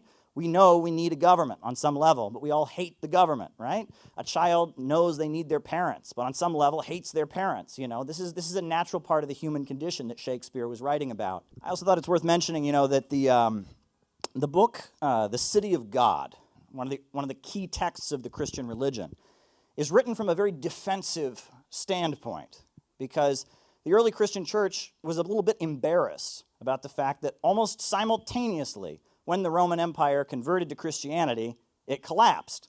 And that was a little bit of a hard selling point. If you're going around the world trying to convince people to adopt your religion, and some big, huge empire adopted your religion and then collapsed, it's not a really good selling point. But it's interesting, if you read The City of God, which is still a very important text, I mean, the development of Christian theology, if you look at it, you know, you kind of don't even, the book's not even necessary. Right? Because if you look at the teachings of Jesus, Jesus was not advising people on how to go out and build mighty empires that conquer and destroy people. Jesus said the last shall be first and the first shall be last. So the fact that the Roman Empire would collapse, an empire based on slavery and exploitation and killing would collapse when they adopted the teachings of Jesus, makes kind of perfect sense. There's no reason to be defensive about it at all, I think. It's pretty amusing. Everyone in the United States thinks they're an expert on communism. You know what I'm saying? Isn't it really annoying? Everyone in the United States thinks they're an expert on communism. I'll never forget a conversation I had one time. I was in Cleveland. I was selling a newspaper. Somebody walked up to me and he said, I have read every word that Karl Marx has ever written. I have read every word that Karl Marx has ever written, and I know that it doesn't work. I have studied it more than you have. You think you know it, but I read every word that Karl Marx ever wrote. I was kind of, wow. I mean, that's a lot of reading you did, you know. And I said, well, you know, I know you think Marx was wrong about socialism, but do you think he was wrong about dialectical materialism? And the guy looked at me and said, what are you talking about? I said, you read every word of Karl Marx? You never heard of dialectical? He's like, you're using fancy words trying to look like you know more than I do, but people don't know anything, right? You know, people always say, you know, socialism does not work. Well, somebody should have asked Yuri Gagarin, the first man in outer space, how he managed to get into space with something that didn't work. How did the shuttle that didn't work get him into space? Somebody should have asked the people living in Germany toward the end of the Second World War how an army that didn't work managed to drive in, defeat the Nazis, and unfurl the hammer-sickle flag. If it didn't work, right? You know, people should ask, why half the steel in the world today is made in these state-controlled industries of China. If socialism doesn't work, all this steel, how are they doing it? I mean, it just doesn't work, right? How is Huawei, the biggest telecommunications manufacturer in the world, making some of the best phones, better than Apple? Apple's desperate to get them pushed off the market. How is this working? It doesn't work, right? We learned in school it doesn't work. Well, I mean, there's all this evidence of socialism working pretty well, but somehow it just doesn't work, right? Everyone's an expert. Everyone's an expert. And it's amusing, you talk about Cuba, and the fact that Cuba is a very small island, and yet it's known all over the world for its achievements in terms of healthcare and medical volunteers and literacy volunteers that they send all over the world. You can compare Cuba to the Dominican Republic or Haiti or any of the countries in that area, and it's amazing what they have accomplished. The reputation that Cuba has is based on real solid achievements in that area. We talk about the situation on the border, right, where there are immigrants pouring into this country, refugees. Where are they fleeing from? They're fleeing from Honduras, a free market country. They're fleeing from Guatemala, a free market country. You don't hear about many people fleeing from Nicaragua, where the Sandinista government has made huge achievements in reducing poverty and providing health care to people. And there's so much evidence of socialism being quite successful in raising people out of poverty. There's so many examples of capitalism completely collapsing and destroying people's lives, but yet people stick to this narrative that they have. Socialism doesn't work. It just doesn't work, right? I mean, everyone knows it. You know, you almost want to say, whenever someone says everyone knows in front of something, you can almost guess that they're lying, right? Everyone knows. Everyone knows. Everyone knows. Well, if everyone knows it in this society, it's a good hint that it's probably wrong. This isn't exactly a true story, but it's a story that I know very, very similar things have definitely happened. So I'm gonna give you this before I close. So you can imagine a young man, right? He lives in the heartland of the United States. He's graduated from college. He's got a load of student debt. He's working full-time job, but it's not enough that he can live on his own. He's still living with the parents. Parents aren't too happy about that. And they've noticed that their son, who usually was just all over the computer and all that, he starts reading. He's always reading books. And the last year, he's gotten really, really literary. He's reading a lot. He's not talking as much, but he's reading a lot. They're a little bit worried about their son. So they say, you know what, on Saturday night, we're going to take him out to dinner. We're going to take John out to dinner, find out how he's doing. Maybe he can talk to him about possibly getting a better job, getting into a better life situation. We're going to take John out to dinner on Saturday night. So Saturday evening rolls around. They get a reservation at a decent restaurant. Mother walks up to John's room, knocks up on the door. John, we're going to head to the restaurant. John says, Mom, I'm reading a really good book. If you could just give me a few more minutes, I just want to finish reading this book. She says, okay. Goes away. Comes back to the door of the room. All right, John, you ready to get going? He says, Mom, I am at the most exciting part of this book. The hero is in so much trouble, and I just got to see how this book ends. I can't. She says, okay. She's a little bit frustrated. Goes away. Comes back.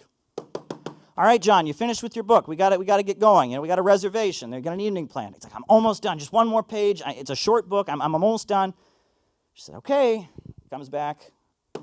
John, hurry up. Like, we got to get going. What's going on here? All right, I'm almost done. A couple of minutes later, he comes flying out of the bedroom. He's all dressed. He's ready to go. He's like, all right, let's go to dinner. So they go to dinner. They get to the restaurant. They're in the restaurant, and they're sitting there across from each other. Father's sitting there, the mother's sitting there, John's sitting there. The father just making conversation. He says, so John, what was this book that you were reading that was like so exciting, you know, that you just couldn't get away from it? Was it science fiction? I know you really like science fiction, don't you? He says, no, it wasn't really science fiction, but it kind of reminded me of science fiction. A little more science fact than science fiction. I said, okay, John. I said, what were you reading? And he says, brought it with me, the Communist Manifesto. Of course, this is a Trump-supporting, rather conservative family, so their jaws kind of drop there in the restaurant, and they're looking over their shoulder. People see them, oh my goodness. And they said, John, you're reading the Communist Manifesto. I mean, what in the world? I mean, we figured you were reading like an action novel or something. What is this? He said, well, this is the most exciting story I've ever read. He says, really? He says, yeah. He says, the part where it says, a class of laborers who live so long as they find work and who find work only so long as their labor increases capital. These laborers who must sell themselves piecemeal are a commodity, like every other article of commerce, and are consequently exposed to all the vicissitudes of competition and all the fluctuations of the market. He's like, that reminded me of my job at the Amazon warehouse and how my boss is trying to drive me to work harder and ripping me off. And then when I read the part about how the modern laborer, instead of rising with the process of industry, sinks deeper and deeper below the conditions of existence of his own class. He becomes a pauper, and pauperism develops more rapidly than the population and the wealth. That made me think about how they're always trying to replace workers with machines. We're pretty close to having self-driving cars. Imagine how many people are going to lose their jobs when we have self-driving cars. These capitalists, they're really good at inventing new technology to make better profits, but it only leads to people getting poorer and poorer. And we talked about pauperism. I thought about how the roads in our neighborhood are crumbling. I thought how the standard of living is going down. I thought about all the student debt me and people my age have hanging over their heads. And then I read the part where it says the need of a constantly expanding market for its products chasing the bourgeoisie over the entire surface of the globe. It must nestle everywhere, settle everywhere, establish connections everywhere. I thought about how Uncle John lost his job in the factory because they sent it to another country where people were working for less, and how they've got us all competing all over the world. Who will work for the lowest wages? Who will accept the worst conditions? I read about how it compels all nations, on pain of extinction, to adopt the bourgeois mode of production.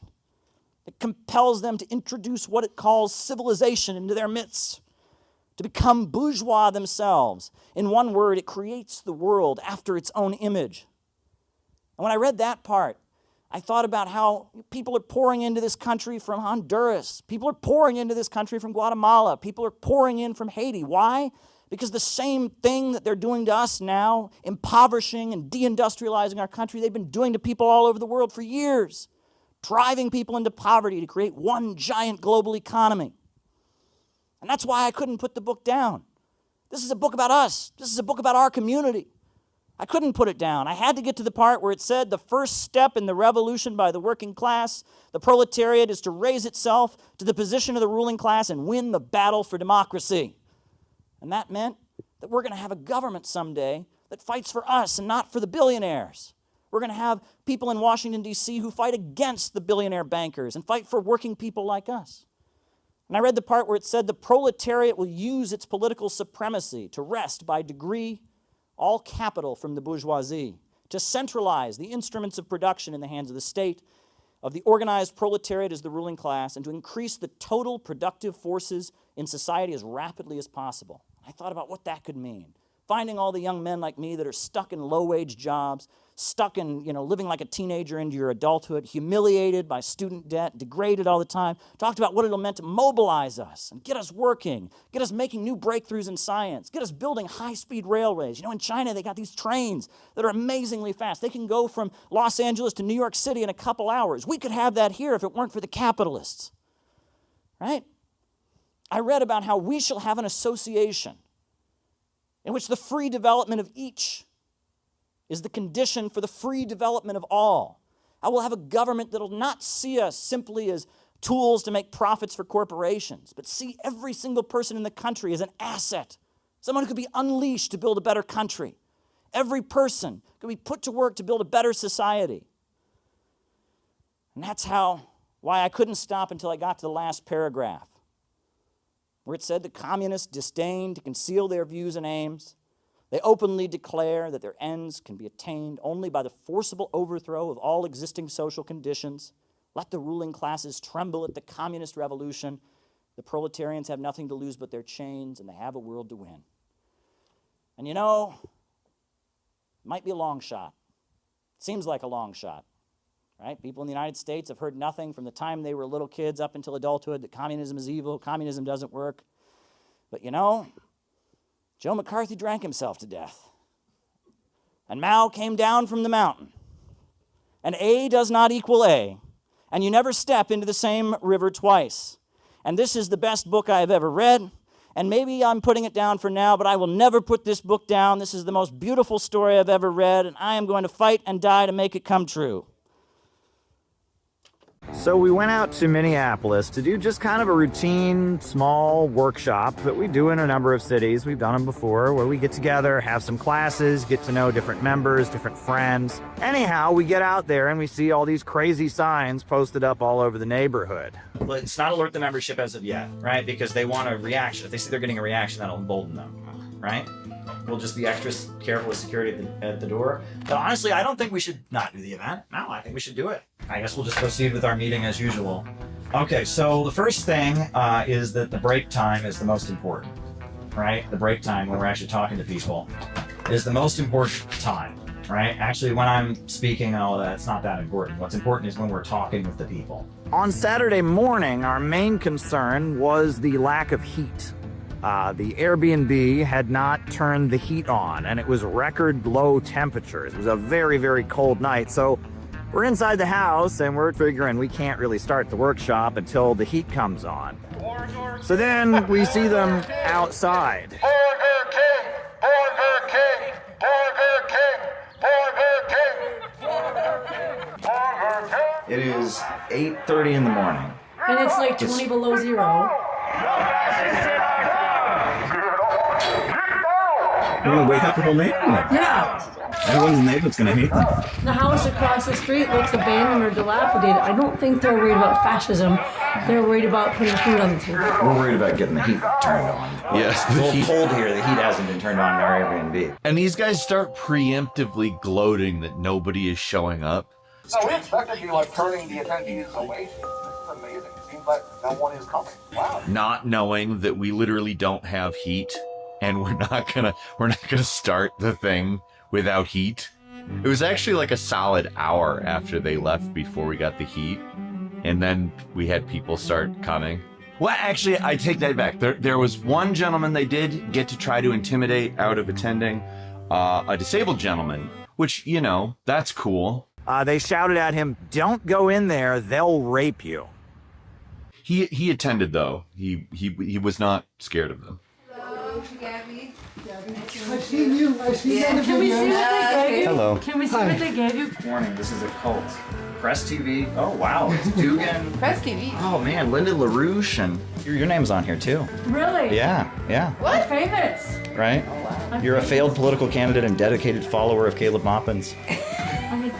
You know, we're inside and like laughing about it. The whole thing just looked completely insane. At 8:30 in the morning, in record cold temperatures, you have 15 kids out there wearing COVID masks with signs about spanking and fascism and cults. I mean, the whole thing just had to look completely insane. What are they saying? Maupin runs the CPI. He's a weird little guy.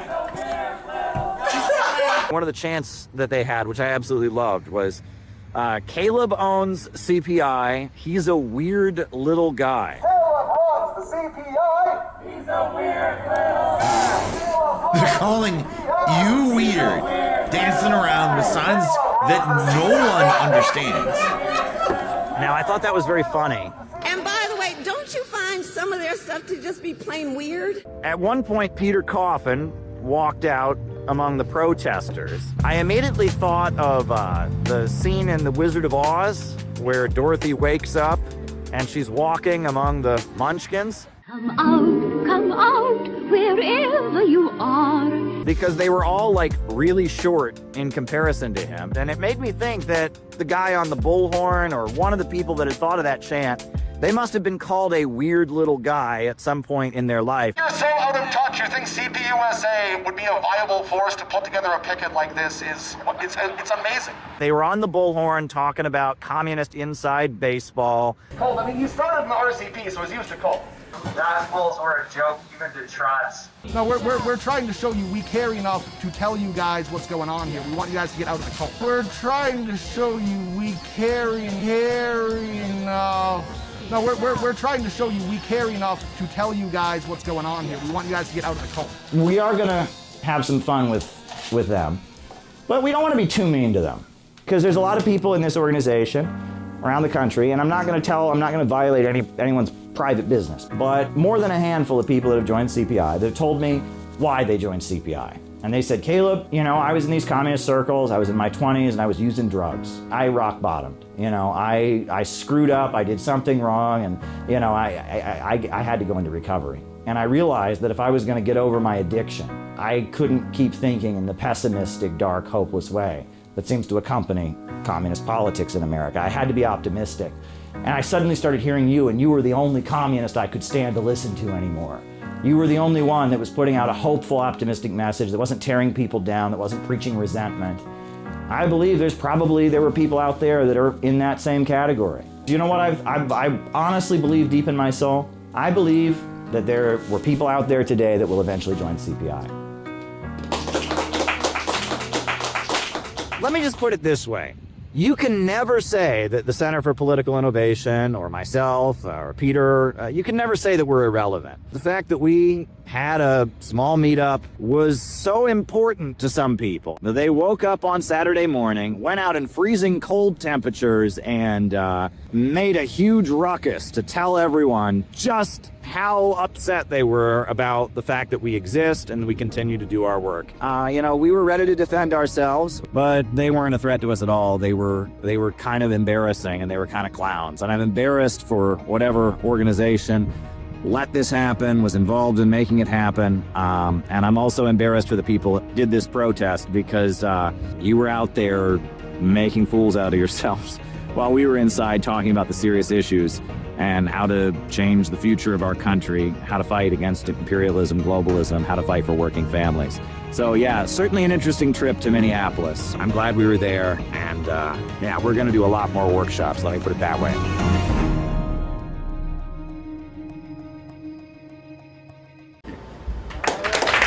It's about getting a good volunteer. It's, like we put out, you guys in Chicago here, hats off to you guys in Chicago, put out thousands of booty books and thousands of mailers, and Gabby with her family, challenges with her family and childcare, she's still on it, and she's getting all this stuff in the mail every day. I'm sure her family thinks, what are you getting on Amazon? But I would love to get more information about the Kentucky Party and see how we can join forces. Absolutely. Well, you're always welcome. We need as much help as we can get. All right. I'm Alexin. I'm part of the Kentucky Party. I'm the secretary on the EC, as well as a lead organizer in Richmond for Palestine, which is Richmond, Kentucky for Palestine, I should say. And I only just recently heard about CPI within the last few months, and under the encouragement of some of my some of the elders in the group that I'm a part of, I was encouraged to join CPI. But I had never heard of CPI before this. I was not familiar with anything. I was not sure what the energy in the room was going to be, what kind of people I was going to meet.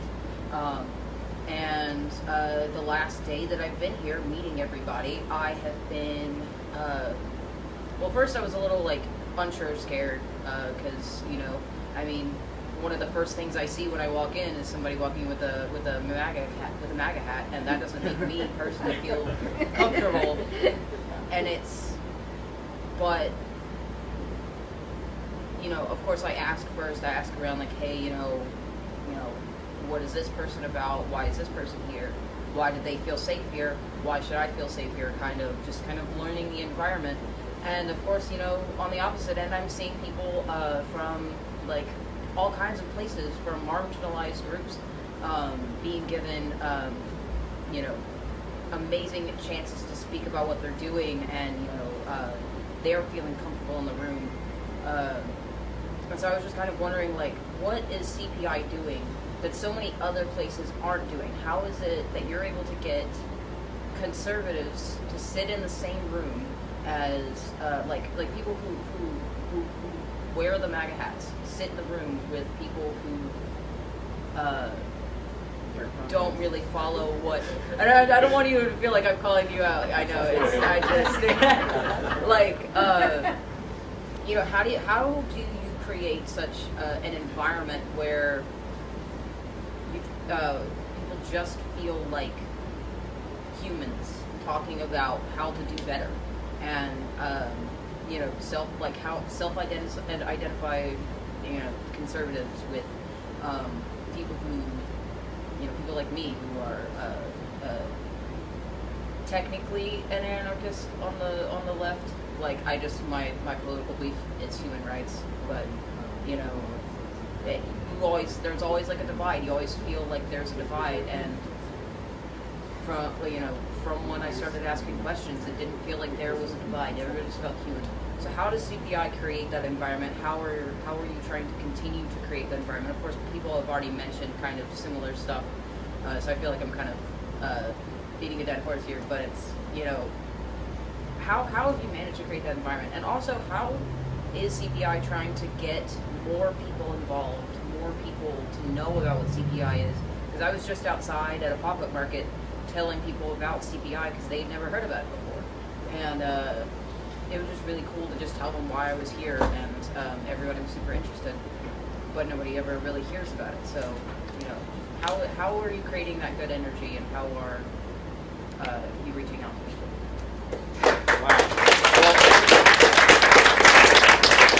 Alexa, I want to tell you, first of all, I want to thank you for being brave enough to come here, really, because I am somebody who has worked in Russian media. I am somebody who's met the Russian president. I've also met multiple Iranian presidents, had a sit down with one of them. And the deep state really doesn't want people to give CPI a chance. And one of the main things that they've done is they've created a lot of social media nonsense to convince you that all we do is talk about hatred for people of marginalized communities, and that we're some kind of far right fascist burning organization. And we're not that. But if you just Googled us, unfortunately, the deep state has worked very, very hard to create that impression. We had a workshop in Minneapolis, and there were a bunch of people outside protesting us who had no idea what we were really about. So thank you for being brave enough to come here and see this for yourself. And also, you mentioned the reason you're here is because you knew people. And that's how we're going to reach out to people and bring people. The internet was another one of those training wheels. For a while, the YouTube channel was growing, and we were able to bring people in that way, and then the deep state caught up with it and made sure that we weren't going to be able to do that. But you asked how it is that we're able to get people of different perspectives together. And the main thing has been that on a lot of issues, we're neutral, right? We're neutral. There are people in our organization who identify as queer and LGBT, and there are people in our organization that religiously their personal belief is that they don't believe in that kind of thing. And our understanding is, first of all, no one will ever be turned away from this organization because of their identity, and no one will ever be bullied or made to feel unwelcome because of who they are in this organization. That will never happen. But on top of that, people, if they have their own feelings or whatever, and they're allowed to keep their own feelings as long as they respect other people. You know what I'm saying?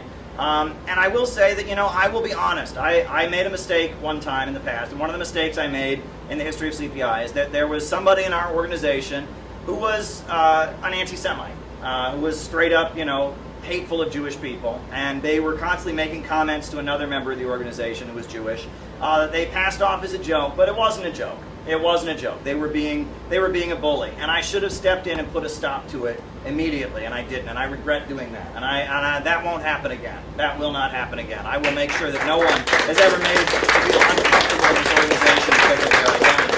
That will never happen again, and that's something that I have vowed to improve on, in terms of the organization, and that we're welcoming to everybody, and that we exist. We have certain principles that we believe in, our 4-point plan, opposition to imperialism, etc. But beyond that, your beliefs are your own, your personal life is your own.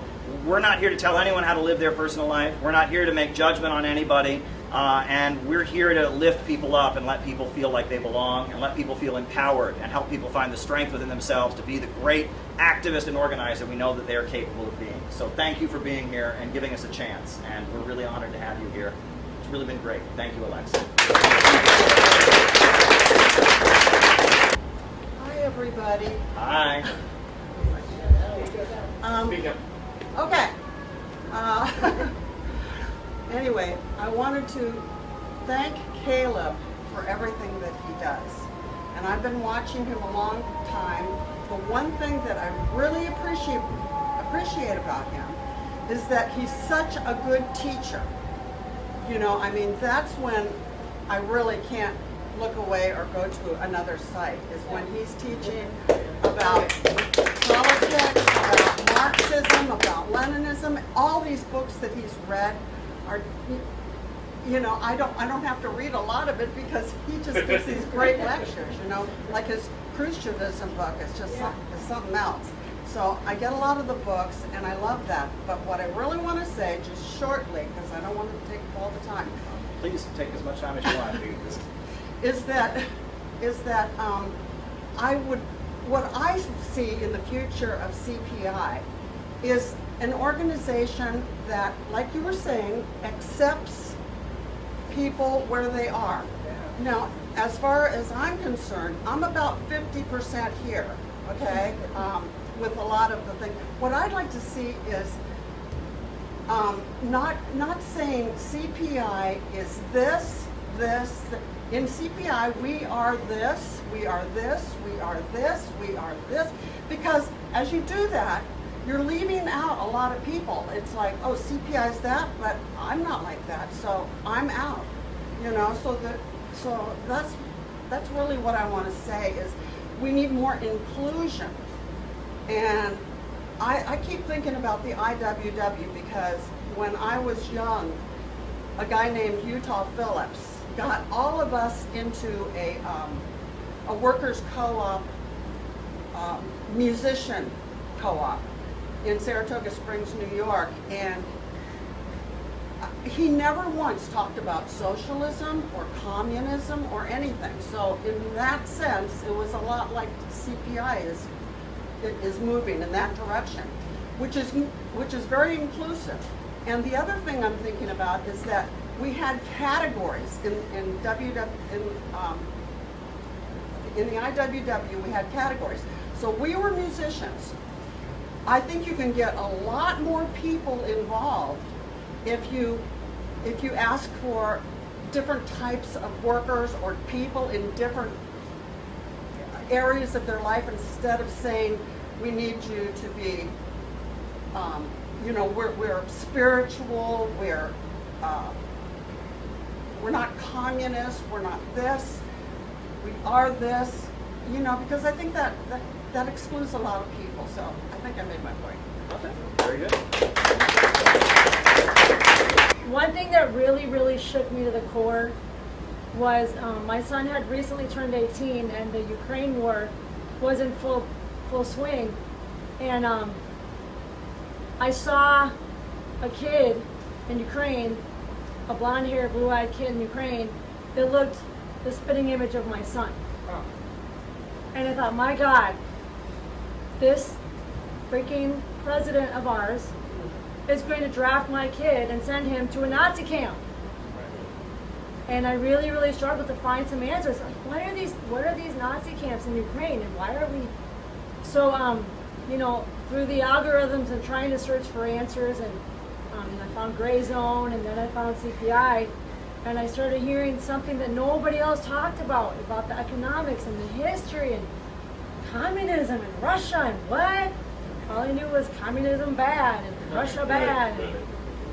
What is going on there? Well, why? And then he had the workshop in Chicago, and I said, what are you going to talk about? I went to the DNC and I met Gabby. Come here, Gabby, give me a hug.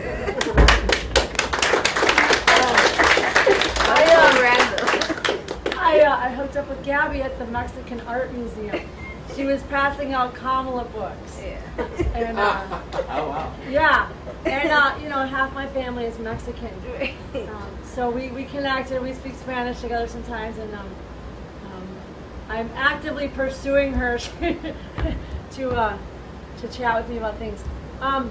So I really appreciate Caleb's educational focus, and the focus of the Chicago workshop after the DNC convention is, why are they taking us to war? I'm like, they want to sell weapons, why else? But there's more to it. It's all this imperialism and the bankers and the corporations. And so Gabby and I talked a lot about that, about Mexico. What's really going on? This looks good, but is it really real? So we're still trying to figure out what's going on in Mexico. And I want to give a shout out to all of you for helping me through this convention. Appreciate that. Thank you, Stephen and Deha, for giving me your constructive criticism, because it really made everything a lot better. So thank you for that.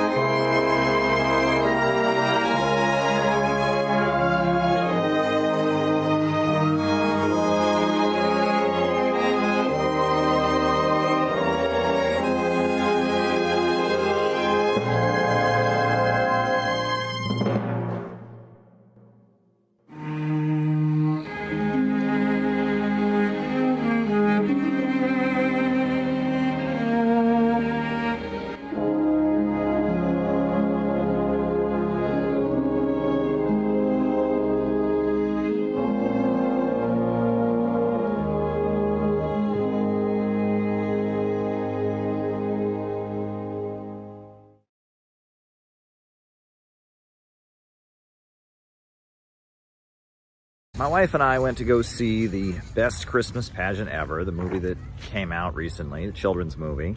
And I was particularly excited to see the film because I was familiar with the short story that was published. I remember reading the book as a kid, reading it in school.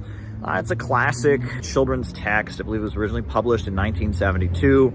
Tells the story of a Christmas pageant in a small town that becomes taken over by a group of juvenile delinquents, troublemaker kids, and in the process, the town learns something about the true meaning of Christmas, Christian love, acceptance, that kind of thing. Set in the past, in the 1960s, and it is very much a story of small town gossip and rumor, children bullying each other, the judgment that is poured down on people, and how all of this plays out and culminates in a very interesting Christmas pageant in a small town. The short story itself was already a very, very religious story centered around the Christian story of Christmas and the birth of Jesus Christ.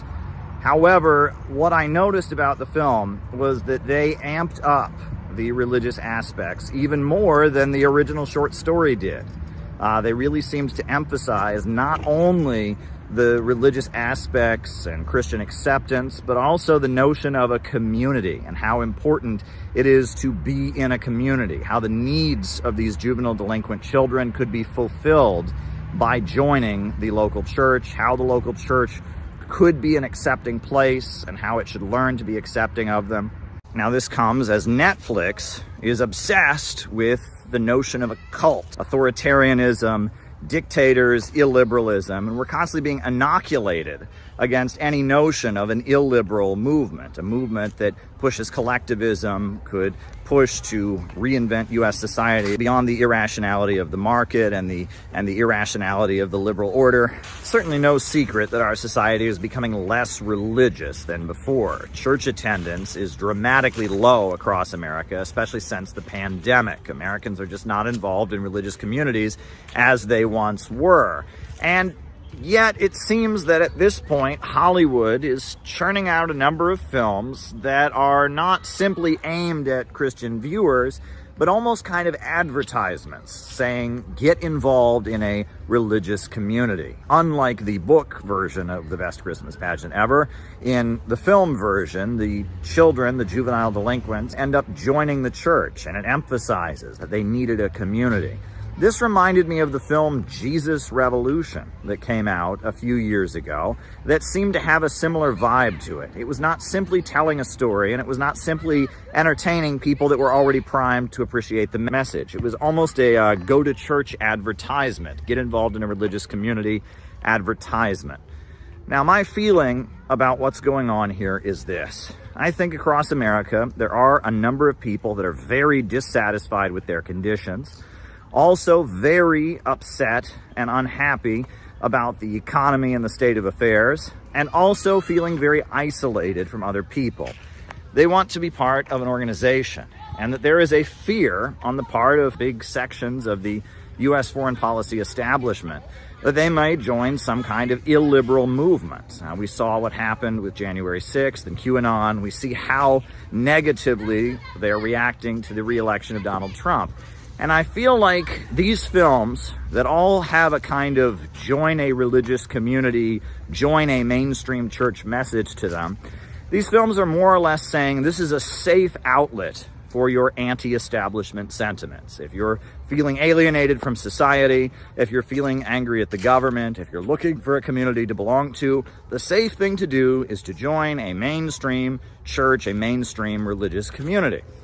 Ultimately, what millions of Americans, especially those living in small Rust Belt towns who are angry with the political establishment and seeing their living conditions go down, need is a mass movement of anti-imperialists. They need to join the Center for Political Innovation. They need to join the movement we are creating to mobilize Americans to reinvent the country as part of the emerging economic order that is in opposition to the decaying Atlanticist, imperialist economic system.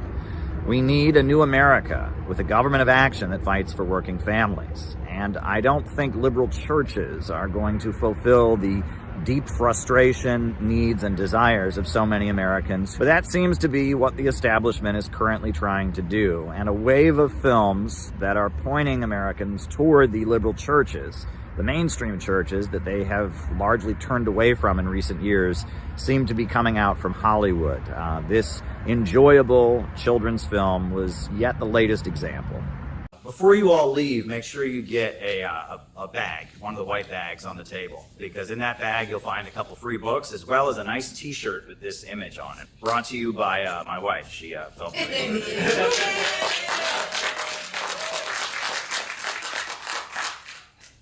So, George Washington, first president of the United States.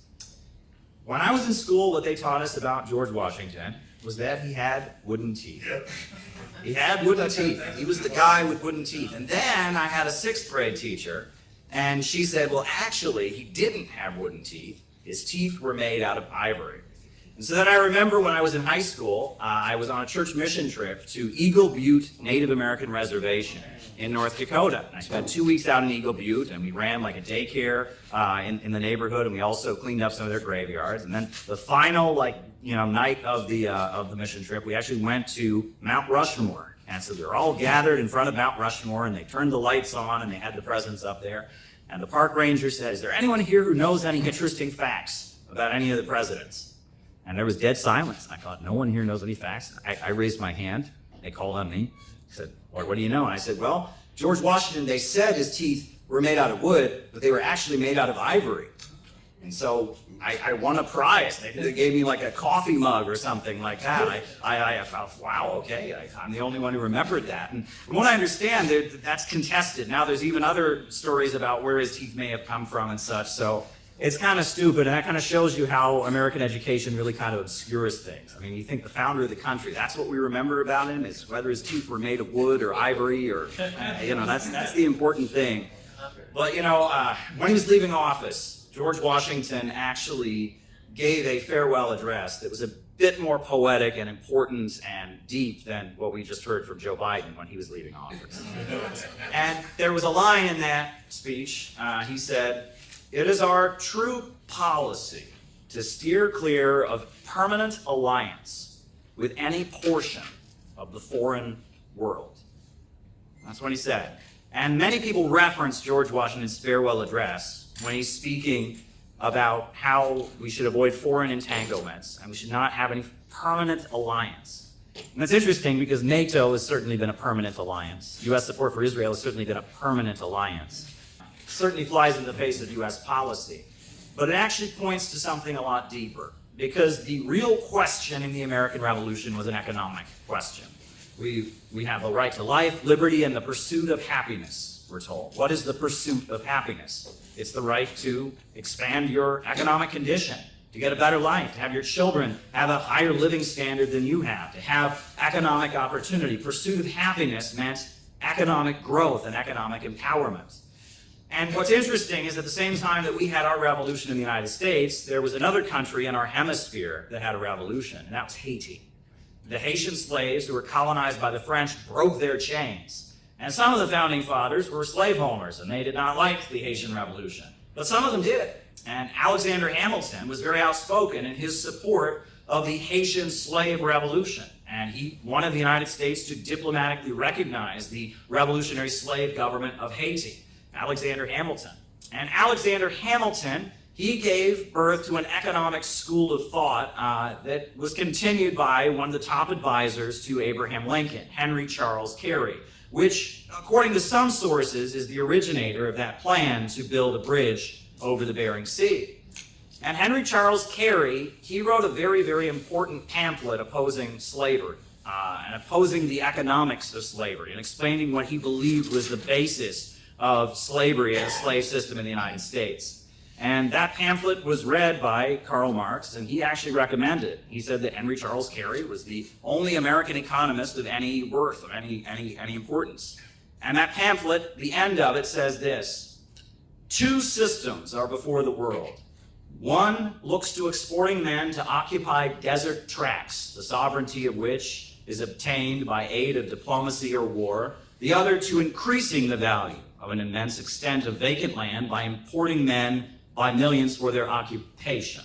One looks to the concentration of wealth and power in a great commercial city, which shall rival the great cities of modern times and which has been supported by aid and contributions of exhausted every nation subjected to them. The other to concentration by aid of which a market shall be made upon the land for the products of the land, and the farmer and the planter to be enriched. One looks to increasing the necessity for commerce, the other for increasing the power to maintain it. One looks to underworking the Hindu and sinking the rest of the world to his level, the other to raising the standard of man throughout the world to our level. One looks to pauperism, ignorance, depopulation, and barbarism, the other to increasing wealth, comfort, intelligence, combination of action and civilizations. One looks toward universal war, the other toward universal peace. One is the English system, and the other we may be proud to call the American system, for it is the only system ever devised, the tendency of which was that of elevating while equalizing the condition of man throughout the world. And such is the true mission of the people of the United States. And Henry Charles Carey was describing how at the time that England was emerging as a colonial power, it was holding back economic development. British bankers were using their monopoly to keep countries in poverty. And he talks about underworking the Hindu. That's about the brutal colonization of India. What the American Revolution was really about, right? If you know that the 50 states, that's the 50 stars, but the 13 stripes are for the 13 colonies. And the 13 colonies wanted economic development, whereas the British Empire just wanted them as a temporary trading hub, as a holdout, a trading post in their global sea-based empire. And you could argue that there's a very extreme similarity in what Henry Charles Carey was describing about the English system and the basis of the American Revolution and what was written by Vladimir Lenin when he wrote about the Bolshevik Revolution and when he explained his theory of imperialism, the highest stage of capitalism. And actually, I wanted you guys to go get another flag that I have. I have the Chinese flag. It also has stars on it, no stripes. But the Chinese flag, on the Chinese flag, this star represents the Chinese Communist Party. But these 4 stars, they represent what was called the block of 4 great classes. The workers, the peasants, the urban merchants, and the national capitalists. The block of 4 great classes that Mao built in alliance against imperialism. Classical Marxist theory was it was the workers versus the capitalists. But Lenin came along and he said, actually, capitalism has entered this stage of imperialism, of monopolies, holding countries in poverty. And that the revolution isn't going to come from the Western countries, and it's not going to be the workers versus the bosses. It's going to be nations that have been kept in poverty fighting to break free and establish their economic independence. And that was the Leninist theory of how socialism would come into the world. So thank you very much. And what's also interesting is that now, if you go to China, you go to Russia, standard classical Marxist-Leninist stuff isn't as popular. But there's a rising school of thought called geopolitics. And geopolitics talks about civilizations of the East versus civilizations of the West, and civilizations of the sea versus civilizations of the land. And they talk about how there are empires in history that are sea-based, that build mighty navies and control trade routes. And there are empires and civilizations that are land-based, and they control great land masses. And that they have a fundamental difference in how they orient people. Because if you're simply controlling the trade routes, all you need to do is build up a mighty military. Whereas if you're developing on the land, you have to build roads. And you have to connect different ethnic groups and different nationalities and different religious groups with each other. And that if you compare the civilizations in China's history and the civilizations in Russia's history, if you compare the Persian Empire that existed in ancient Iran with the Roman Empire that was based on the Italian peninsula, a sea-based empire, or with the British Empire that later emerged, their economic relationship was different. and their culture developed in a different way. We associate the East with more collectivist ideas and a more collectivist notion of what it means to be a person, whereas we associate the West with more radical individualism. And that this school of geopolitics, how our relationship with the land affects how we relate to each other. This is being widely studied, right? You know, in the Cold War, they just talked about communism versus capitalism. But now, in the Eastern countries, they're saying it's much deeper than that, and that there are deep issues in civilization and global perspective that have a much deeper root.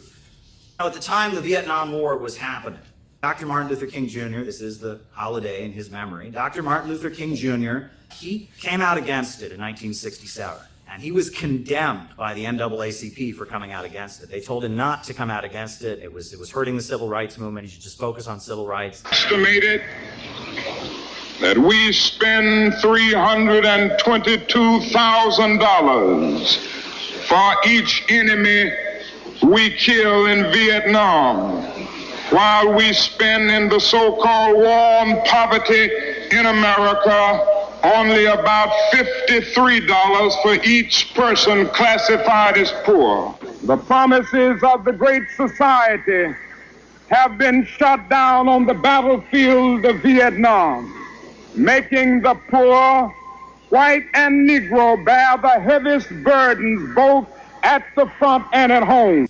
And he went to Riverside Church in Harlem in New York City, and he gave a very powerful speech condemning the Vietnam War. And in that speech, he said the following thing: "These are revolutionary times.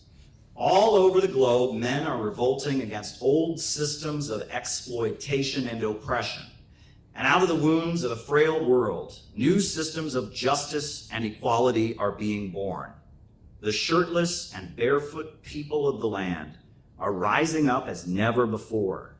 People who sat in darkness have seen great light. And we in the West must support these revolutions." What is socialism? I learned in school when I was a kid that socialism is everyone gets paid the exact same wage no matter how hard they work. And so then everyone's lazy because that's what socialism is. I've had other people, the more common definition you get now is socialism is whenever the government does anything. The government does something, that's socialism. The USA, I've heard, is half socialist and half capitalist because we have Social Security in the post office and the US military, but we also have private companies. There's many different definitions of socialism. The first use of the word socialism was in France.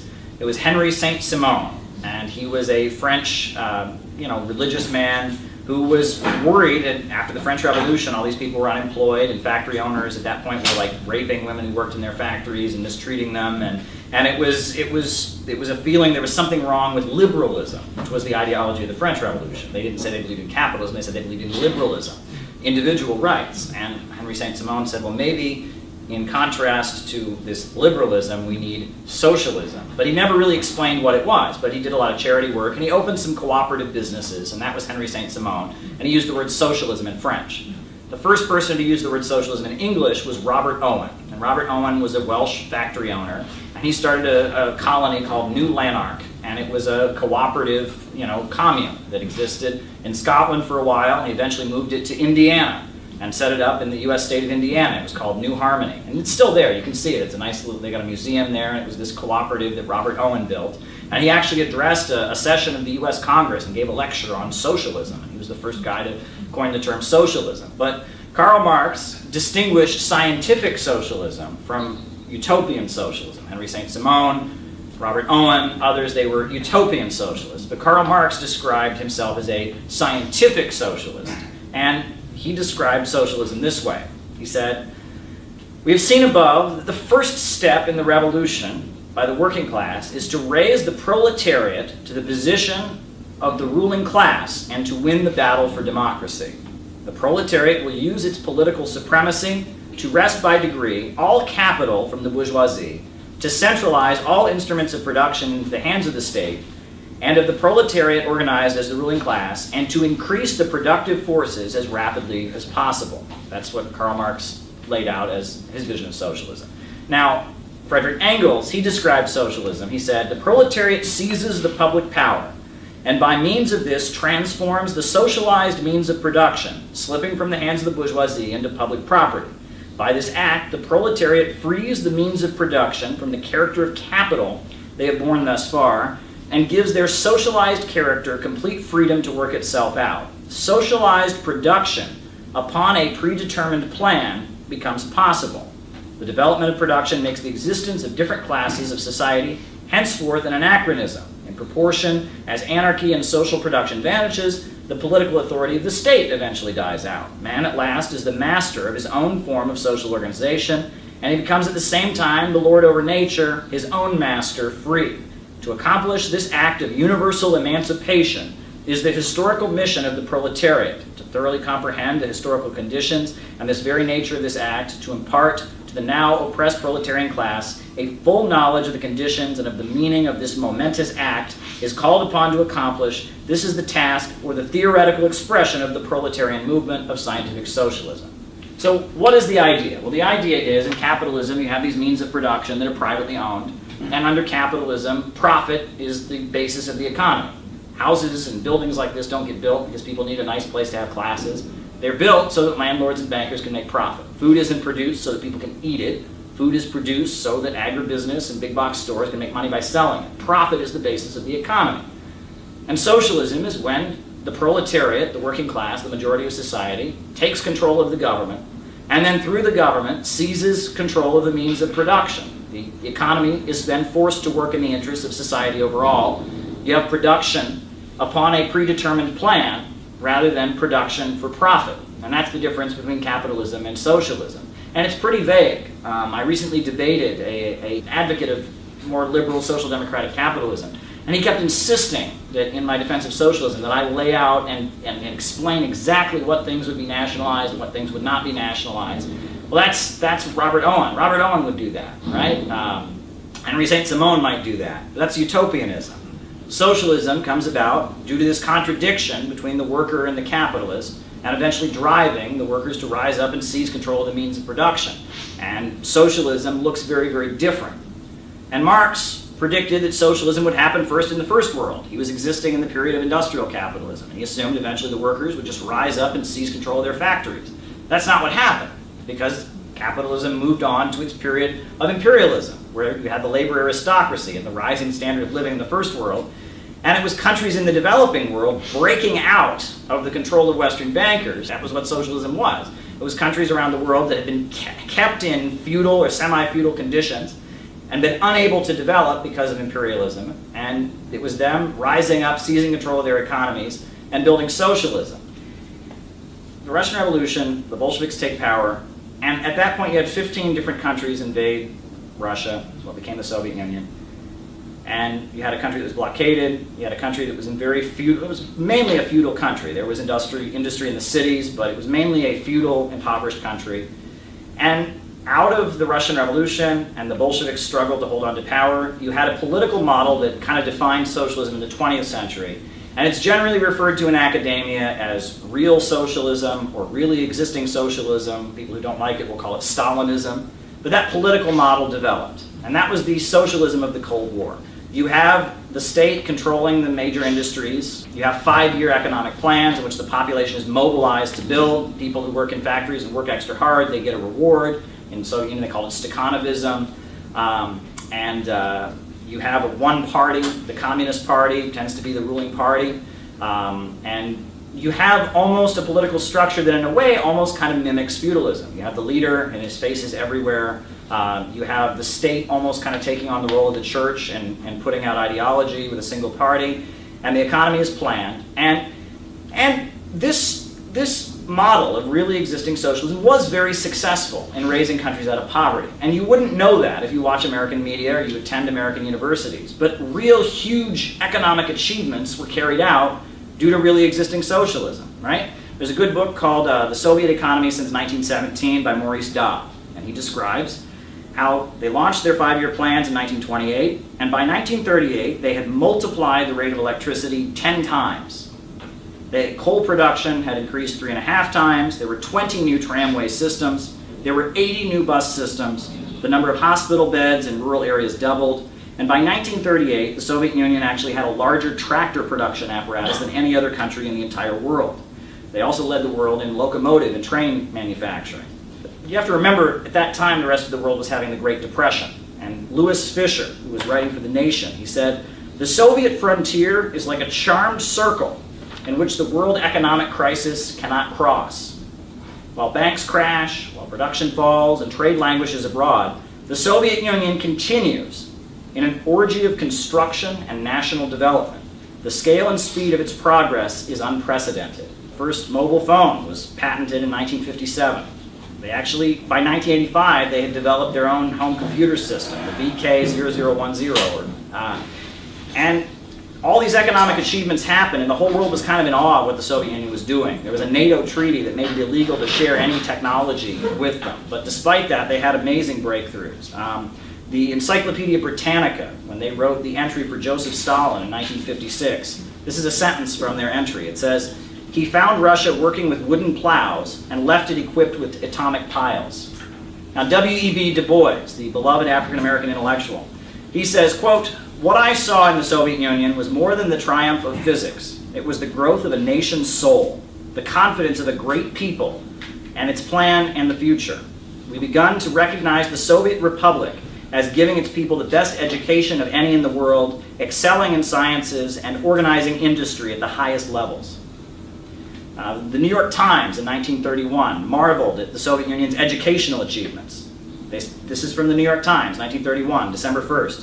"There seems to be no parallel in history to the drive for learning in all branches of knowledge, from reading and writing to the abstruses of science, as is now in progress in the Soviet Union.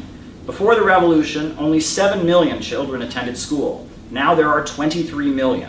Fraser Hunt, who was an American journalist, he was writing for the New York American, he said, quote, "Japan, westernizing and industrializing itself 50 years ago, was doing child's play compared to what the Soviet Union is doing today. Already, almost overnight, the USSR has become an industrial country." The Soviet Union also had a huge impact on global culture. For example, the fact that nowadays racism is considered to be a bad thing. That has a lot to do with the Soviet Union. It was the Soviet Union, from its inception, believed the notion that one race is superior to another was false and fought against it and inserted that into public consciousness. That was something people believed all over the world. W.B. Du Bois, an African-American man who studied in the Soviet Union, said, "The Soviet Union seems to be the only European country where people are not more or less taught to look down on some class, group, or race. I know countries where race and color prejudice show only slight manifestations, but no white country where race and color prejudice seems so absolutely absent." That was W.E.B. Du Bois. And it's largely understood that the birth of the modern civil rights movement of the United States, where Martin Luther King Jr. Became a household name, was after the lynching of Emmett Till. Right? He was an African-American man who was accused of whistling at a white woman. The owners of his store came and killed him and were acquitted in court. Well, the reason that that case created such a huge splash was because the Soviet Union took the image of Emmett Till's mutilated body and sent it all over the world and humiliated the United States. The Cold War was going on, and the United States was saying that we're a land of freedom and these are communist dictators. And then the Soviet Union just held up that picture and said, "Oh, really? That's your idea of freedom?" And it was in that context that the northern wing of the Democratic Party started to move against the rival wing of the Democratic Party, the Dixiecrats of the U.S. South. The Soviet Union had a lot to do with writing the UN Charter in the aftermath of the Second World War and condemning racism and bigotry.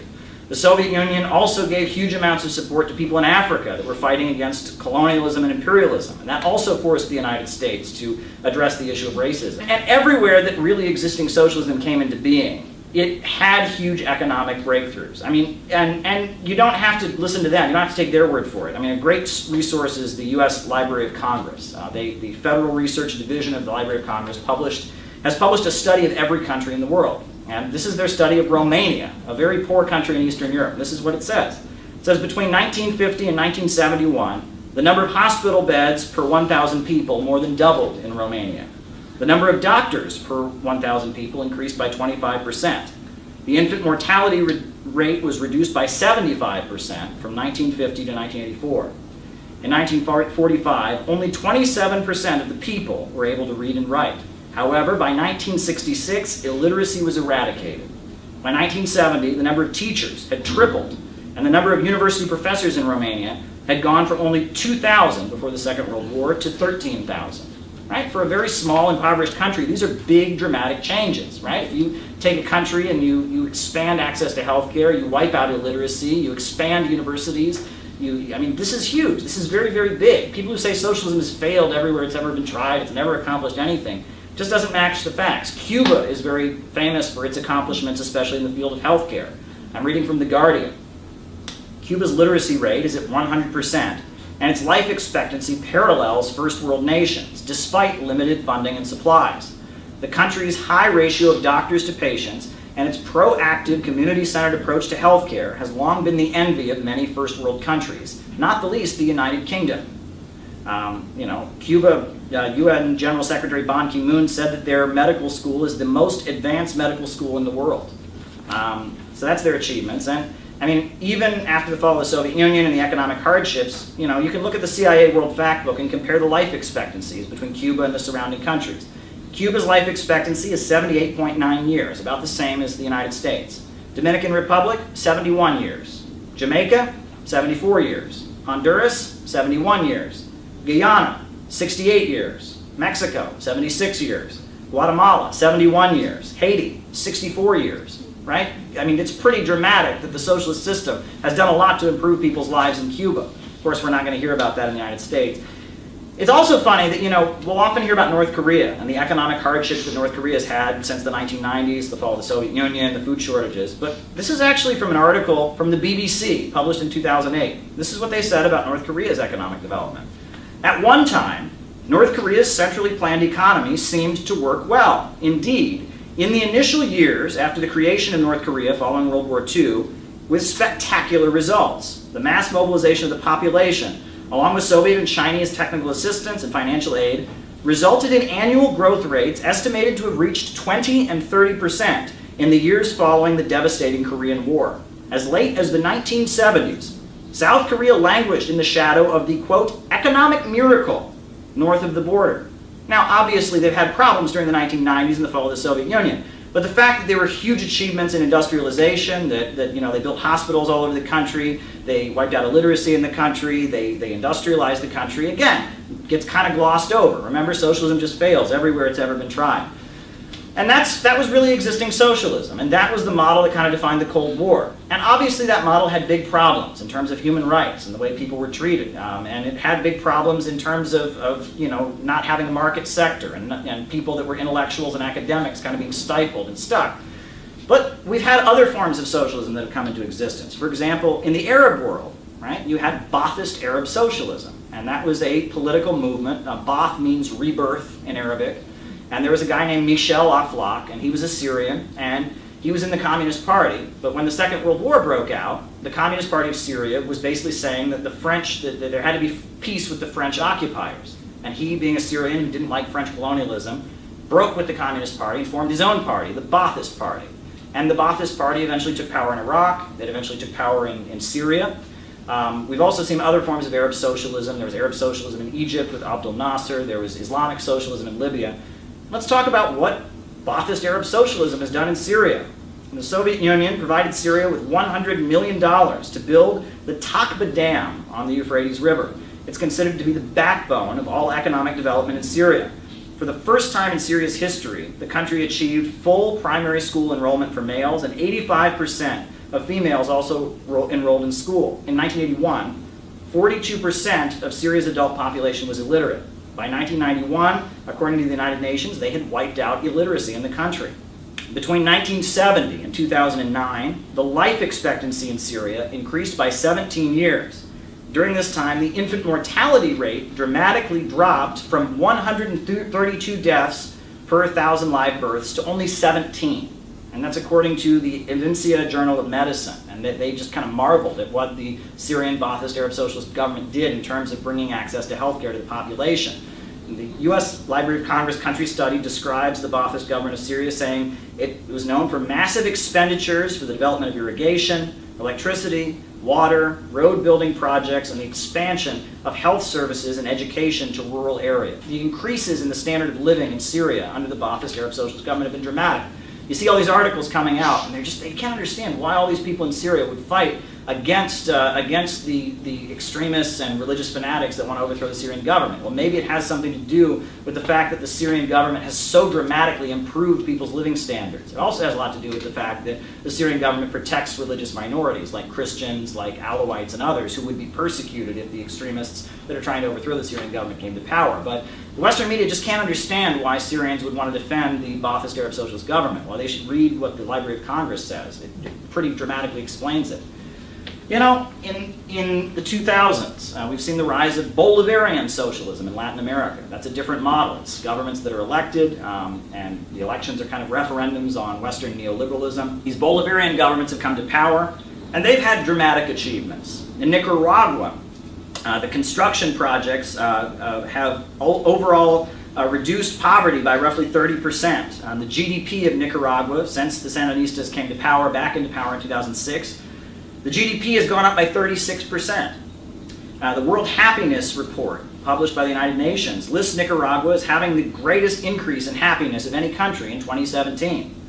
Bolivia, which nationalized its oil and natural gas production, it actually has seen very dramatic increases in the standard of living. The rate of illiteracy in Bolivia when Morales came to power was 16%. Now, according to the United Nations, there is no illiteracy in Bolivia. And it was Cuban volunteers who came in and wiped out illiteracy. The Bolivian government under Evo Morales has built roads all over the country in places they didn't have them before. This is according to Bloomberg News. By 2017, Bolivia was 42% richer than when Morales took office. 42% richer. Right? Poverty has declined by 25% since he was elected. That's Bloomberg News that is admitting the dramatic economic achievements. And Venezuela, they've recently had their hardships, but, you know, in 1998, before Hugo Chavez was elected, Venezuela only had 12 public universities. Now it has 32 public universities. Free health care is provided to all citizens in Venezuela by Cuban volunteers. They have free heating and cooking gas. Adult illiteracy has been wiped out. Between 1995 and 2009, poverty in Venezuela has decreased by 50%. They have interest-free loans for people to buy loans. I actually walked through a neighborhood in Caracas where every single house had been paid for by an interest-free loan provided by the Bolivarian government. They have cheap public transportation, and all of this is paid for by state-controlled oil resources. I just want to go over some of the wonders of the world that have been built by socialism. The first one I want to talk about is the Aswan Dam in Egypt. Abdel Nasser, the Arab socialist leader who was elected president of Egypt, he teamed up with the Soviet Union, and they built the biggest hydroelectrical power plant in the Middle East. And it electrified all of Egypt. There were whole sections of Egypt that had never had electricity. And he electrified all of Egypt. And it was built by Soviet technicians and Egyptians mobilized by a socialist government.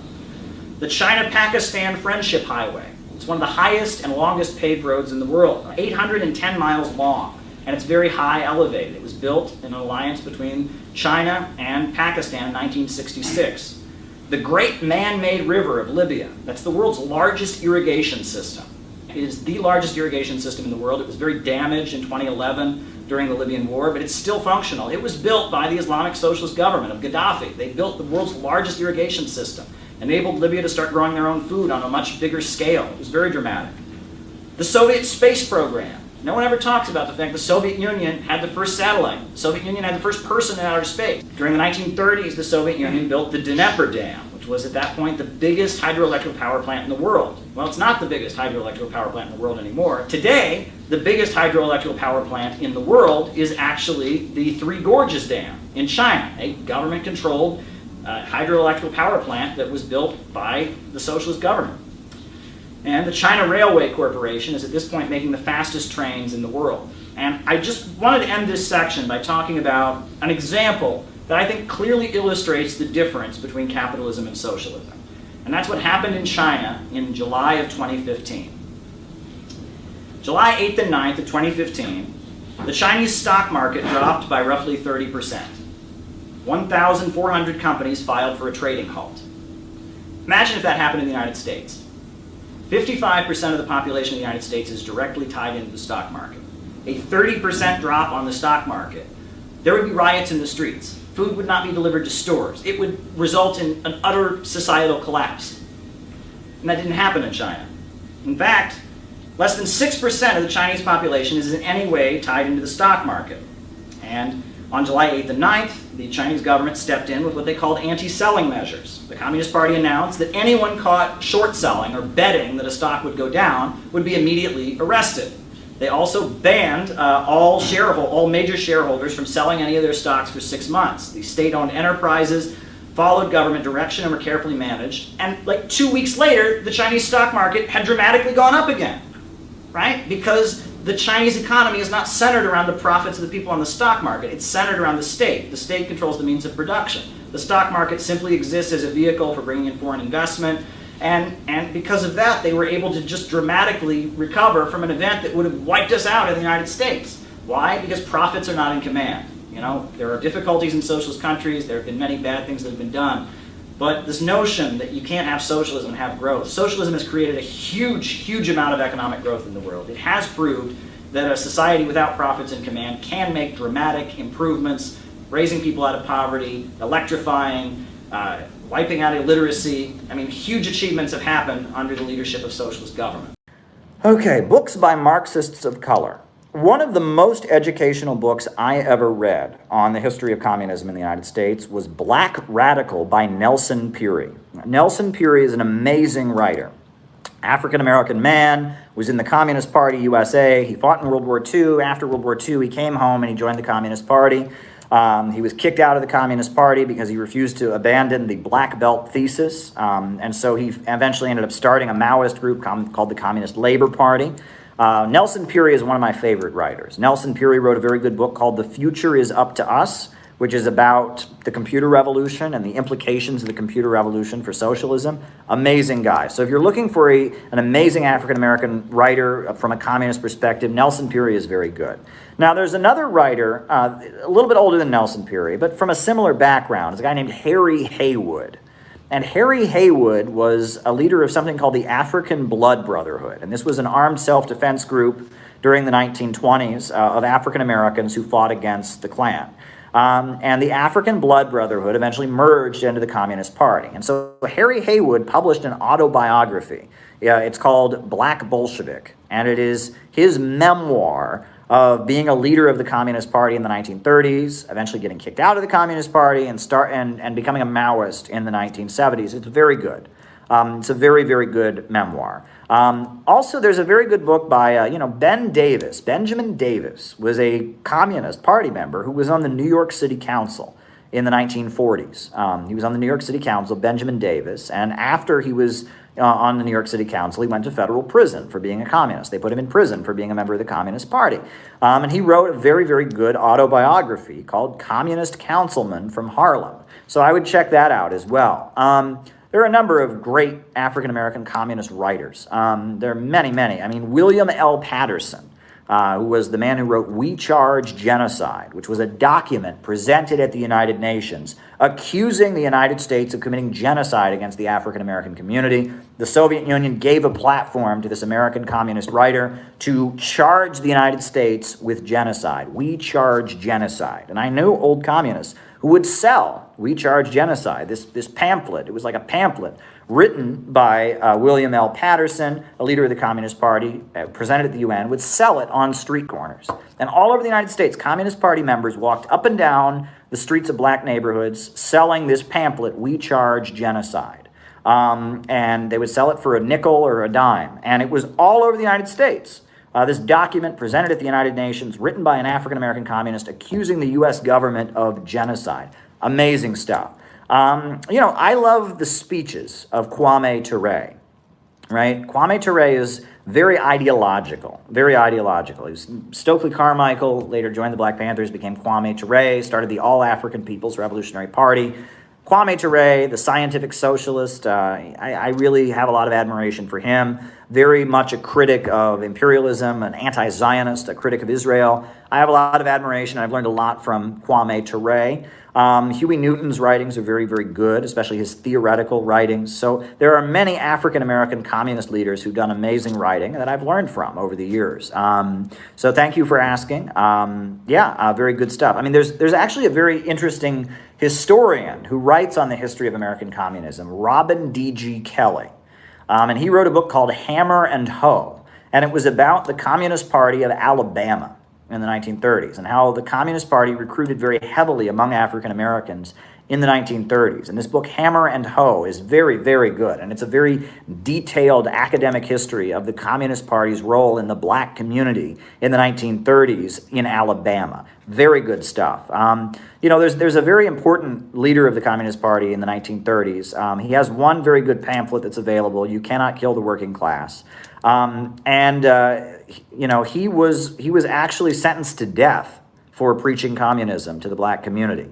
Angelo Herndon was his name, Angelo Herndon. And he wrote a very beautiful pamphlet called You Cannot Kill the Working Class, which was about how he became a communist, why he was put on death row. And the Supreme Court eventually freed him. But he was on death row because in Alabama they had a law that you could not incite black people to revolution, and that was punishable by the death penalty. So he was handing out leaflets for the Communist Party, and they tried to give him the death penalty. And it talks about how the Communist Party organized to bring white workers and black workers together. Black and white unite and fight. It's really powerful stuff. So Angelo Herndon is very amazing too.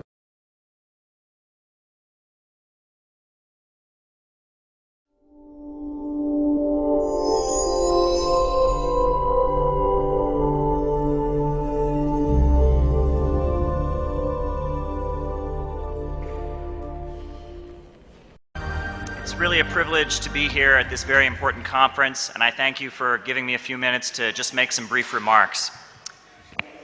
It's not enough to simply be against racism or to say that you are against racism. Token anti-racist statements in the modern United States are everywhere.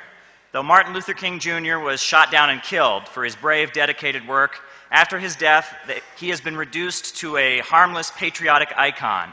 Even though the FBI tried to destroy him, school children throughout the United States are now taught that MLK is proof that the United States is, quote, the greatest nation in the world. Well, the truth is, as most people here are aware, the United States is not a nation. The U.S. is a country, and within its borders are oppressed and oppressor nations. African Americans brought to this country in chains constitute an oppressed nation within U.S. borders. A lot of people in the U.S. like to say they are revolutionaries these days, Bernie Sanders and others. I say you're not a revolutionary unless you recognize that black people constitute a nation, and that as a nation they have the right to self-determination, to choose separation or integration for themselves. Every time I come to this part of the world, I meet so many young people who have a completely delusional portrait of the United States. What young Iranians see on satellite television, this image of the United States is a kind of rich paradise. This image of the United States is completely false. If you watch U.S. media, 90% of the time you're only seeing Southern California or New York City. But the United States is far bigger than that. In the heartland of the United States, what Sarah Palin demagogically called the real America, there are millions of young people who are very unhappy. The U.S. economy has been wrecked by deindustrialization.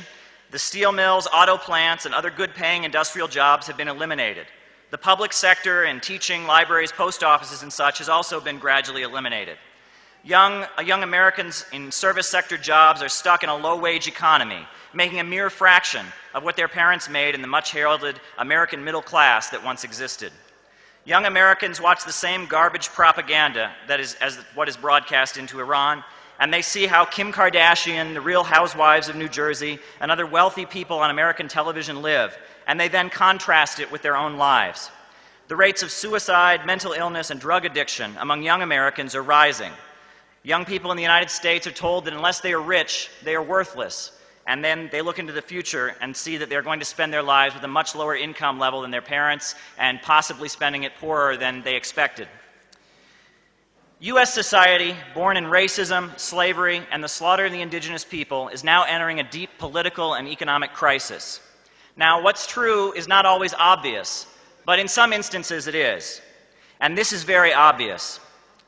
The United States, in which there seems to be another mass shooting every time you turn around, is not a healthy, moral society. It's not a model or an ideal that any country should aspire to become. The most hopeful period in the history of the United States was the direct aftermath of the Civil War. The Civil War was really the Second American Revolution. Abraham Lincoln led a beautiful coalition. It included Christian abolitionists, labor unionists, industrial capitalists, and most importantly, the enslaved African people themselves. When the war broke out, enslaved African people stopped working in a general strike all throughout the South. Harriet Tubman became the first woman to lead U.S. soldiers into battle as she organized guerrilla bands freeing slaves along the Combahee River in South Carolina. The slaveocracy, aligned with the British Empire, was also supported by the Wall Street financial elite. They saw cotton exports from slave plantations as a way to make profits. But Wall Street, the British Empire, and the slave-owning aristocracy was defeated, and they were defeated by an amazing alliance. The Republican Party during the 1860s, far different than what it is today, was a revolutionary party. It took its name from the French Revolution. It represented the small farmers, the African Americans, and the labor unions. After defeating the slave owners, they continued to move ahead as a coalition. And for a brief period in the South, there was even land redistribution, where the land of the slave owners was being redistributed. Calling themselves the populists, the small farmers and free blacks called for public control of railroads, guaranteed education for all, and the overthrow of the monopolists, the wealthy bankers that have so much power. The progressive coalition that came out of the Civil War was broken apart by Wall Street. What did they use to destroy the progressive anti-capitalist mass movement that emerged in the aftermath of the Civil War? They used racism. The Ku Klux Klan used terrorist tactics very similar to what the Israelis are doing, very public, violent acts of terror with brutal violence, forcing the formerly enslaved persons out of political process.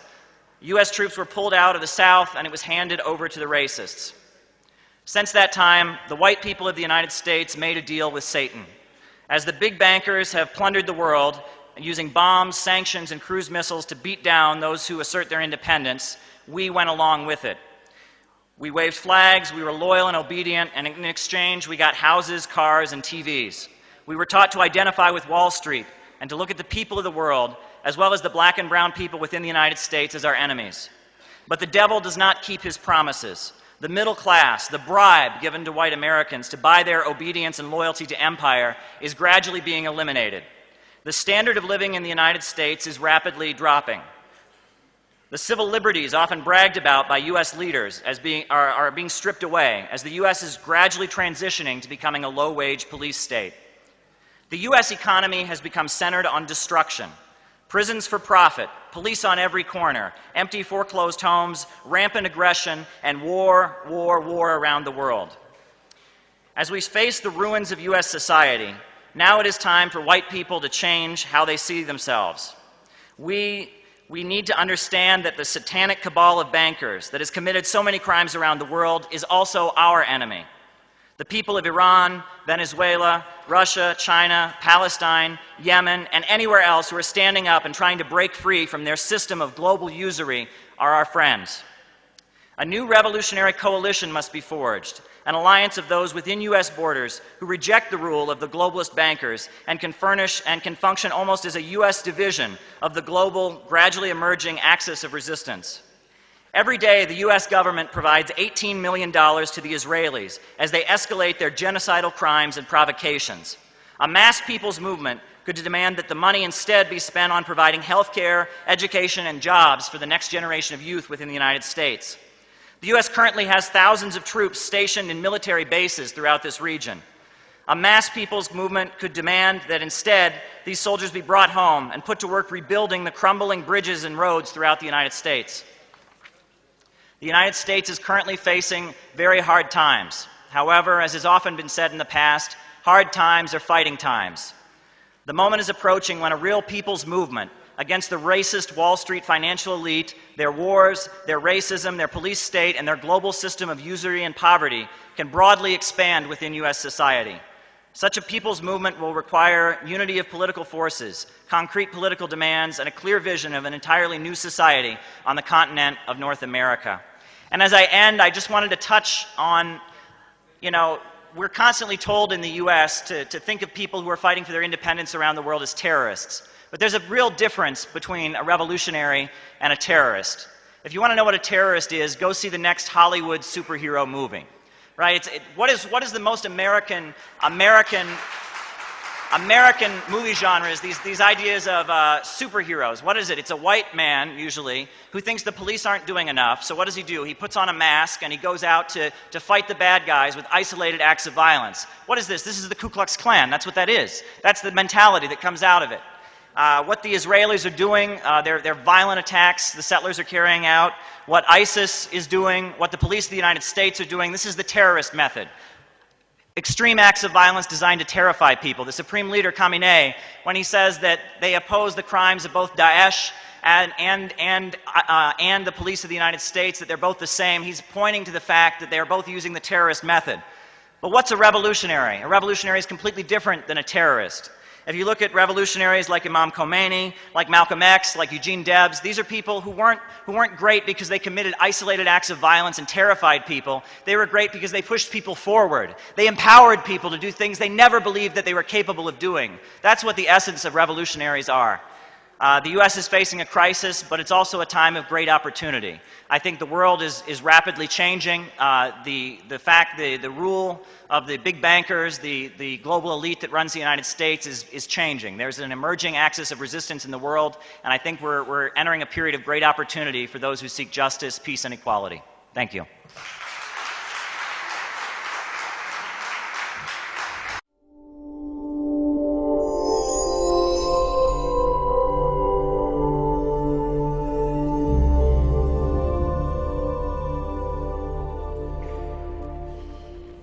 That was Dr. Martin Luther King Jr. a year before he was assassinated.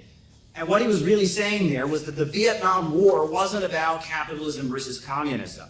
It was about Vietnam, which is a deeply impoverished country historically, fighting in order to industrialize, fighting to take control of its country and build itself up. That they were under the domination of the French, they were under the domination of American and British corporations, and they wanted economic independence so they could build themselves up. That was really what the issue was.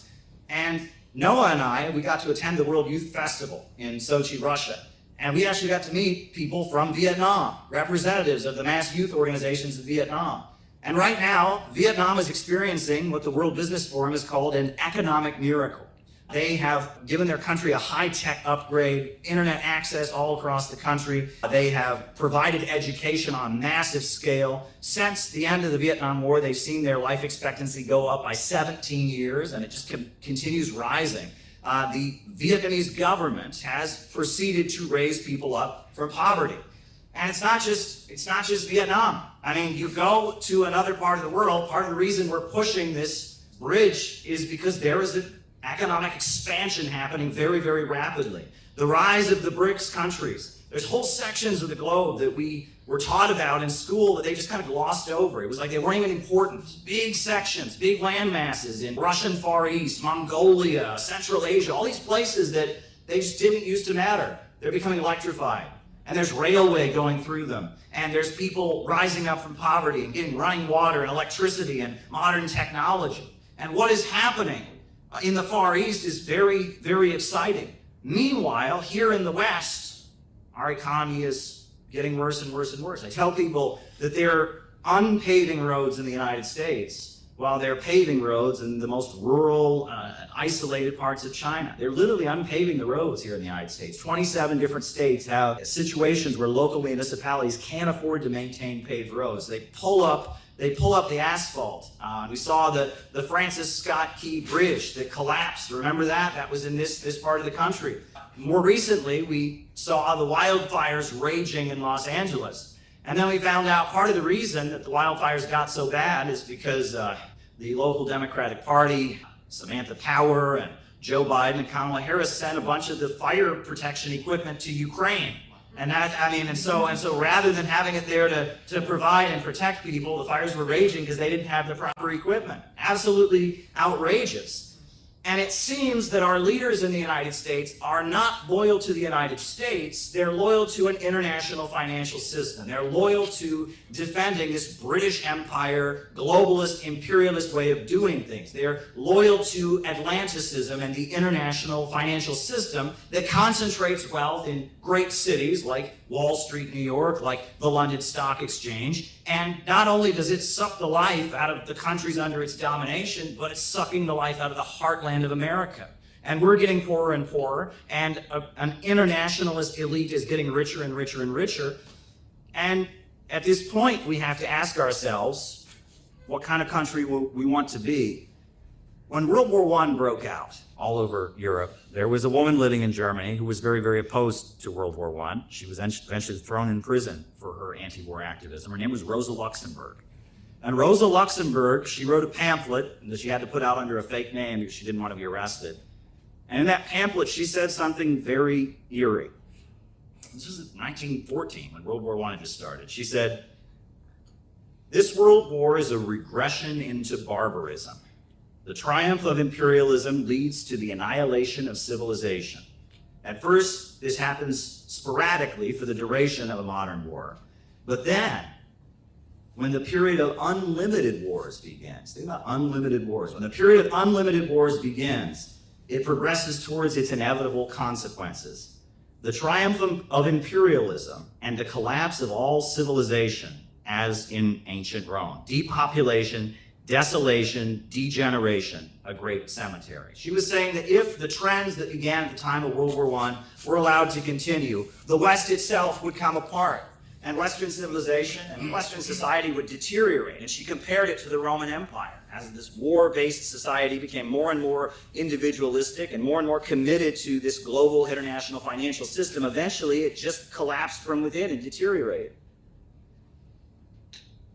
And I think if we want to understand the role that we have to play as anti-imperialists and anti-globalists and people who want to see a new America where working families come first and speaking out against... Well, I'm in New York City near Times Square, and I noticed that there's all this confusion about what woke means. So I thought I would just take a few minutes to explain what wokeism and woke actually means. Now, we know the word and the term woke goes back to the black community. There was use of it during the 1970s and even earlier than that.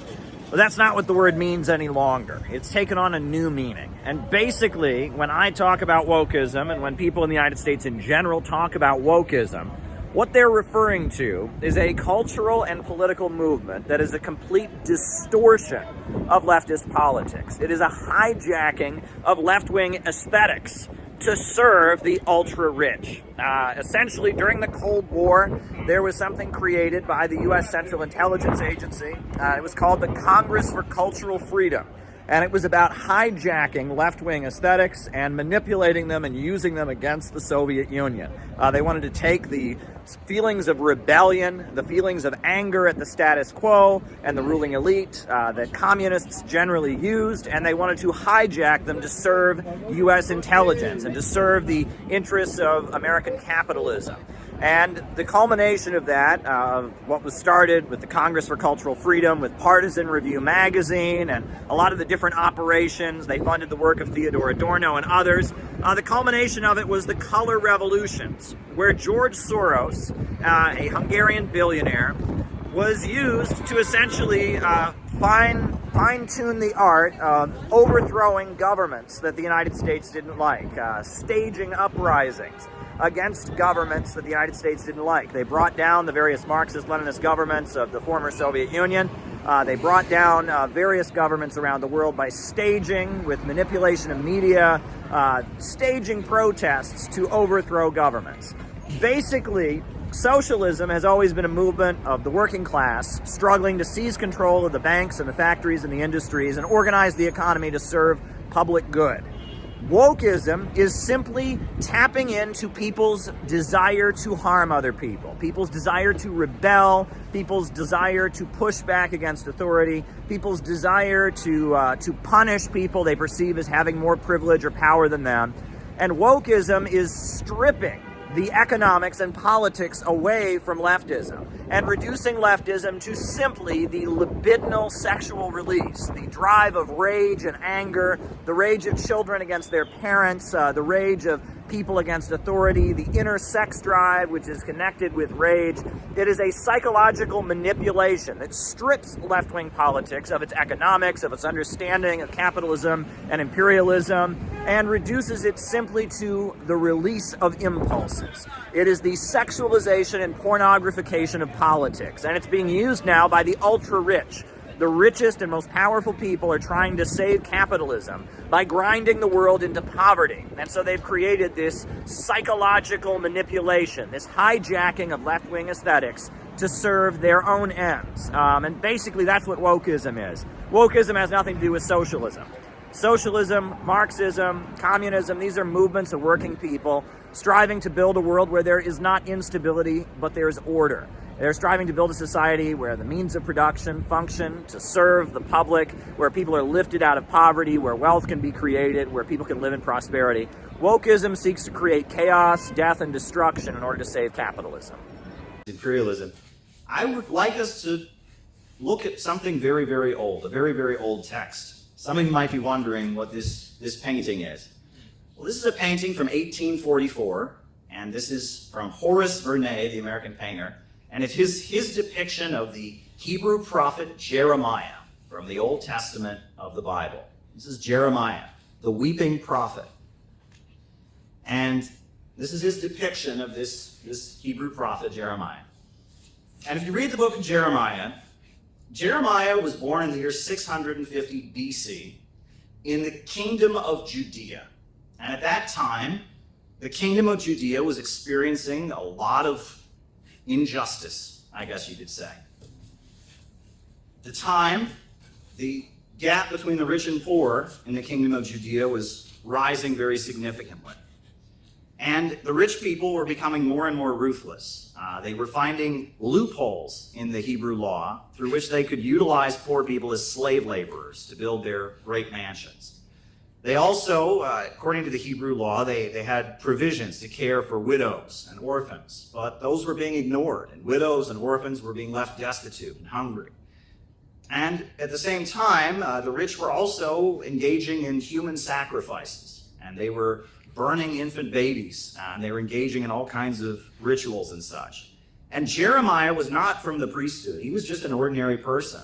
And he spoke up against the rich and powerful in the kingdom of Judea. And I want to point out something about that, because it's very, very easy to speak up against people who have no power. It's very, very easy to condemn people who have no power. And I hear that when you turn on CNN. You know, they'll sit there, some Hollywood celebrity. I'm so morally opposed to these people who vote for Donald Trump. These people in Texas and Alabama, they're bad people. I condemn them. I morally oppose them. It's just so wrong. And they sit there, and then the cameras go down, and they're like, all right, time to go party with P. Diddy. Time to get on Jeffrey Epstein's airplane. It's ridiculous. It's so easy to grandstand against people who have no power. But if you start calling out the rich, and you start calling out the powerful, that's when the consequences begin. And Jeremiah did that. And in fact, one of the people who was the most opposed to Jeremiah was the priesthood. Why? Because he was calling out the priesthood. He was saying that the priesthood, they were complicit in the crimes of the rich. They were complicit. They were enabling the rich to get away with what they were doing. And so he called out the priesthood, and he built a movement. And all kinds of people in the kingdom of Judea started gathering outside the temples to listen to Jeremiah's preaching, to put on sackcloth. And the message was, we've got to change our ways. We've got to repent. If not, we're going to lose our country. And he said that if they could change, and if they could start caring for the widows and orphans, and if they could start having a society that was not tricking people into cheap labor, and if they could actually go back to their principles, they could save their country. He said, for if you thoroughly amend your ways and your doings, if you thoroughly execute judgment between a man and his neighbor, if you oppress not the stranger, the fatherless, the widow, and you shed not innocent blood in this place, and neither walk after other gods to your hurt, then I will cause you to dwell in this place, in this land that I gave your fathers forever and ever. That if you can turn things around, we can stay here. But if not, we're going to lose our country. And Jeremiah was building this movement of people in the kingdom of Judea, calling out the rich and powerful, and he got a great boost in social media terms. There was somebody who really liked what Jeremiah had to say, and that was the king, Josiah. The king Josiah was seeing that they had enemies, and that there were other countries that could attack them, and that the way the rich were behaving and conducting themselves was tearing apart the social fabric they would need to resist a foreign invader. So King Josiah, who was himself from the rich and powerful class, decided he was going to boost Jeremiah. So he began promoting Jeremiah and encouraging people to listen to Jeremiah's speeches and promoting him. And Jeremiah was able to thrive and build this mass movement because he was trying to hold the country together. But then the king died. And after the king died, the new king who came in was somebody who was in with the rich and their human sacrifices and their parties and didn't want to hear what Jeremiah had to say. And so this new king did not protect Jeremiah from the priesthood.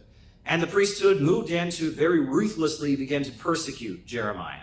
Jeremiah was publicly flogged, and he was placed into a pillory in front of the temple. And his family abandoned him and denounced him.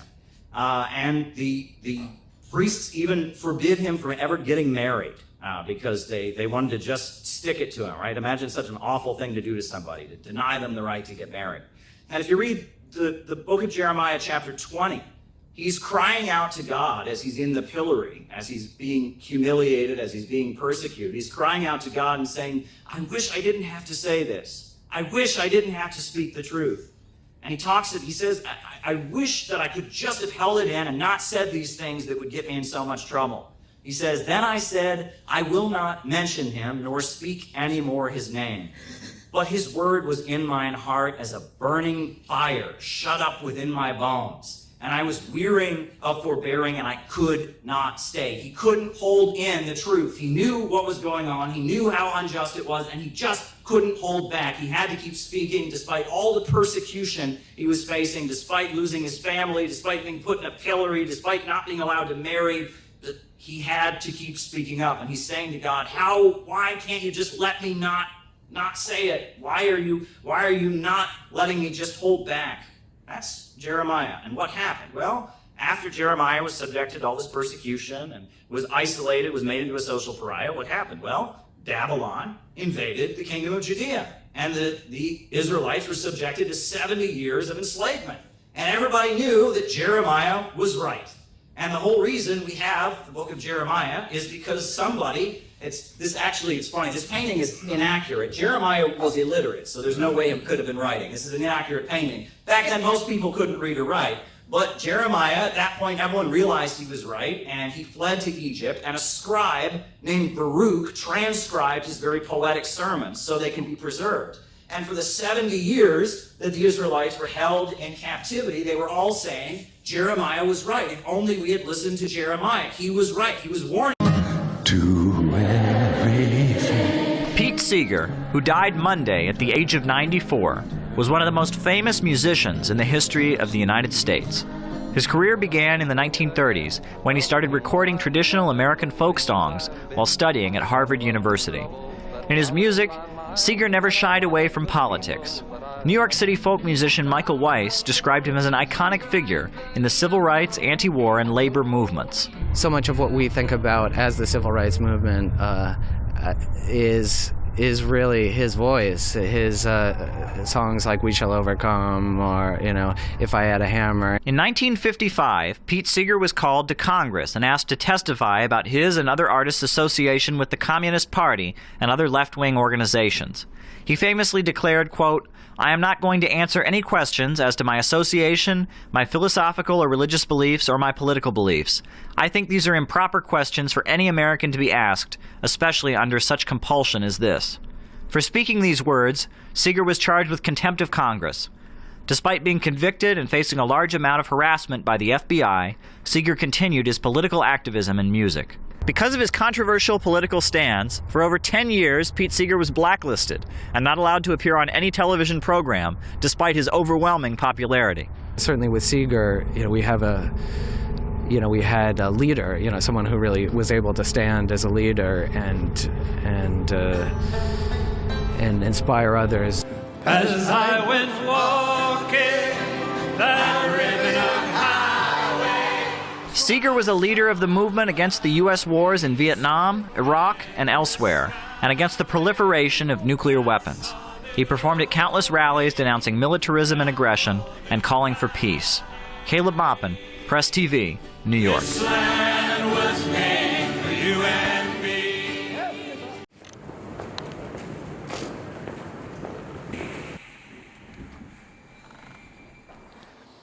Well, I'm an American, and I love my country. I'm a Christian, and I try to live according to the teachings of Jesus Christ.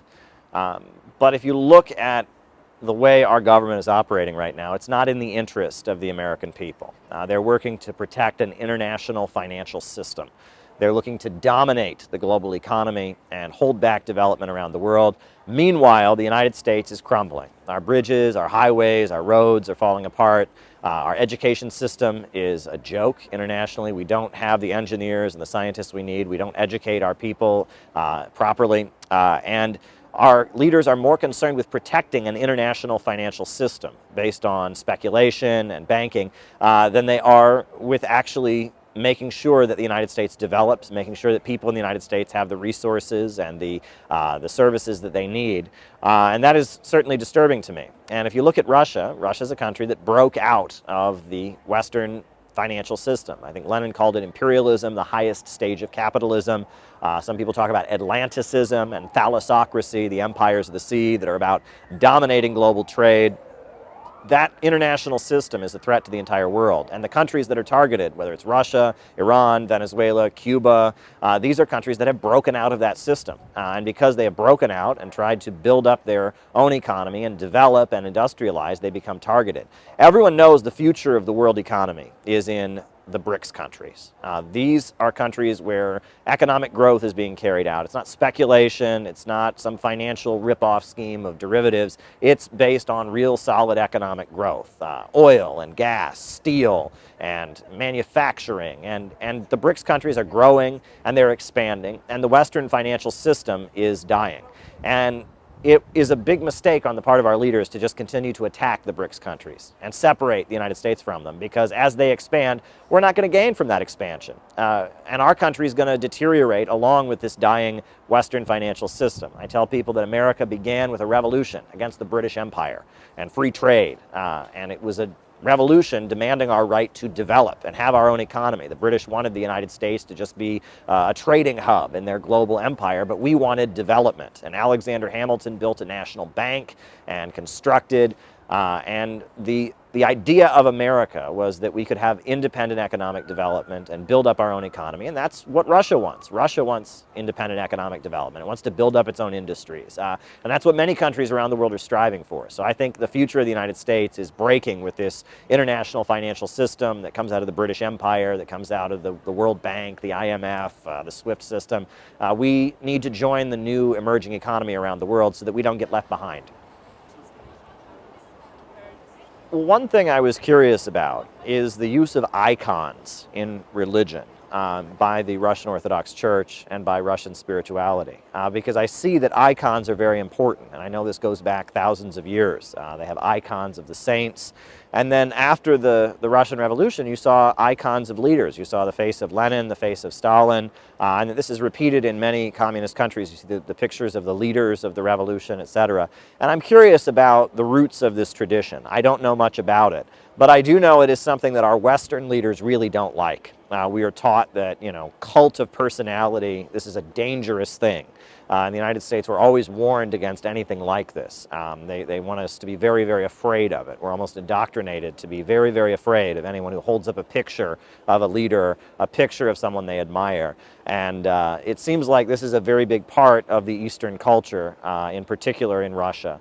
And so I'm curious to learn more about the history of icons. I know that the Lenin Mausoleum is just over there, but also, we have the church, the Russian Orthodox Church, with many icons of many saints and exalted figures. So I'd like to learn more about this tradition. One thing that is very apparent to me is in the West, they very much want to inculcate people with the notion that there is no truth. There is nothing to believe in, there's nothing to sacrifice for, and that if you believe in some kind of truth, if you believe in God or you believe in a political movement or a political cause, you're being foolish, you're being a sucker, you're being taken advantage of. And that in reality, it's just a matter of individuals struggling against each other. It's just a battle of individuals and selfishness. This is very much the ideology coming out of the West. You can talk about philosophical irrationalism, Friedrich Nietzsche, Ayn Rand, Leo Strauss, the father of neoconservatism. This belief that there is no truth, there's nothing worth standing for. And here in the East, you see that the opposite is the case. People are very, very committed to their culture, to their nation, to their land, to the struggle to hold their society together. I saw that at the World Youth Festival, all these young people, thousands and thousands of them coming together and doing a lot of very, very hard work to put on events that help better and strengthen their country's international ties around the world. I see opposition to this philosophy of liberalism and atomization that is coming out of the West. And that's what attracts me to Russia and other countries that are struggling against the Western imperialist system. In theory, one of the great things about America is supposed to be freedom of religion, the right to practice your own religion and live according to your own conscience, follow your own beliefs and traditions. But we see increasingly a notion in the United States that if one is of a religious faith, Christian, Muslim, Jewish, Hindu or whatnot, that rejects certain lifestyles and practices, that's not permitted. In the past, the argument for LGBT rights was centered around the idea that people had the right to be who they are. And that's different. But when you're saying that certain things have to be imposed on people, especially vulnerable people, children, and that parents don't have the right to raise their children as they choose, that's very different than saying that people have the right to live as they wish and practice their sexual behavior in their own private manner with other adults. So that's what's very disturbing, is that people feel like certain lifestyles, certain ideas are being imposed on children at a young age, and that parents don't have the right to separate their children from that. So I can understand why many people are coming to Russia, because they see that Russia is pushing back on that kind of thing, and that parents have the right to protect their children in Russia, that the school system, the media in Russia doesn't promote these things, doesn't publish them and promote them to children. Hey folks, so I'm here in the Moscow subway system, and I wanted to just show you this beautiful mural, this painting that they've got behind me here in the subway system. This is just the normal subway system that people take on their way to work, on their way home from school, to get through the city. This is the normal subway system. You can hear trains going by. They have this beautiful banner, but there's actually some very important significance to this banner. I want to point this out. This is a banner commemorating the victory over fascism, and it actually includes traditional Ukrainian dancers celebrating the victory over fascism, right? You see the banners with Lenin, you see the soldiers, and this is the victory in the Second World War, what they call the Great Patriotic War. And it has traditional Ukrainian dancers, because Ukrainians are considered to be part of Russia. And they have no opposition to Ukrainian culture, they have no opposition to the Ukrainian language or Ukrainian traditions. And here in Moscow, you see traditional Ukrainian dancers celebrating, and this mural celebrating the victory, the defeat of the Nazis during the Second World War, with banners of Lenin and the Red Army. But this is a monument in Kiev, in the Ukrainian capital, and traditional Ukrainian dancers participating in the mural. So this is something I wish more Americans were aware of. Tucker Carlson and others have reflected on just how beautiful the subways really are here. And compared to our New York City subways, I mean, this is like a palace. This is like a palace. It's so clean, so beautiful architecture, etc. But it's also important to understand the political significance of these banners.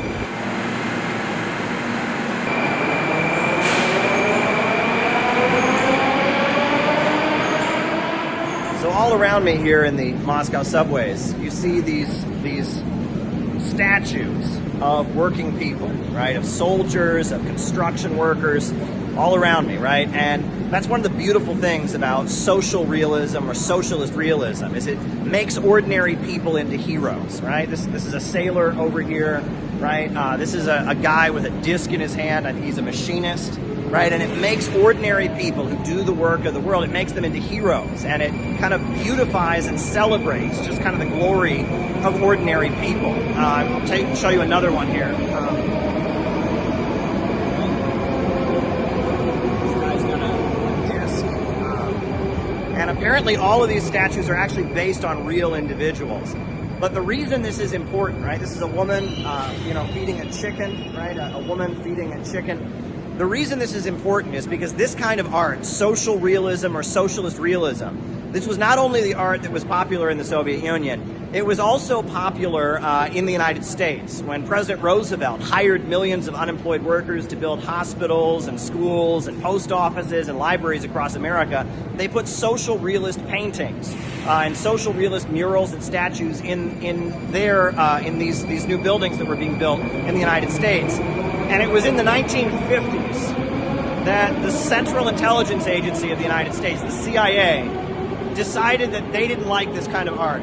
They decided this kind of art was fascist, this kind of art was dangerous propaganda, so the CIA began funding modern art or abstract art. And because they wanted to counter this kind of beautiful art that glorifies and celebrates ordinary people, the CIA started funding the work of Jackson Pollock, who just kind of throws paint on a canvas, you know, splattering paint, or art that is just abstract shapes, because they're threatened by the power of social realism. And it was the left, you know, the socialists and revolutionaries that promoted social realism, but it's because of CIA meddling and the Congress for Cultural Freedom program of American intelligence. Now the left no longer celebrates this kind of beauty. Now the left, you know, glorifies, you know, splattering paint on a canvas, modern art, degeneracy, these kinds of things. But that was a conscious manipulation by American intelligence. You know, it's really wild to think that American intelligence agencies are funding art projects and funding music, but they did. They didn't like this kind of beauty. They wanted to steal it from us.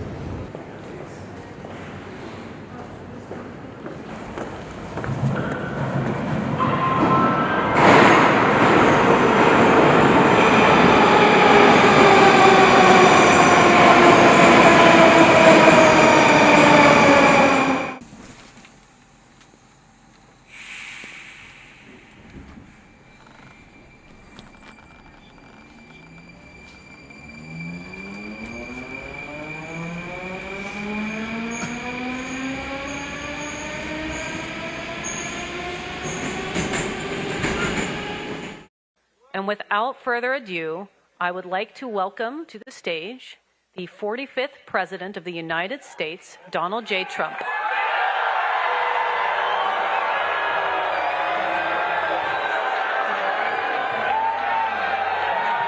We just got to the Libertarian Party's National Convention. Look at that. Look at that. Here at the Washington Hilton. What do you think, Peter?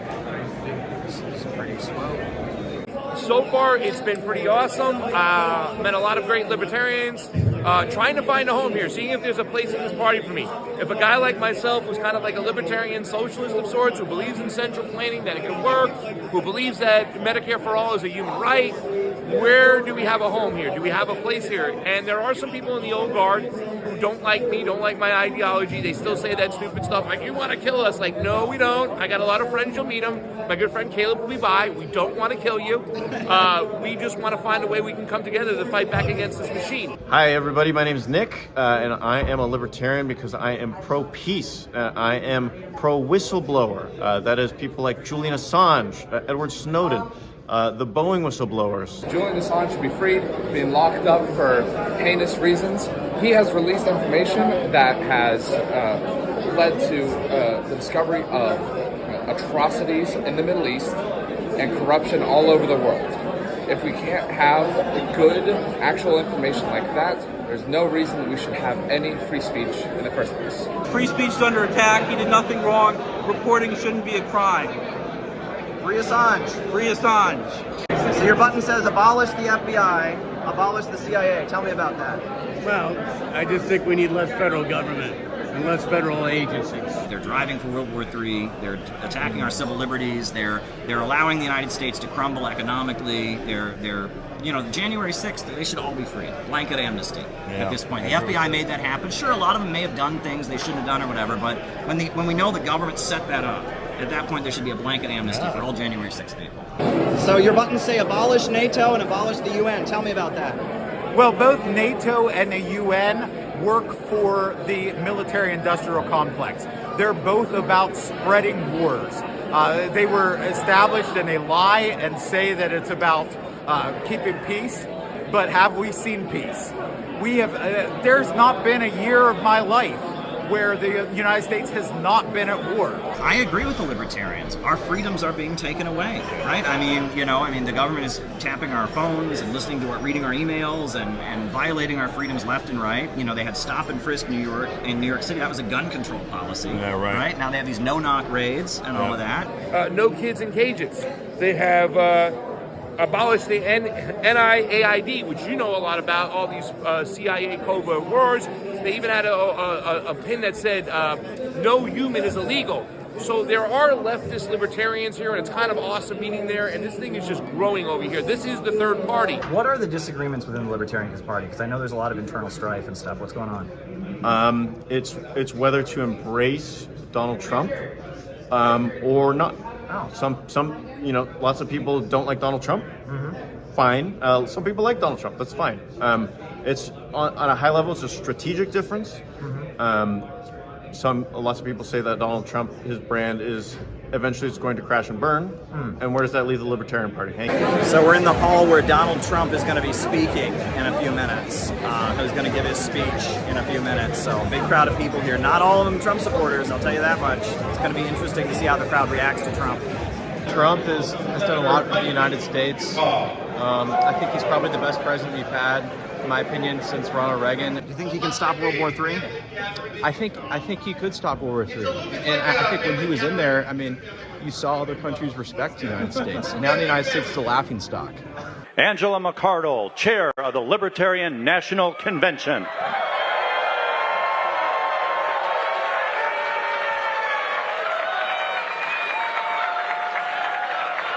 Loud, loud, loud. What a beautiful crowd. Are you ready? Thank you guys so much for being here tonight. You know, I also invited Joe Biden, and he did not attend.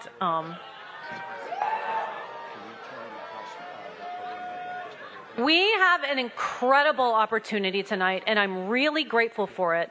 Never in the history of the Libertarian Party has a former president and front-runner candidate for the presidency come to speak specifically to our concerns.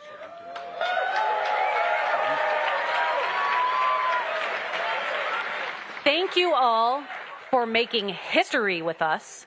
I want to continue this trend, so let's work towards that. I really appreciate you all. And without further ado, I would like to welcome to the stage the 45th President of the United States, Donald J. Trump.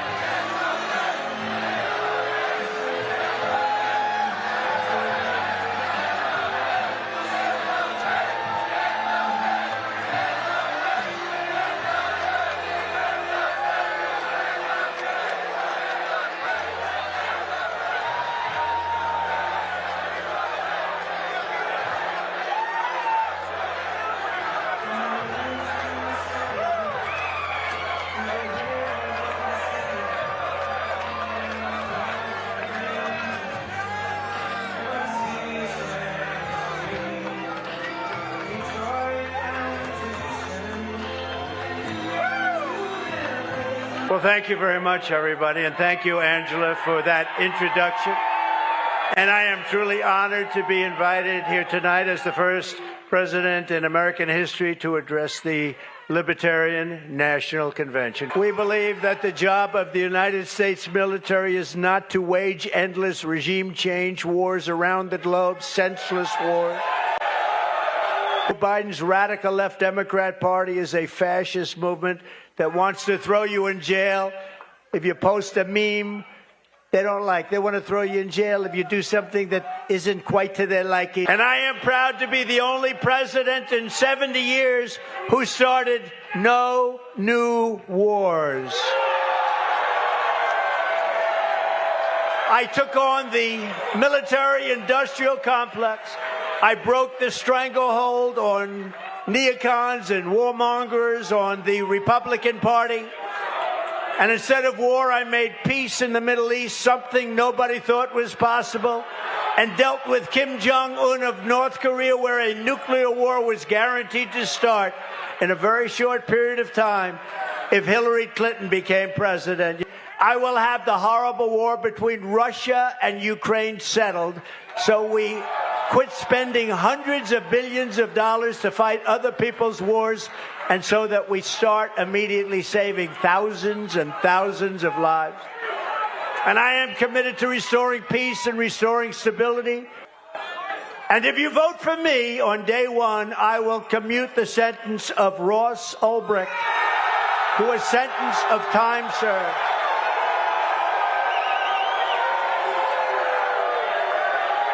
Ross is a campaign to pardon Ross Ulbricht. Ross Ulbricht is serving, I believe, 2 consecutive life sentences for creating a website where people happen to sell drugs and guns and things like that. But frankly, given the way that Facebook is treated or anything like that, wouldn't Zuckerberg be in prison for the same damn thing? Anyway, the campaign to free Ross Ulbricht is about the fact that he created a website. What people chose to do with that website is their own business, and he should not have been in prison for it. FreeRoss.org, check it out. Right, and economic growth is what it means to be human, right? We were hunter-gatherers in the woods, and now, just 8,000 years later, we've invented space travel and iPhones, and we've done amazing things. And we, at this point, the problem is not growth, as some people would say. The problem is that we have a system where abundance creates poverty. Yeah. Poverty is created by abundance. You know, people are homeless because there's too many houses. People are hungry because there's too much food. Self-driving cars should be a great thing. In a rational society, it'd be great if no one ever had to drive. That human labor was no longer necessary. But in our system, that would lead to mass unemployment, etc. This is not rational. We need to do what they've done in China and in Nicaragua and other countries, rationally organize the economy so that small businesses can flourish, so that working people can have economic security, so people can start their own enterprises, you know. I've heard a lot of libertarians who think China is good, who think Russia is good. Like, is that a common view? Yes, it's like these are not our enemies. Maybe it's governments are the enemy and oppression is the enemy, and it is very much individuals unite. What do you think of high-speed railway? Oh, I love it. I love high-speed railway.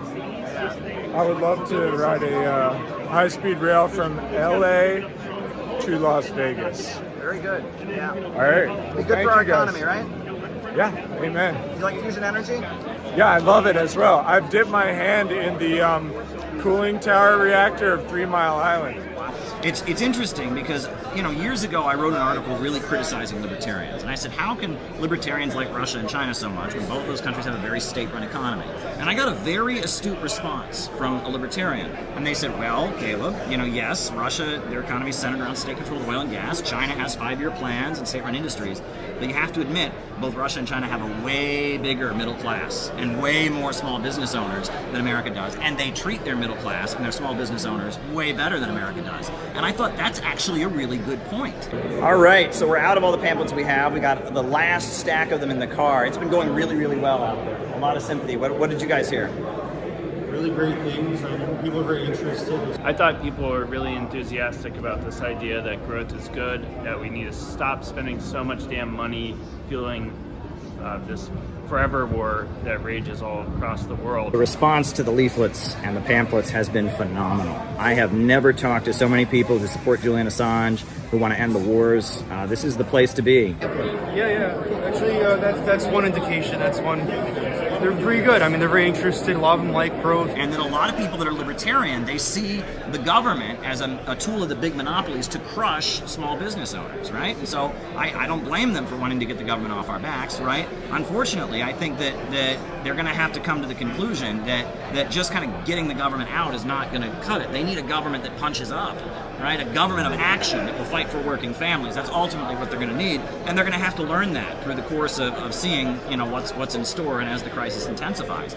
But I think the road out of the crisis we're in right now is an anti-monopoly coalition. And I think that a lot of leftists who believe in freedom of speech, freedom of press, and they're non-interventionists, they can find a home here in this party here. This is the third party, and this is the party of nuance, is at least what I say.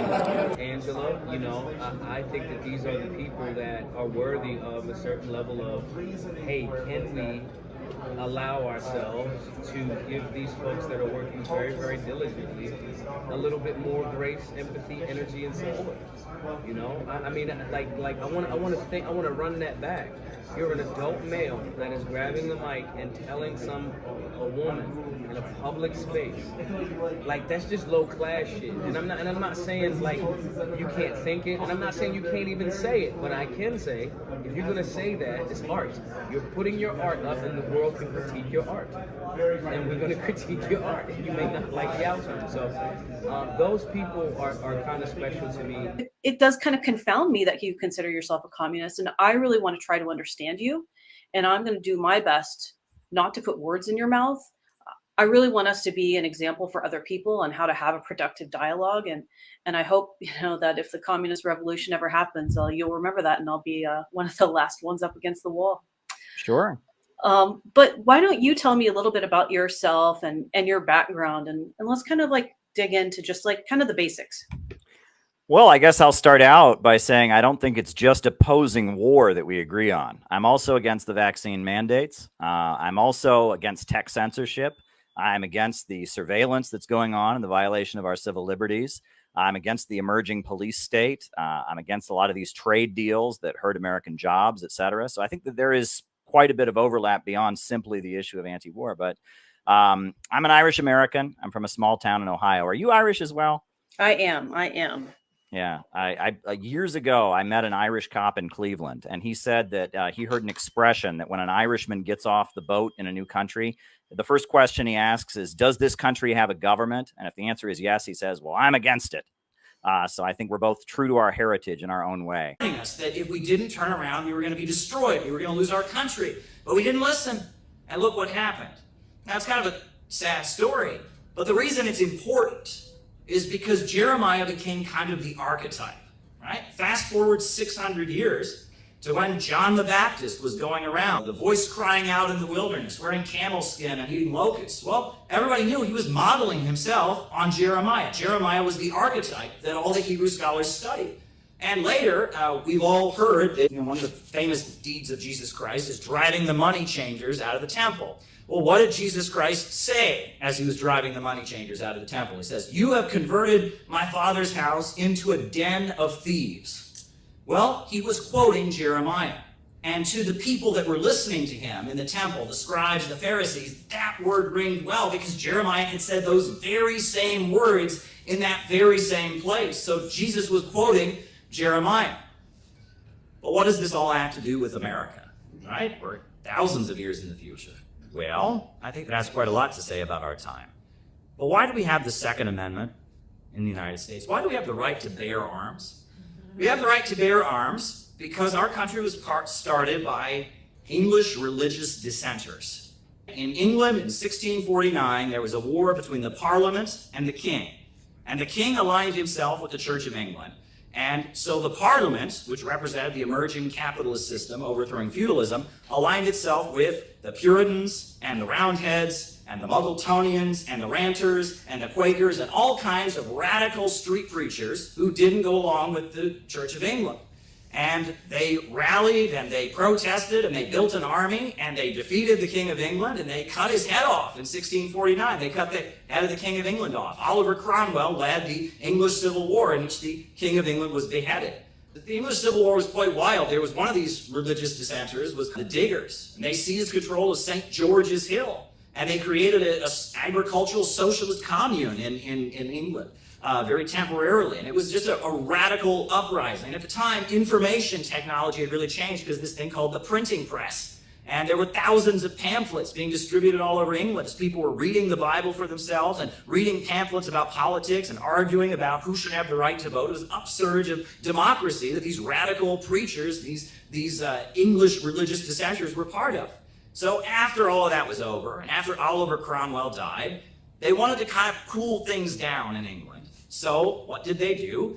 They brought the son of the king who had been beheaded, they brought him back, Charles II. He was fled to France. They brought him back and they put him on the throne. One of the first laws that Charles II made was that no religious dissenter could own a gun.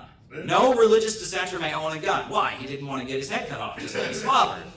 Well, at that point, a lot of the English dissenters said, now they're taking away our guns. And that's because they don't want us to be able to defend ourselves when what comes next. And they started packing up and fleeing to the New World, to the United States. And when the American Revolution happened, we had the Constitution. But you'll notice that the first time the Constitution was proposed, the 13 colonies didn't accept it. They wouldn't ratify the Constitution unless it had 10 amendments to it, changes. And the First Amendment was Congress shall make no law respecting an establishment of religion, meaning there will not be a church imposed on you. No church in England imposed on you. You have the right to be religious in your own way, and you will never have a state religion imposed on you. Or restricting free exercise thereof, meaning we will never repress your right to practice your religion as you choose. And then the Second Amendment was, you'll never take our guns away, and you'll never render us defenseless. Ever. We fast forward to the time we're living in now, and we think about the moment that we're in now, where it seems like the question of the American Revolution, and a question that has hung over U.S. society, is once again back. Are we going to be an imperialist country, or are we going to be a country where working families come first? Are we going to embrace the English system, or are we going to embrace the American system? Or are we going to be a civilization of the sea, or a civilization of the land? Because the rich and powerful, they look at the United States and they don't see a country full of vast resources and population. They see overpopulation. Too many people. We need to drive down the population, reduce consumption. And they don't look at the population as having potential and having the ability to innovate and invent new things. They see us as an obnoxious horde that needs to be managed. And there is a real divide. Donald Trump gave a speech before he came back to office during his time during the Biden administration. He gave a speech where he talked about the quantum leap. And he talked about building cities all across the American heartland. We should hold a contest to charter up to 10 new cities and award them to the best proposals for development. In other words, we'll actually build new cities in our country again. These freedom cities will reopen the frontier, reignite American imagination, and give hundreds of thousands of young people and other people, all hardworking families, a new shot at home ownership and, in fact, the American dream. And he also talked about increasing, paying out a bonus to every family in America that would have children. And lowering the cost to build a single-family home. And they will be beautiful homes. And I will ask Congress to support baby bonuses for young parents to help launch a new baby boom. This is very, very interesting because at the same time, the World Economic Forum and the Club of Rome and all of the rich and powerful are talking about overpopulation and reducing the population. There are two distinct alternative views before the world right now. And so what we need is for Donald Trump to be King Josiah. We need Donald Trump to see that it's time to have a mass movement to oppose imperialism. Because he's got to see that the country is coming apart. He's got to see that we're headed in a bad direction. We need Donald Trump to boost anti-imperialism for his own reasons. That's what we need him to do. We need him to do everything he can to boost the kind of mass movement. Because if Donald Trump is actually serious, if he's actually serious about opposing the FBI, opposing the deep state in their wars, he's going to realize that the only hope he has is to have millions and millions of Americans who will have his back when he does it. There's no way he can do it without a mass movement. And so he's going to need people like us to build that mass movement. The best hope for him is to realize that as soon as he possibly can. We need Donald Trump to boost an anti-imperialist movement to help him stand up to the FBI. You know, I've said before that if a parent was not feeding their child, was not providing them with proper clothing in the wintertime or something like that, they would be arrested. And they wouldn't be arrested for what they did, they'd be arrested for what they did not do. Criminal neglect. Well, the government of the United States, if you look at the wildfires in California, you look at the crumbling infrastructure, children drinking lead in their water, the power grids collapsing, the government of the United States is guilty of criminal neglect. Absolutely guilty of criminal neglect.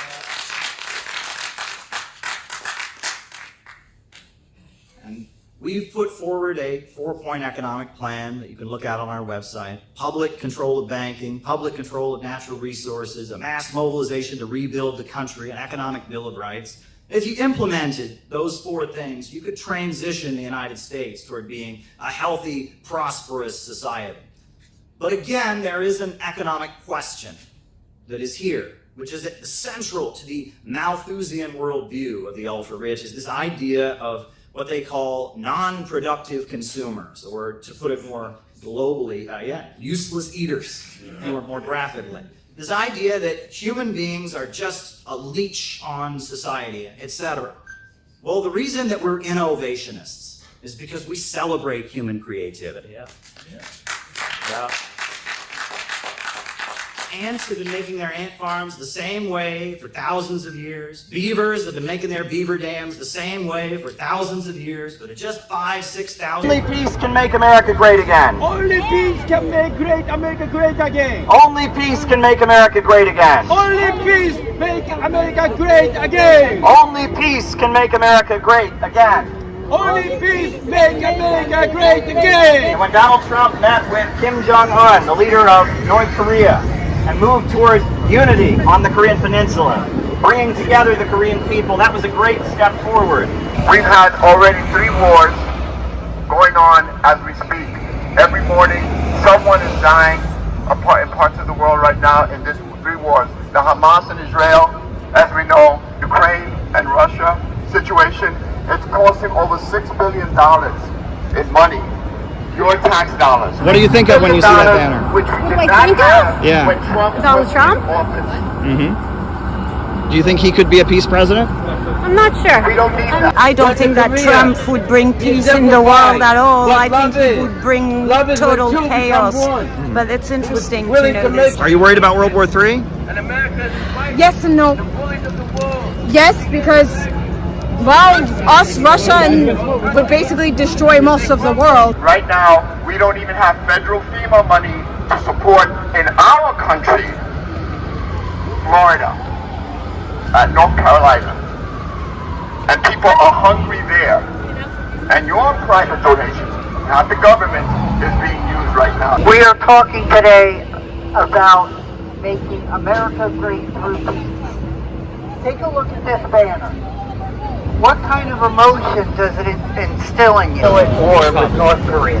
It's about negotiations. What do you think? Seems pretty good. Yeah? Yeah. That seems pretty good.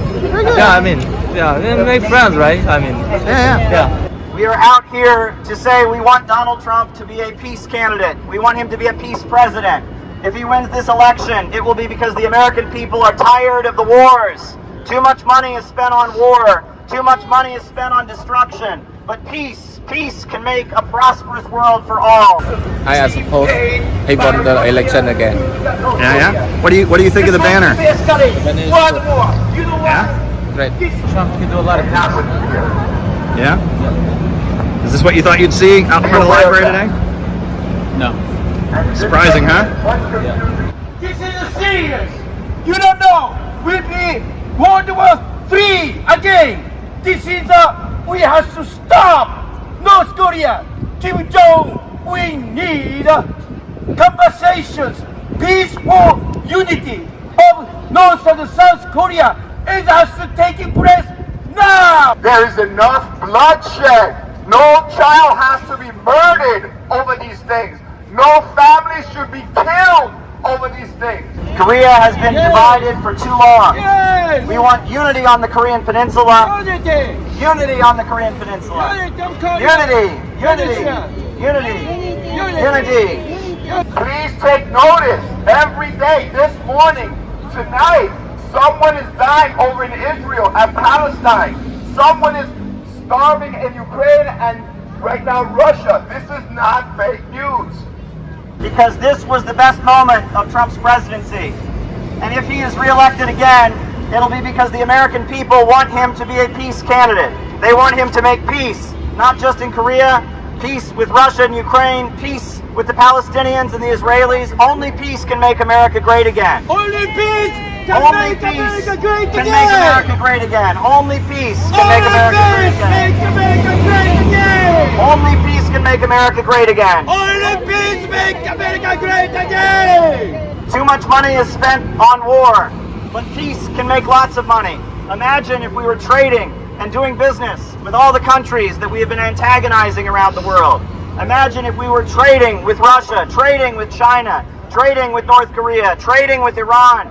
If the world could be brought together through trade, and diplomacy and business. Let's make some deals. Peace can make America great again. Peace make America great again. Peace can make America great again. Peace can make America great again. What about China? Do you think we should work with them? You know, they got those really fast, high-speed trains that go 200 miles an hour. Wouldn't it be great? And that means what? What exactly are they doing with their people? Well, shouldn't we have those over here? And the world has to know that America, if you're on our side, we have your back. That's right. Whatever cost. And we are strong. We never lost a war. We never will lose if we stand on God's side. Peace in Korea. Peace in Korea. Peace in Korea. Peace in Korea. Peace in Korea. Peace in Korea. What good does it do? I mean, what good does it do? In the end, if you don't know about something, you're under no obligation to say anything about it, right? And like me on the trans thing, I have generally said I love my trans friends, I support them, but when it comes to women's sports and when it comes to kids under 12 being given puberty blockers, I just don't know. I don't know, and I stay out of it. And you know, if that is not good enough, and that answer, by the way, is not good enough for some people. You know, the fact that I'm friendly with people who take a critical position, or I'm friendly with people that take a pro position. Oh my God, I want to. Well, deal with it.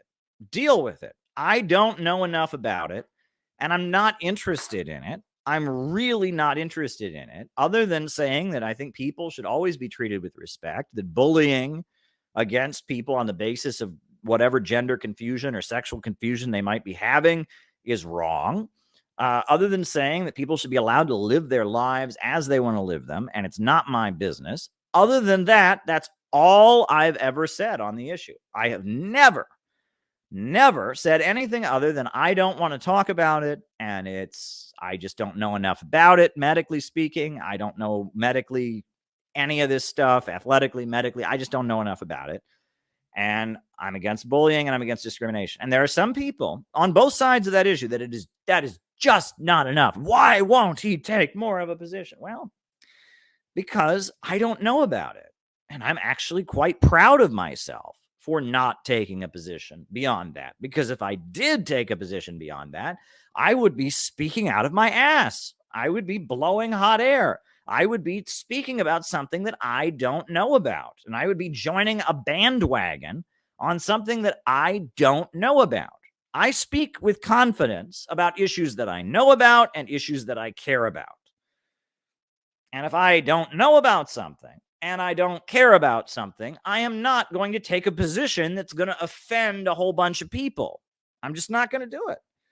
Well, I mean, what would be the point of me taking a position on something that will offend a huge amount of people? And I don't even know about it, and I don't even really care about it. How am I gaining here? How am I gaining here? Right? Let me tell you this, and I'll be, and this is a difference that I have with BreadTube and with all the synthetic left, but it's also a difference that I have with certain people that are closer to our side of the fence, right? That if I were to get on here and say, I, Caleb Maupin, am firmly in support of transgender people. There should be transgender athletes competing in the sports, in the sections that they want. We should, if I were to do that, and I started, and I condemn transphobic people. Here are a list of people with whom I condemn. Do you think that would be the end of it? Oh, no. I mean, I would have to cut off relationships with all kinds of people. I'd have to have people. That would suddenly become all I talked about. Well, I don't want to talk about that. I don't feel confident making that position. I'm not sure I agree with that. Honestly, I've heard some pretty strong arguments from the other side, number one. Number two, I just don't care. So, and if I did that, I would be giving in to what they want. But what a lot of people don't get is if I did the exact opposite. If I got on here and said, transgenderism is mental illness, defend women's sports, defend these children from hormone child abuse. I condemn all these degenerate. If I did that, and here are a list of disgusting people who are, and if you are a trans person, be gone, leave my community. I think if I were to do that, I would offend a whole lot of people, and then suddenly there'd be all kinds of people who like this stream, and that was all I'd ever talk about. And I don't want to talk about that. What I've said, my position, I think, is the basic, moral, human, decent position, which is love your neighbor as yourself. Love your neighbor as yourself. And if there is somebody who deviates from the norm in relation to their gender or their sex, love them even more. And don't support bullying or punishing them or discriminating them on the basis of that, right? That if somebody deviates from the norm in relation to their sex or gender, then that shows that that person is going to have a hard time in this world, depending where they are. In some places, it'll be a lot easier than others. But, and that person especially needs friendship and love. And that's it. That's it. And as far as, should this happen? Should that happen? I don't know. I don't know, and I don't care.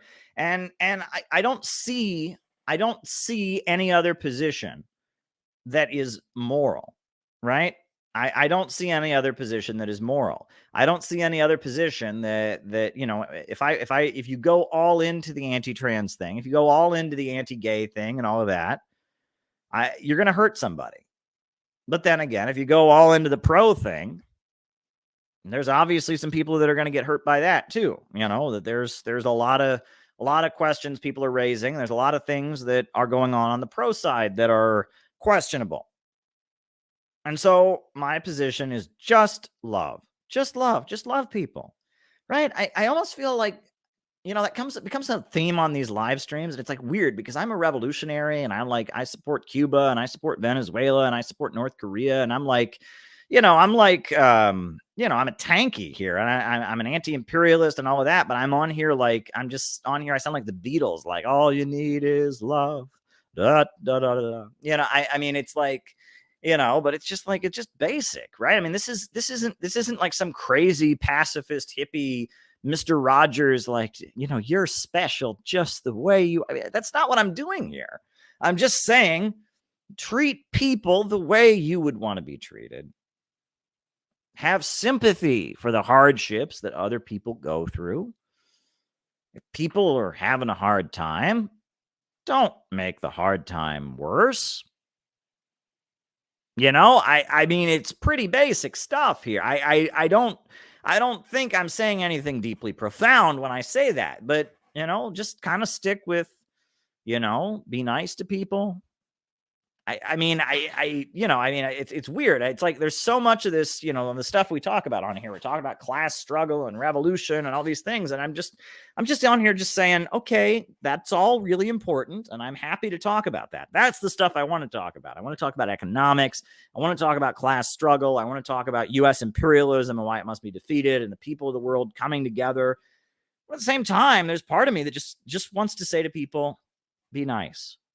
Be nice to other people. Think about other people's feelings. Have real friendships. Don't dehumanize other people because of their opinion or because of their identity or struggles that they go through in their life. Just be nice to other people. Try to put yourself in other people's shoes. Think about how somebody else might be feeling. Imagine yourself in their circumstances. Try to have empathy for other people. This is all stuff. This is like kindergarten stuff, right? This is just basic. I mean, this is like every society, right? There's nothing uniquely Christian about this. There's nothing uniquely Western about this. This is like every society in the world.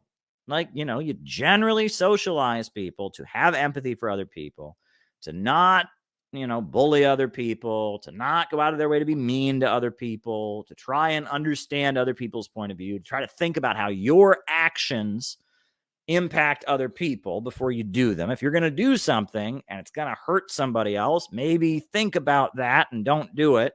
Pretty basic stuff. Thanks, Comrade Robert. Appreciate those words by Eugene Debs, and I try to live by them.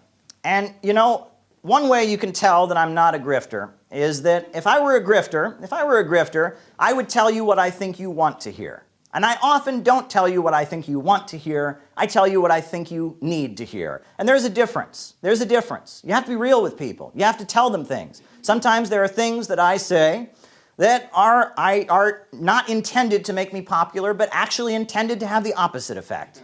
I often will say things that need to be said in the socialist movement, that need to be made clear to the broad masses of people that are getting interested in socialism, that need to be clear to the folks that are getting involved in socialist activism, things that will not make me popular. I don't care. I'm here to tell you what you need to hear, not what I think you want to hear.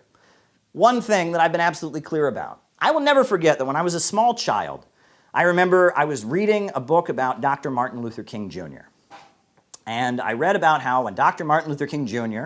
and the civil rights movement was organizing and protesting, there were obviously many people who disagreed with them for various reasons. And sometimes these people who did not agree with Dr. Martin Luther King Jr., they would assemble and they would have manure and feces and they would throw them at the civil rights marchers. Did you know this? This happened. The Southern racists, go away and would throw literal feces at them. And I remember reading that as a kid and thinking, my goodness. Now, imagine one of those people was sitting in front of me.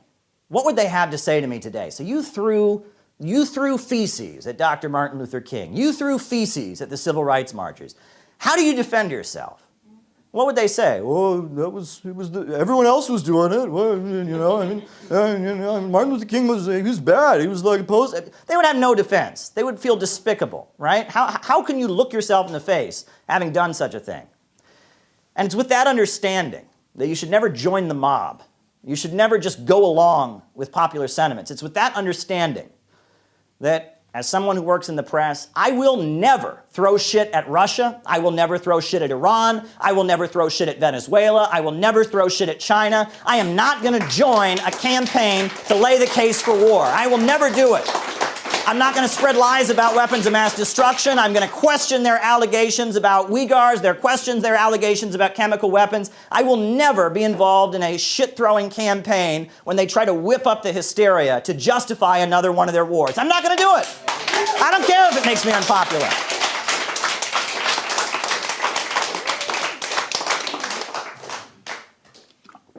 Furthermore, I'm going to be honest about what a human being is. And this is something that we need to be very clear. What is a human being? The way we're taught largely in our society to think about human beings is that they're just another animal. Well, they're wrong when they say that. Because if you look at ants, ants have been building their ant farms the exact same way for millions of years. And beavers, they've been building their beaver dams the exact same way for millions of years. But in just about 7 or 8,000 years, human beings have gone from hunter-gatherers in the woods to space travel and iPhones. That is not just another animal. We are constantly changing the way we interact with our environment. The human being is the tool maker. It is constantly shifting and moving toward a higher stage. And growth and innovation and creativity are what defines human beings and separates human beings from animals. We reinvent ourselves. We rise to a higher plane. We want to have a better life than we already have. We want our children to have a better life than we have. That is the nature of human beings. Human beings are all about growth. Human beings are all about expansion. That is the nature of the human being. So when people come out and they say, well, the answer to climate change is we just have to have less. We just have to degrow. I say no. The first ecological crisis in human history came about 7 or 8,000 years ago when we, with our ability to make tools and sticks and rocks, we got too good at hunting and gathering. We got too good at it. We were killing too many animals. We were gathering too many fruits and nuts. There was a scarcity of fruits and nuts to gather. There were too many animals. We killed too many of them. So as a result of that, what did we do? Did we degrow? Did we say, all right, everyone's got to have less children? Oh, we all got to eat half as much? No. Well, what did we do? We changed the way we interact with our environment. We developed agriculture. We started growing crops. Right? We started domesticating animals. And the first economic, political, and social revolution was human beings responding to an ecological crisis. The old way of interacting with our environment was unsustainable, so we moved to a higher mode of production. And the current crisis that's spawning climate change requires the same response. Fossil fuels is not sustainable, right? Fossil fuels is not going to work. Climate change is a reality. And furthermore, the fossil fuel-based economy is what keeps the world poor. It's, look at Wall Street, the big banks and big corporations on Wall Street are also tied in with the big oil monopolies. We got the big four super majors, ExxonMobil, BP, Shell, and Chevron. And in addition to them, it's like, BP, that's basically HSBC Bank. Chase Bank, that's pretty much ExxonMobil. It's JP Morgan and the Rockefellers. And the Wall Street global order is based on having an oil-centered economy. We need to get beyond an oil-centered economy. That is the solution to climate change. We need to change the way we interact with our environment, not to have less, but to have more in a sustainable way.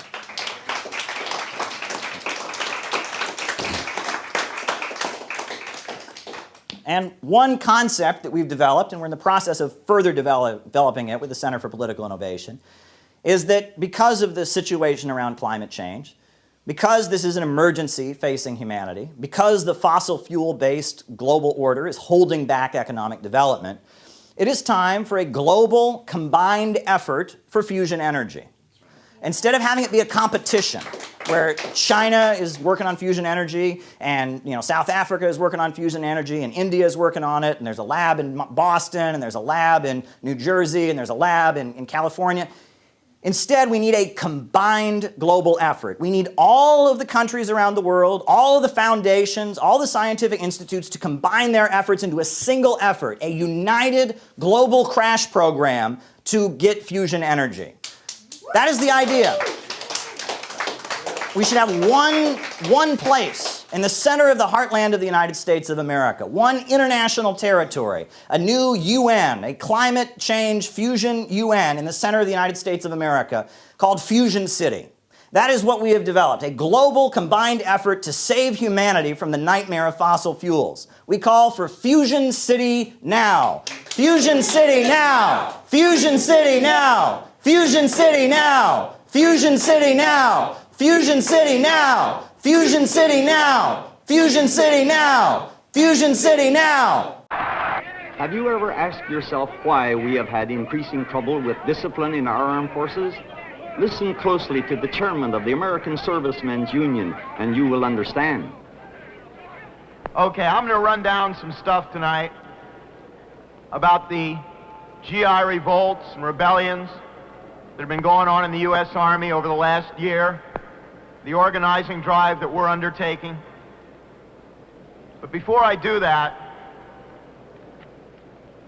I got something real important here. Korean people have asked the American Servicemen's Union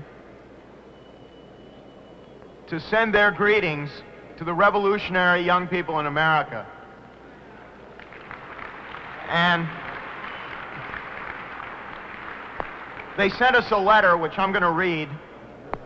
Dear Andy, our thinking is that the ASU and the People's Korea will combine efforts in chopping the head off U.S. imperialism. Will combine efforts in chopping the head off U.S. imperialism and tearing its limbs in concert with the revolutionary people the world over, in mutilating the U.S. ruling circles, fully supporting the ASU. You will readily agree with us in this respect, I believe. Yes, right on.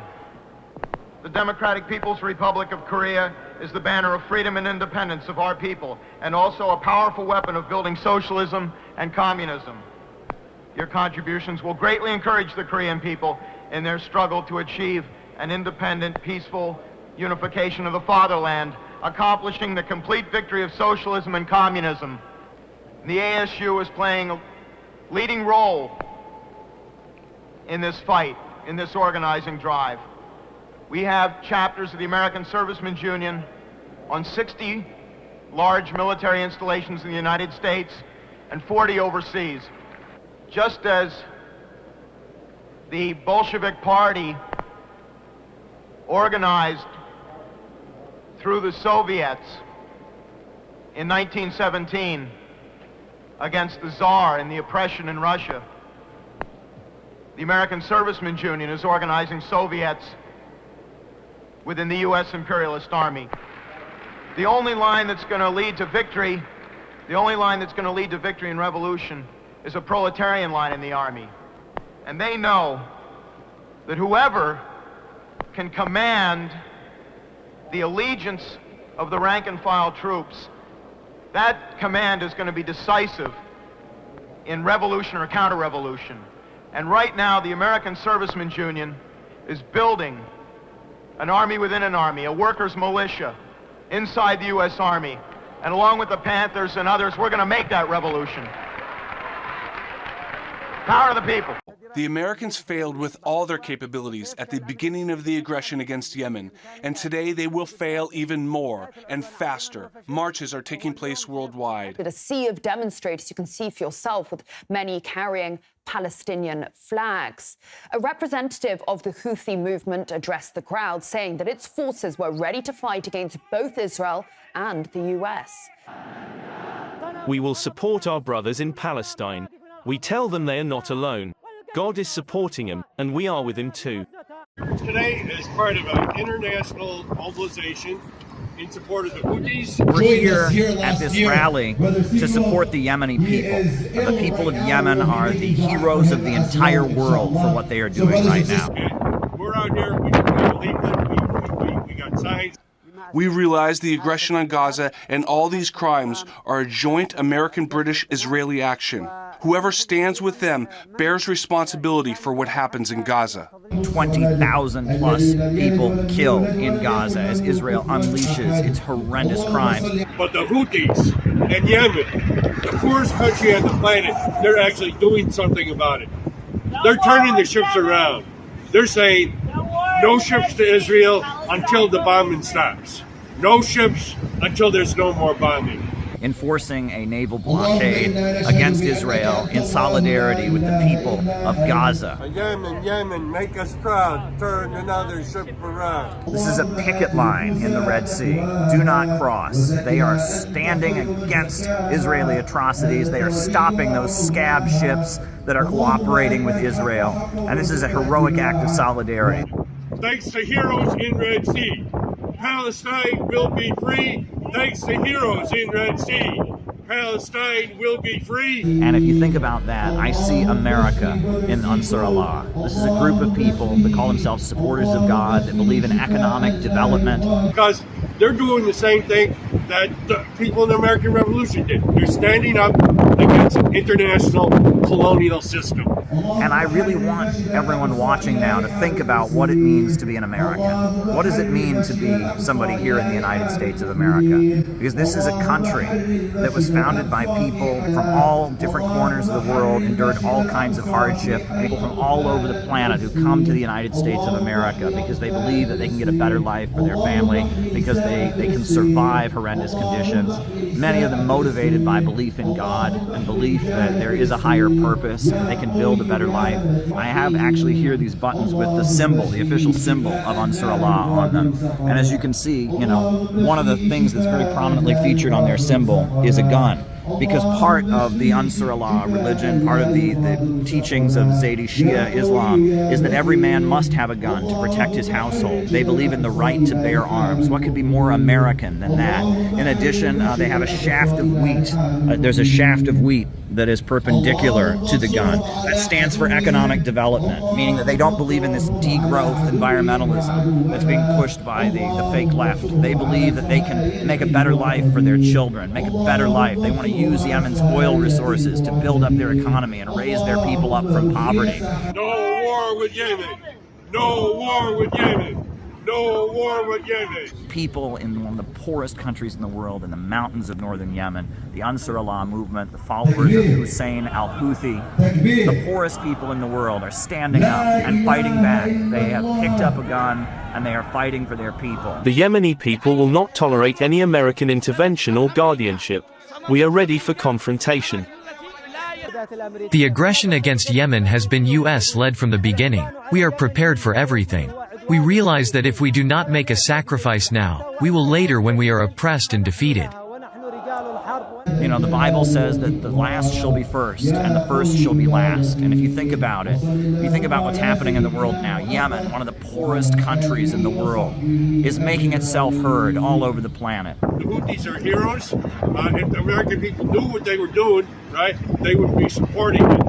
You know, Mao Zedong, the founder of the Chinese Revolution, he said, the people of a small country can surely defeat aggression by a big country, but only if they dare to rise and struggle, only if they dare to take up arms and grasp into their own hands the destiny of their country. And the people of Yemen have done that. If the American forces present in the Red Sea commit foolish acts against the Yemeni people, whether against the Navy, against Yemen in general, or against Yemen's interests, the Yemeni people will not stand idly by, and the armed forces will not stand idly either. American naval units will become targets, along with those who support and back them. What we're looking at today is another miracle in the Red Sea. Pharaoh didn't learn his lesson the last time, and if Pharaoh Biden sends American troops to try to fight in the Red Sea, he's going to meet the same fate as the hero of the Old Testament did. If you truly love America, if you truly love everything this country was meant to stand for, when it emerged as a revolution against the British Empire, you should love the Houthis right now. You should love the people of Yemen and admire them. They are standing against the Atlanticist system, this global system of free trade. They are stopping that free trade. They are stopping the ships. They are standing for economic development. They are shutting it down. They are the heroes of the people of the world. They stand for economic development. They stand for the rights of people, the rights of justice and truth against the system that puts profit and monopoly, big banks and corporations over human lives. We admire the Houthis. The Houthis are the hero of the whole world. We stand with you. From Bronx to Chicago to Portland to every corner of this country, there are Americans that hear your call and stand with you. Shut it down. Solidarity with Ansar Allah, solidarity with Yemen, solidarity with Gaza, free Palestine, down with U.S. imperialism. The poorest nation on the planet is doing more than all the richest nations put together to defend decency and oppose genocide. They're doing what America should be doing, and we at the Center for Political Innovation support them. And then we crossed that bridge into China, saw a great banner up ahead. Its meaning set my heart a pounding, and this is what that banner is. Long live the great unity of the peoples of the world. Long live the great unity of the peoples of the world. Long live the great unity of the peoples of the world.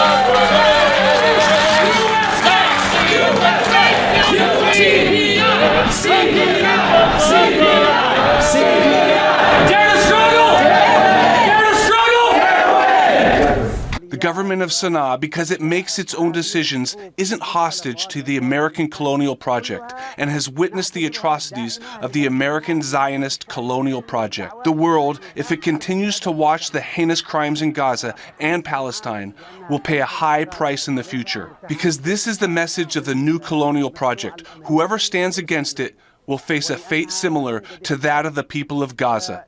China, Russia, and India and other countries won't accept American, British, Israeli dominance. The Houthis are heroes. Houthis are heroes. Houthis are heroes. Houthis are heroes. In years, human beings have gone from hunter-gatherers in the woods to space travel, iPhones, and artificial intelligence. And it is human creativity and our ability to reinvent our relationship with nature that defines what it means to be a human being. Human innovation is beautiful and it should be celebrated. Yes. We have a piece of godlike creativity, a gift within us. That's beautiful. Henry Charles Carey, he also said in that pamphlet that I referenced, he said, to raise the value of labor throughout the world, we need only to raise the value of our own. To raise the value of land throughout the world, it is needed only that we adopt measures that shall raise the value of our own. To improve the political condition of man throughout the world, It is needed that we ourselves should remain at peace, avoid taxation for the maintenance of fleets and armies, and become rich and prosperous. To raise the condition of woman throughout the world, it is required us only that we pursue a course that enables men to remain at home and marry, that they may surround themselves with happy children and grandchildren. To substitute true Christianity for the detestable system known as Malthusianism, it is needed that we prove to the world that it is the population that makes food come from rich soils, and that food tends to increase more rapidly than population, thus vindicating the policy of God to man. Perfect obedience to the greatest of all commands, do unto others as you would have others do unto you. This is the object and the results of the mission of the United States. Now that was Henry Charles Carey. And that's a patriotism and a view of what it means to be an American that I can get behind. I look at this painting that hangs in the state capitol of Kansas. This is the mural, and that's John Brown. And John Brown was executed for treason. He was actually the first person in American history to ever get the death penalty for treason, because he tried to lead an uprising against slavery. He was so opposed to slavery that he tried to seize Harper's Ferry and distribute guns to slaves and lead an uprising against slavery. He was given the death penalty. When they asked him why it was that he did so much to oppose slavery, he cited what I just read, the golden rule. He said, do unto others as you would have them do unto you. And if I was held in slavery, I would want someone to fight for my freedom. So that is what I must do. And you look at John Brown, and you look at him there waving his Bible and his rifle in one hand. That's our heritage as Americans. And they can't rob that from us. And my objection to a lot of the wokeism is it points to all the evil things in American history, all the racism, all the horrible wars, all these things, and it makes it sound like that's the only side of the story. They're forgetting about Eugene Debs. They're forgetting about Dr. Martin Luther King. They're forgetting about all the brave people who built mass movements and organized to fight against the evil things. And we have just as much right to that history, just as much right to call that American history as the European. Not going to let them take that from us. And I want to end by saying this. You know, Donald Trump's rallies, I love the soundtrack. He plays YMCA, he plays the Rolling Stones, you can't always get what you want, you get what you need. And he plays that, and his rallies are very optimistic. He gets very fired up, and he criticizes, and he talks about bad conditions, but he's always celebrating and partying. And I've said, you know, you really don't help anybody by telling them how bad things are. You really don't help anybody by making them feel hopeless and making them feel like the world is going to hell. The world's not going to hell. The world is going to God. And you help people by showing them the good time that is coming. And good times are coming if we can get people to think. Right. People must learn to think. And that is what we were trying to do. That's why we cobbled all this together and spent all this money to get ourselves to Washington, D.C., to hand out pamphlets and put this poster out here. We're trying to get people to think. People need to wake up and think, because our country is in a bad shape. But if we can learn to think, the sky's the limit. And the world can get beautiful and even better. So we got to just keep doing our jobs. And it's hard, and it's not easy, and sometimes it's really cold outside, you know, and sometimes this happens or that happens, but you have to just keep being optimistic and just keep looking forward, even if you feel sometimes like a voice crying out in the wilderness. Thank you very much.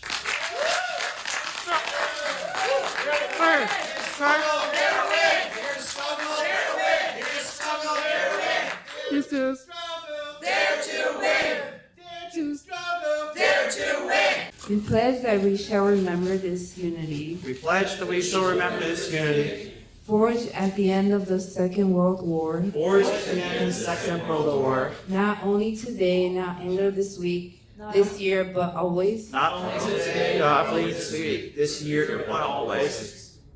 Until we have built the world we have dreamed of and fought for. Until we have built the world we have dreamed of and fought for. We pledge ourselves to build the unity of the people of the world. We pledge ourselves to build the unity of the people of the world. All races, all colors, all nationalities, all beliefs. All races, all colors, all nationalities, all beliefs. To eliminate all traces of fascism from the earth. To eliminate all traces of fascism from the earth. to build a deep and sincere international friendship among the peoples of the world, to build a deep and sincere international friendship among the peoples of the world, to keep a just, lasting peace, to keep a just, lasting peace, to eliminate want, frustration, and enforced idleness. to eliminate frustration and enforced idleness. We have to come to confirm the unity of all people, We have come to confirm the unity of all people, to salute our comrades who have died, to salute our comrades who have died, and pledge our word that skillful hands, keen brains, and bold enthusiasm and spread our word that skillful hands, keen brains, and bold enthusiasm shall never more be wasted in war. shall never more be wasted in war. There is struggle, there to win. There is struggle, there to win. There is struggle, there to win. There is struggle, there to win. Right. Thank you.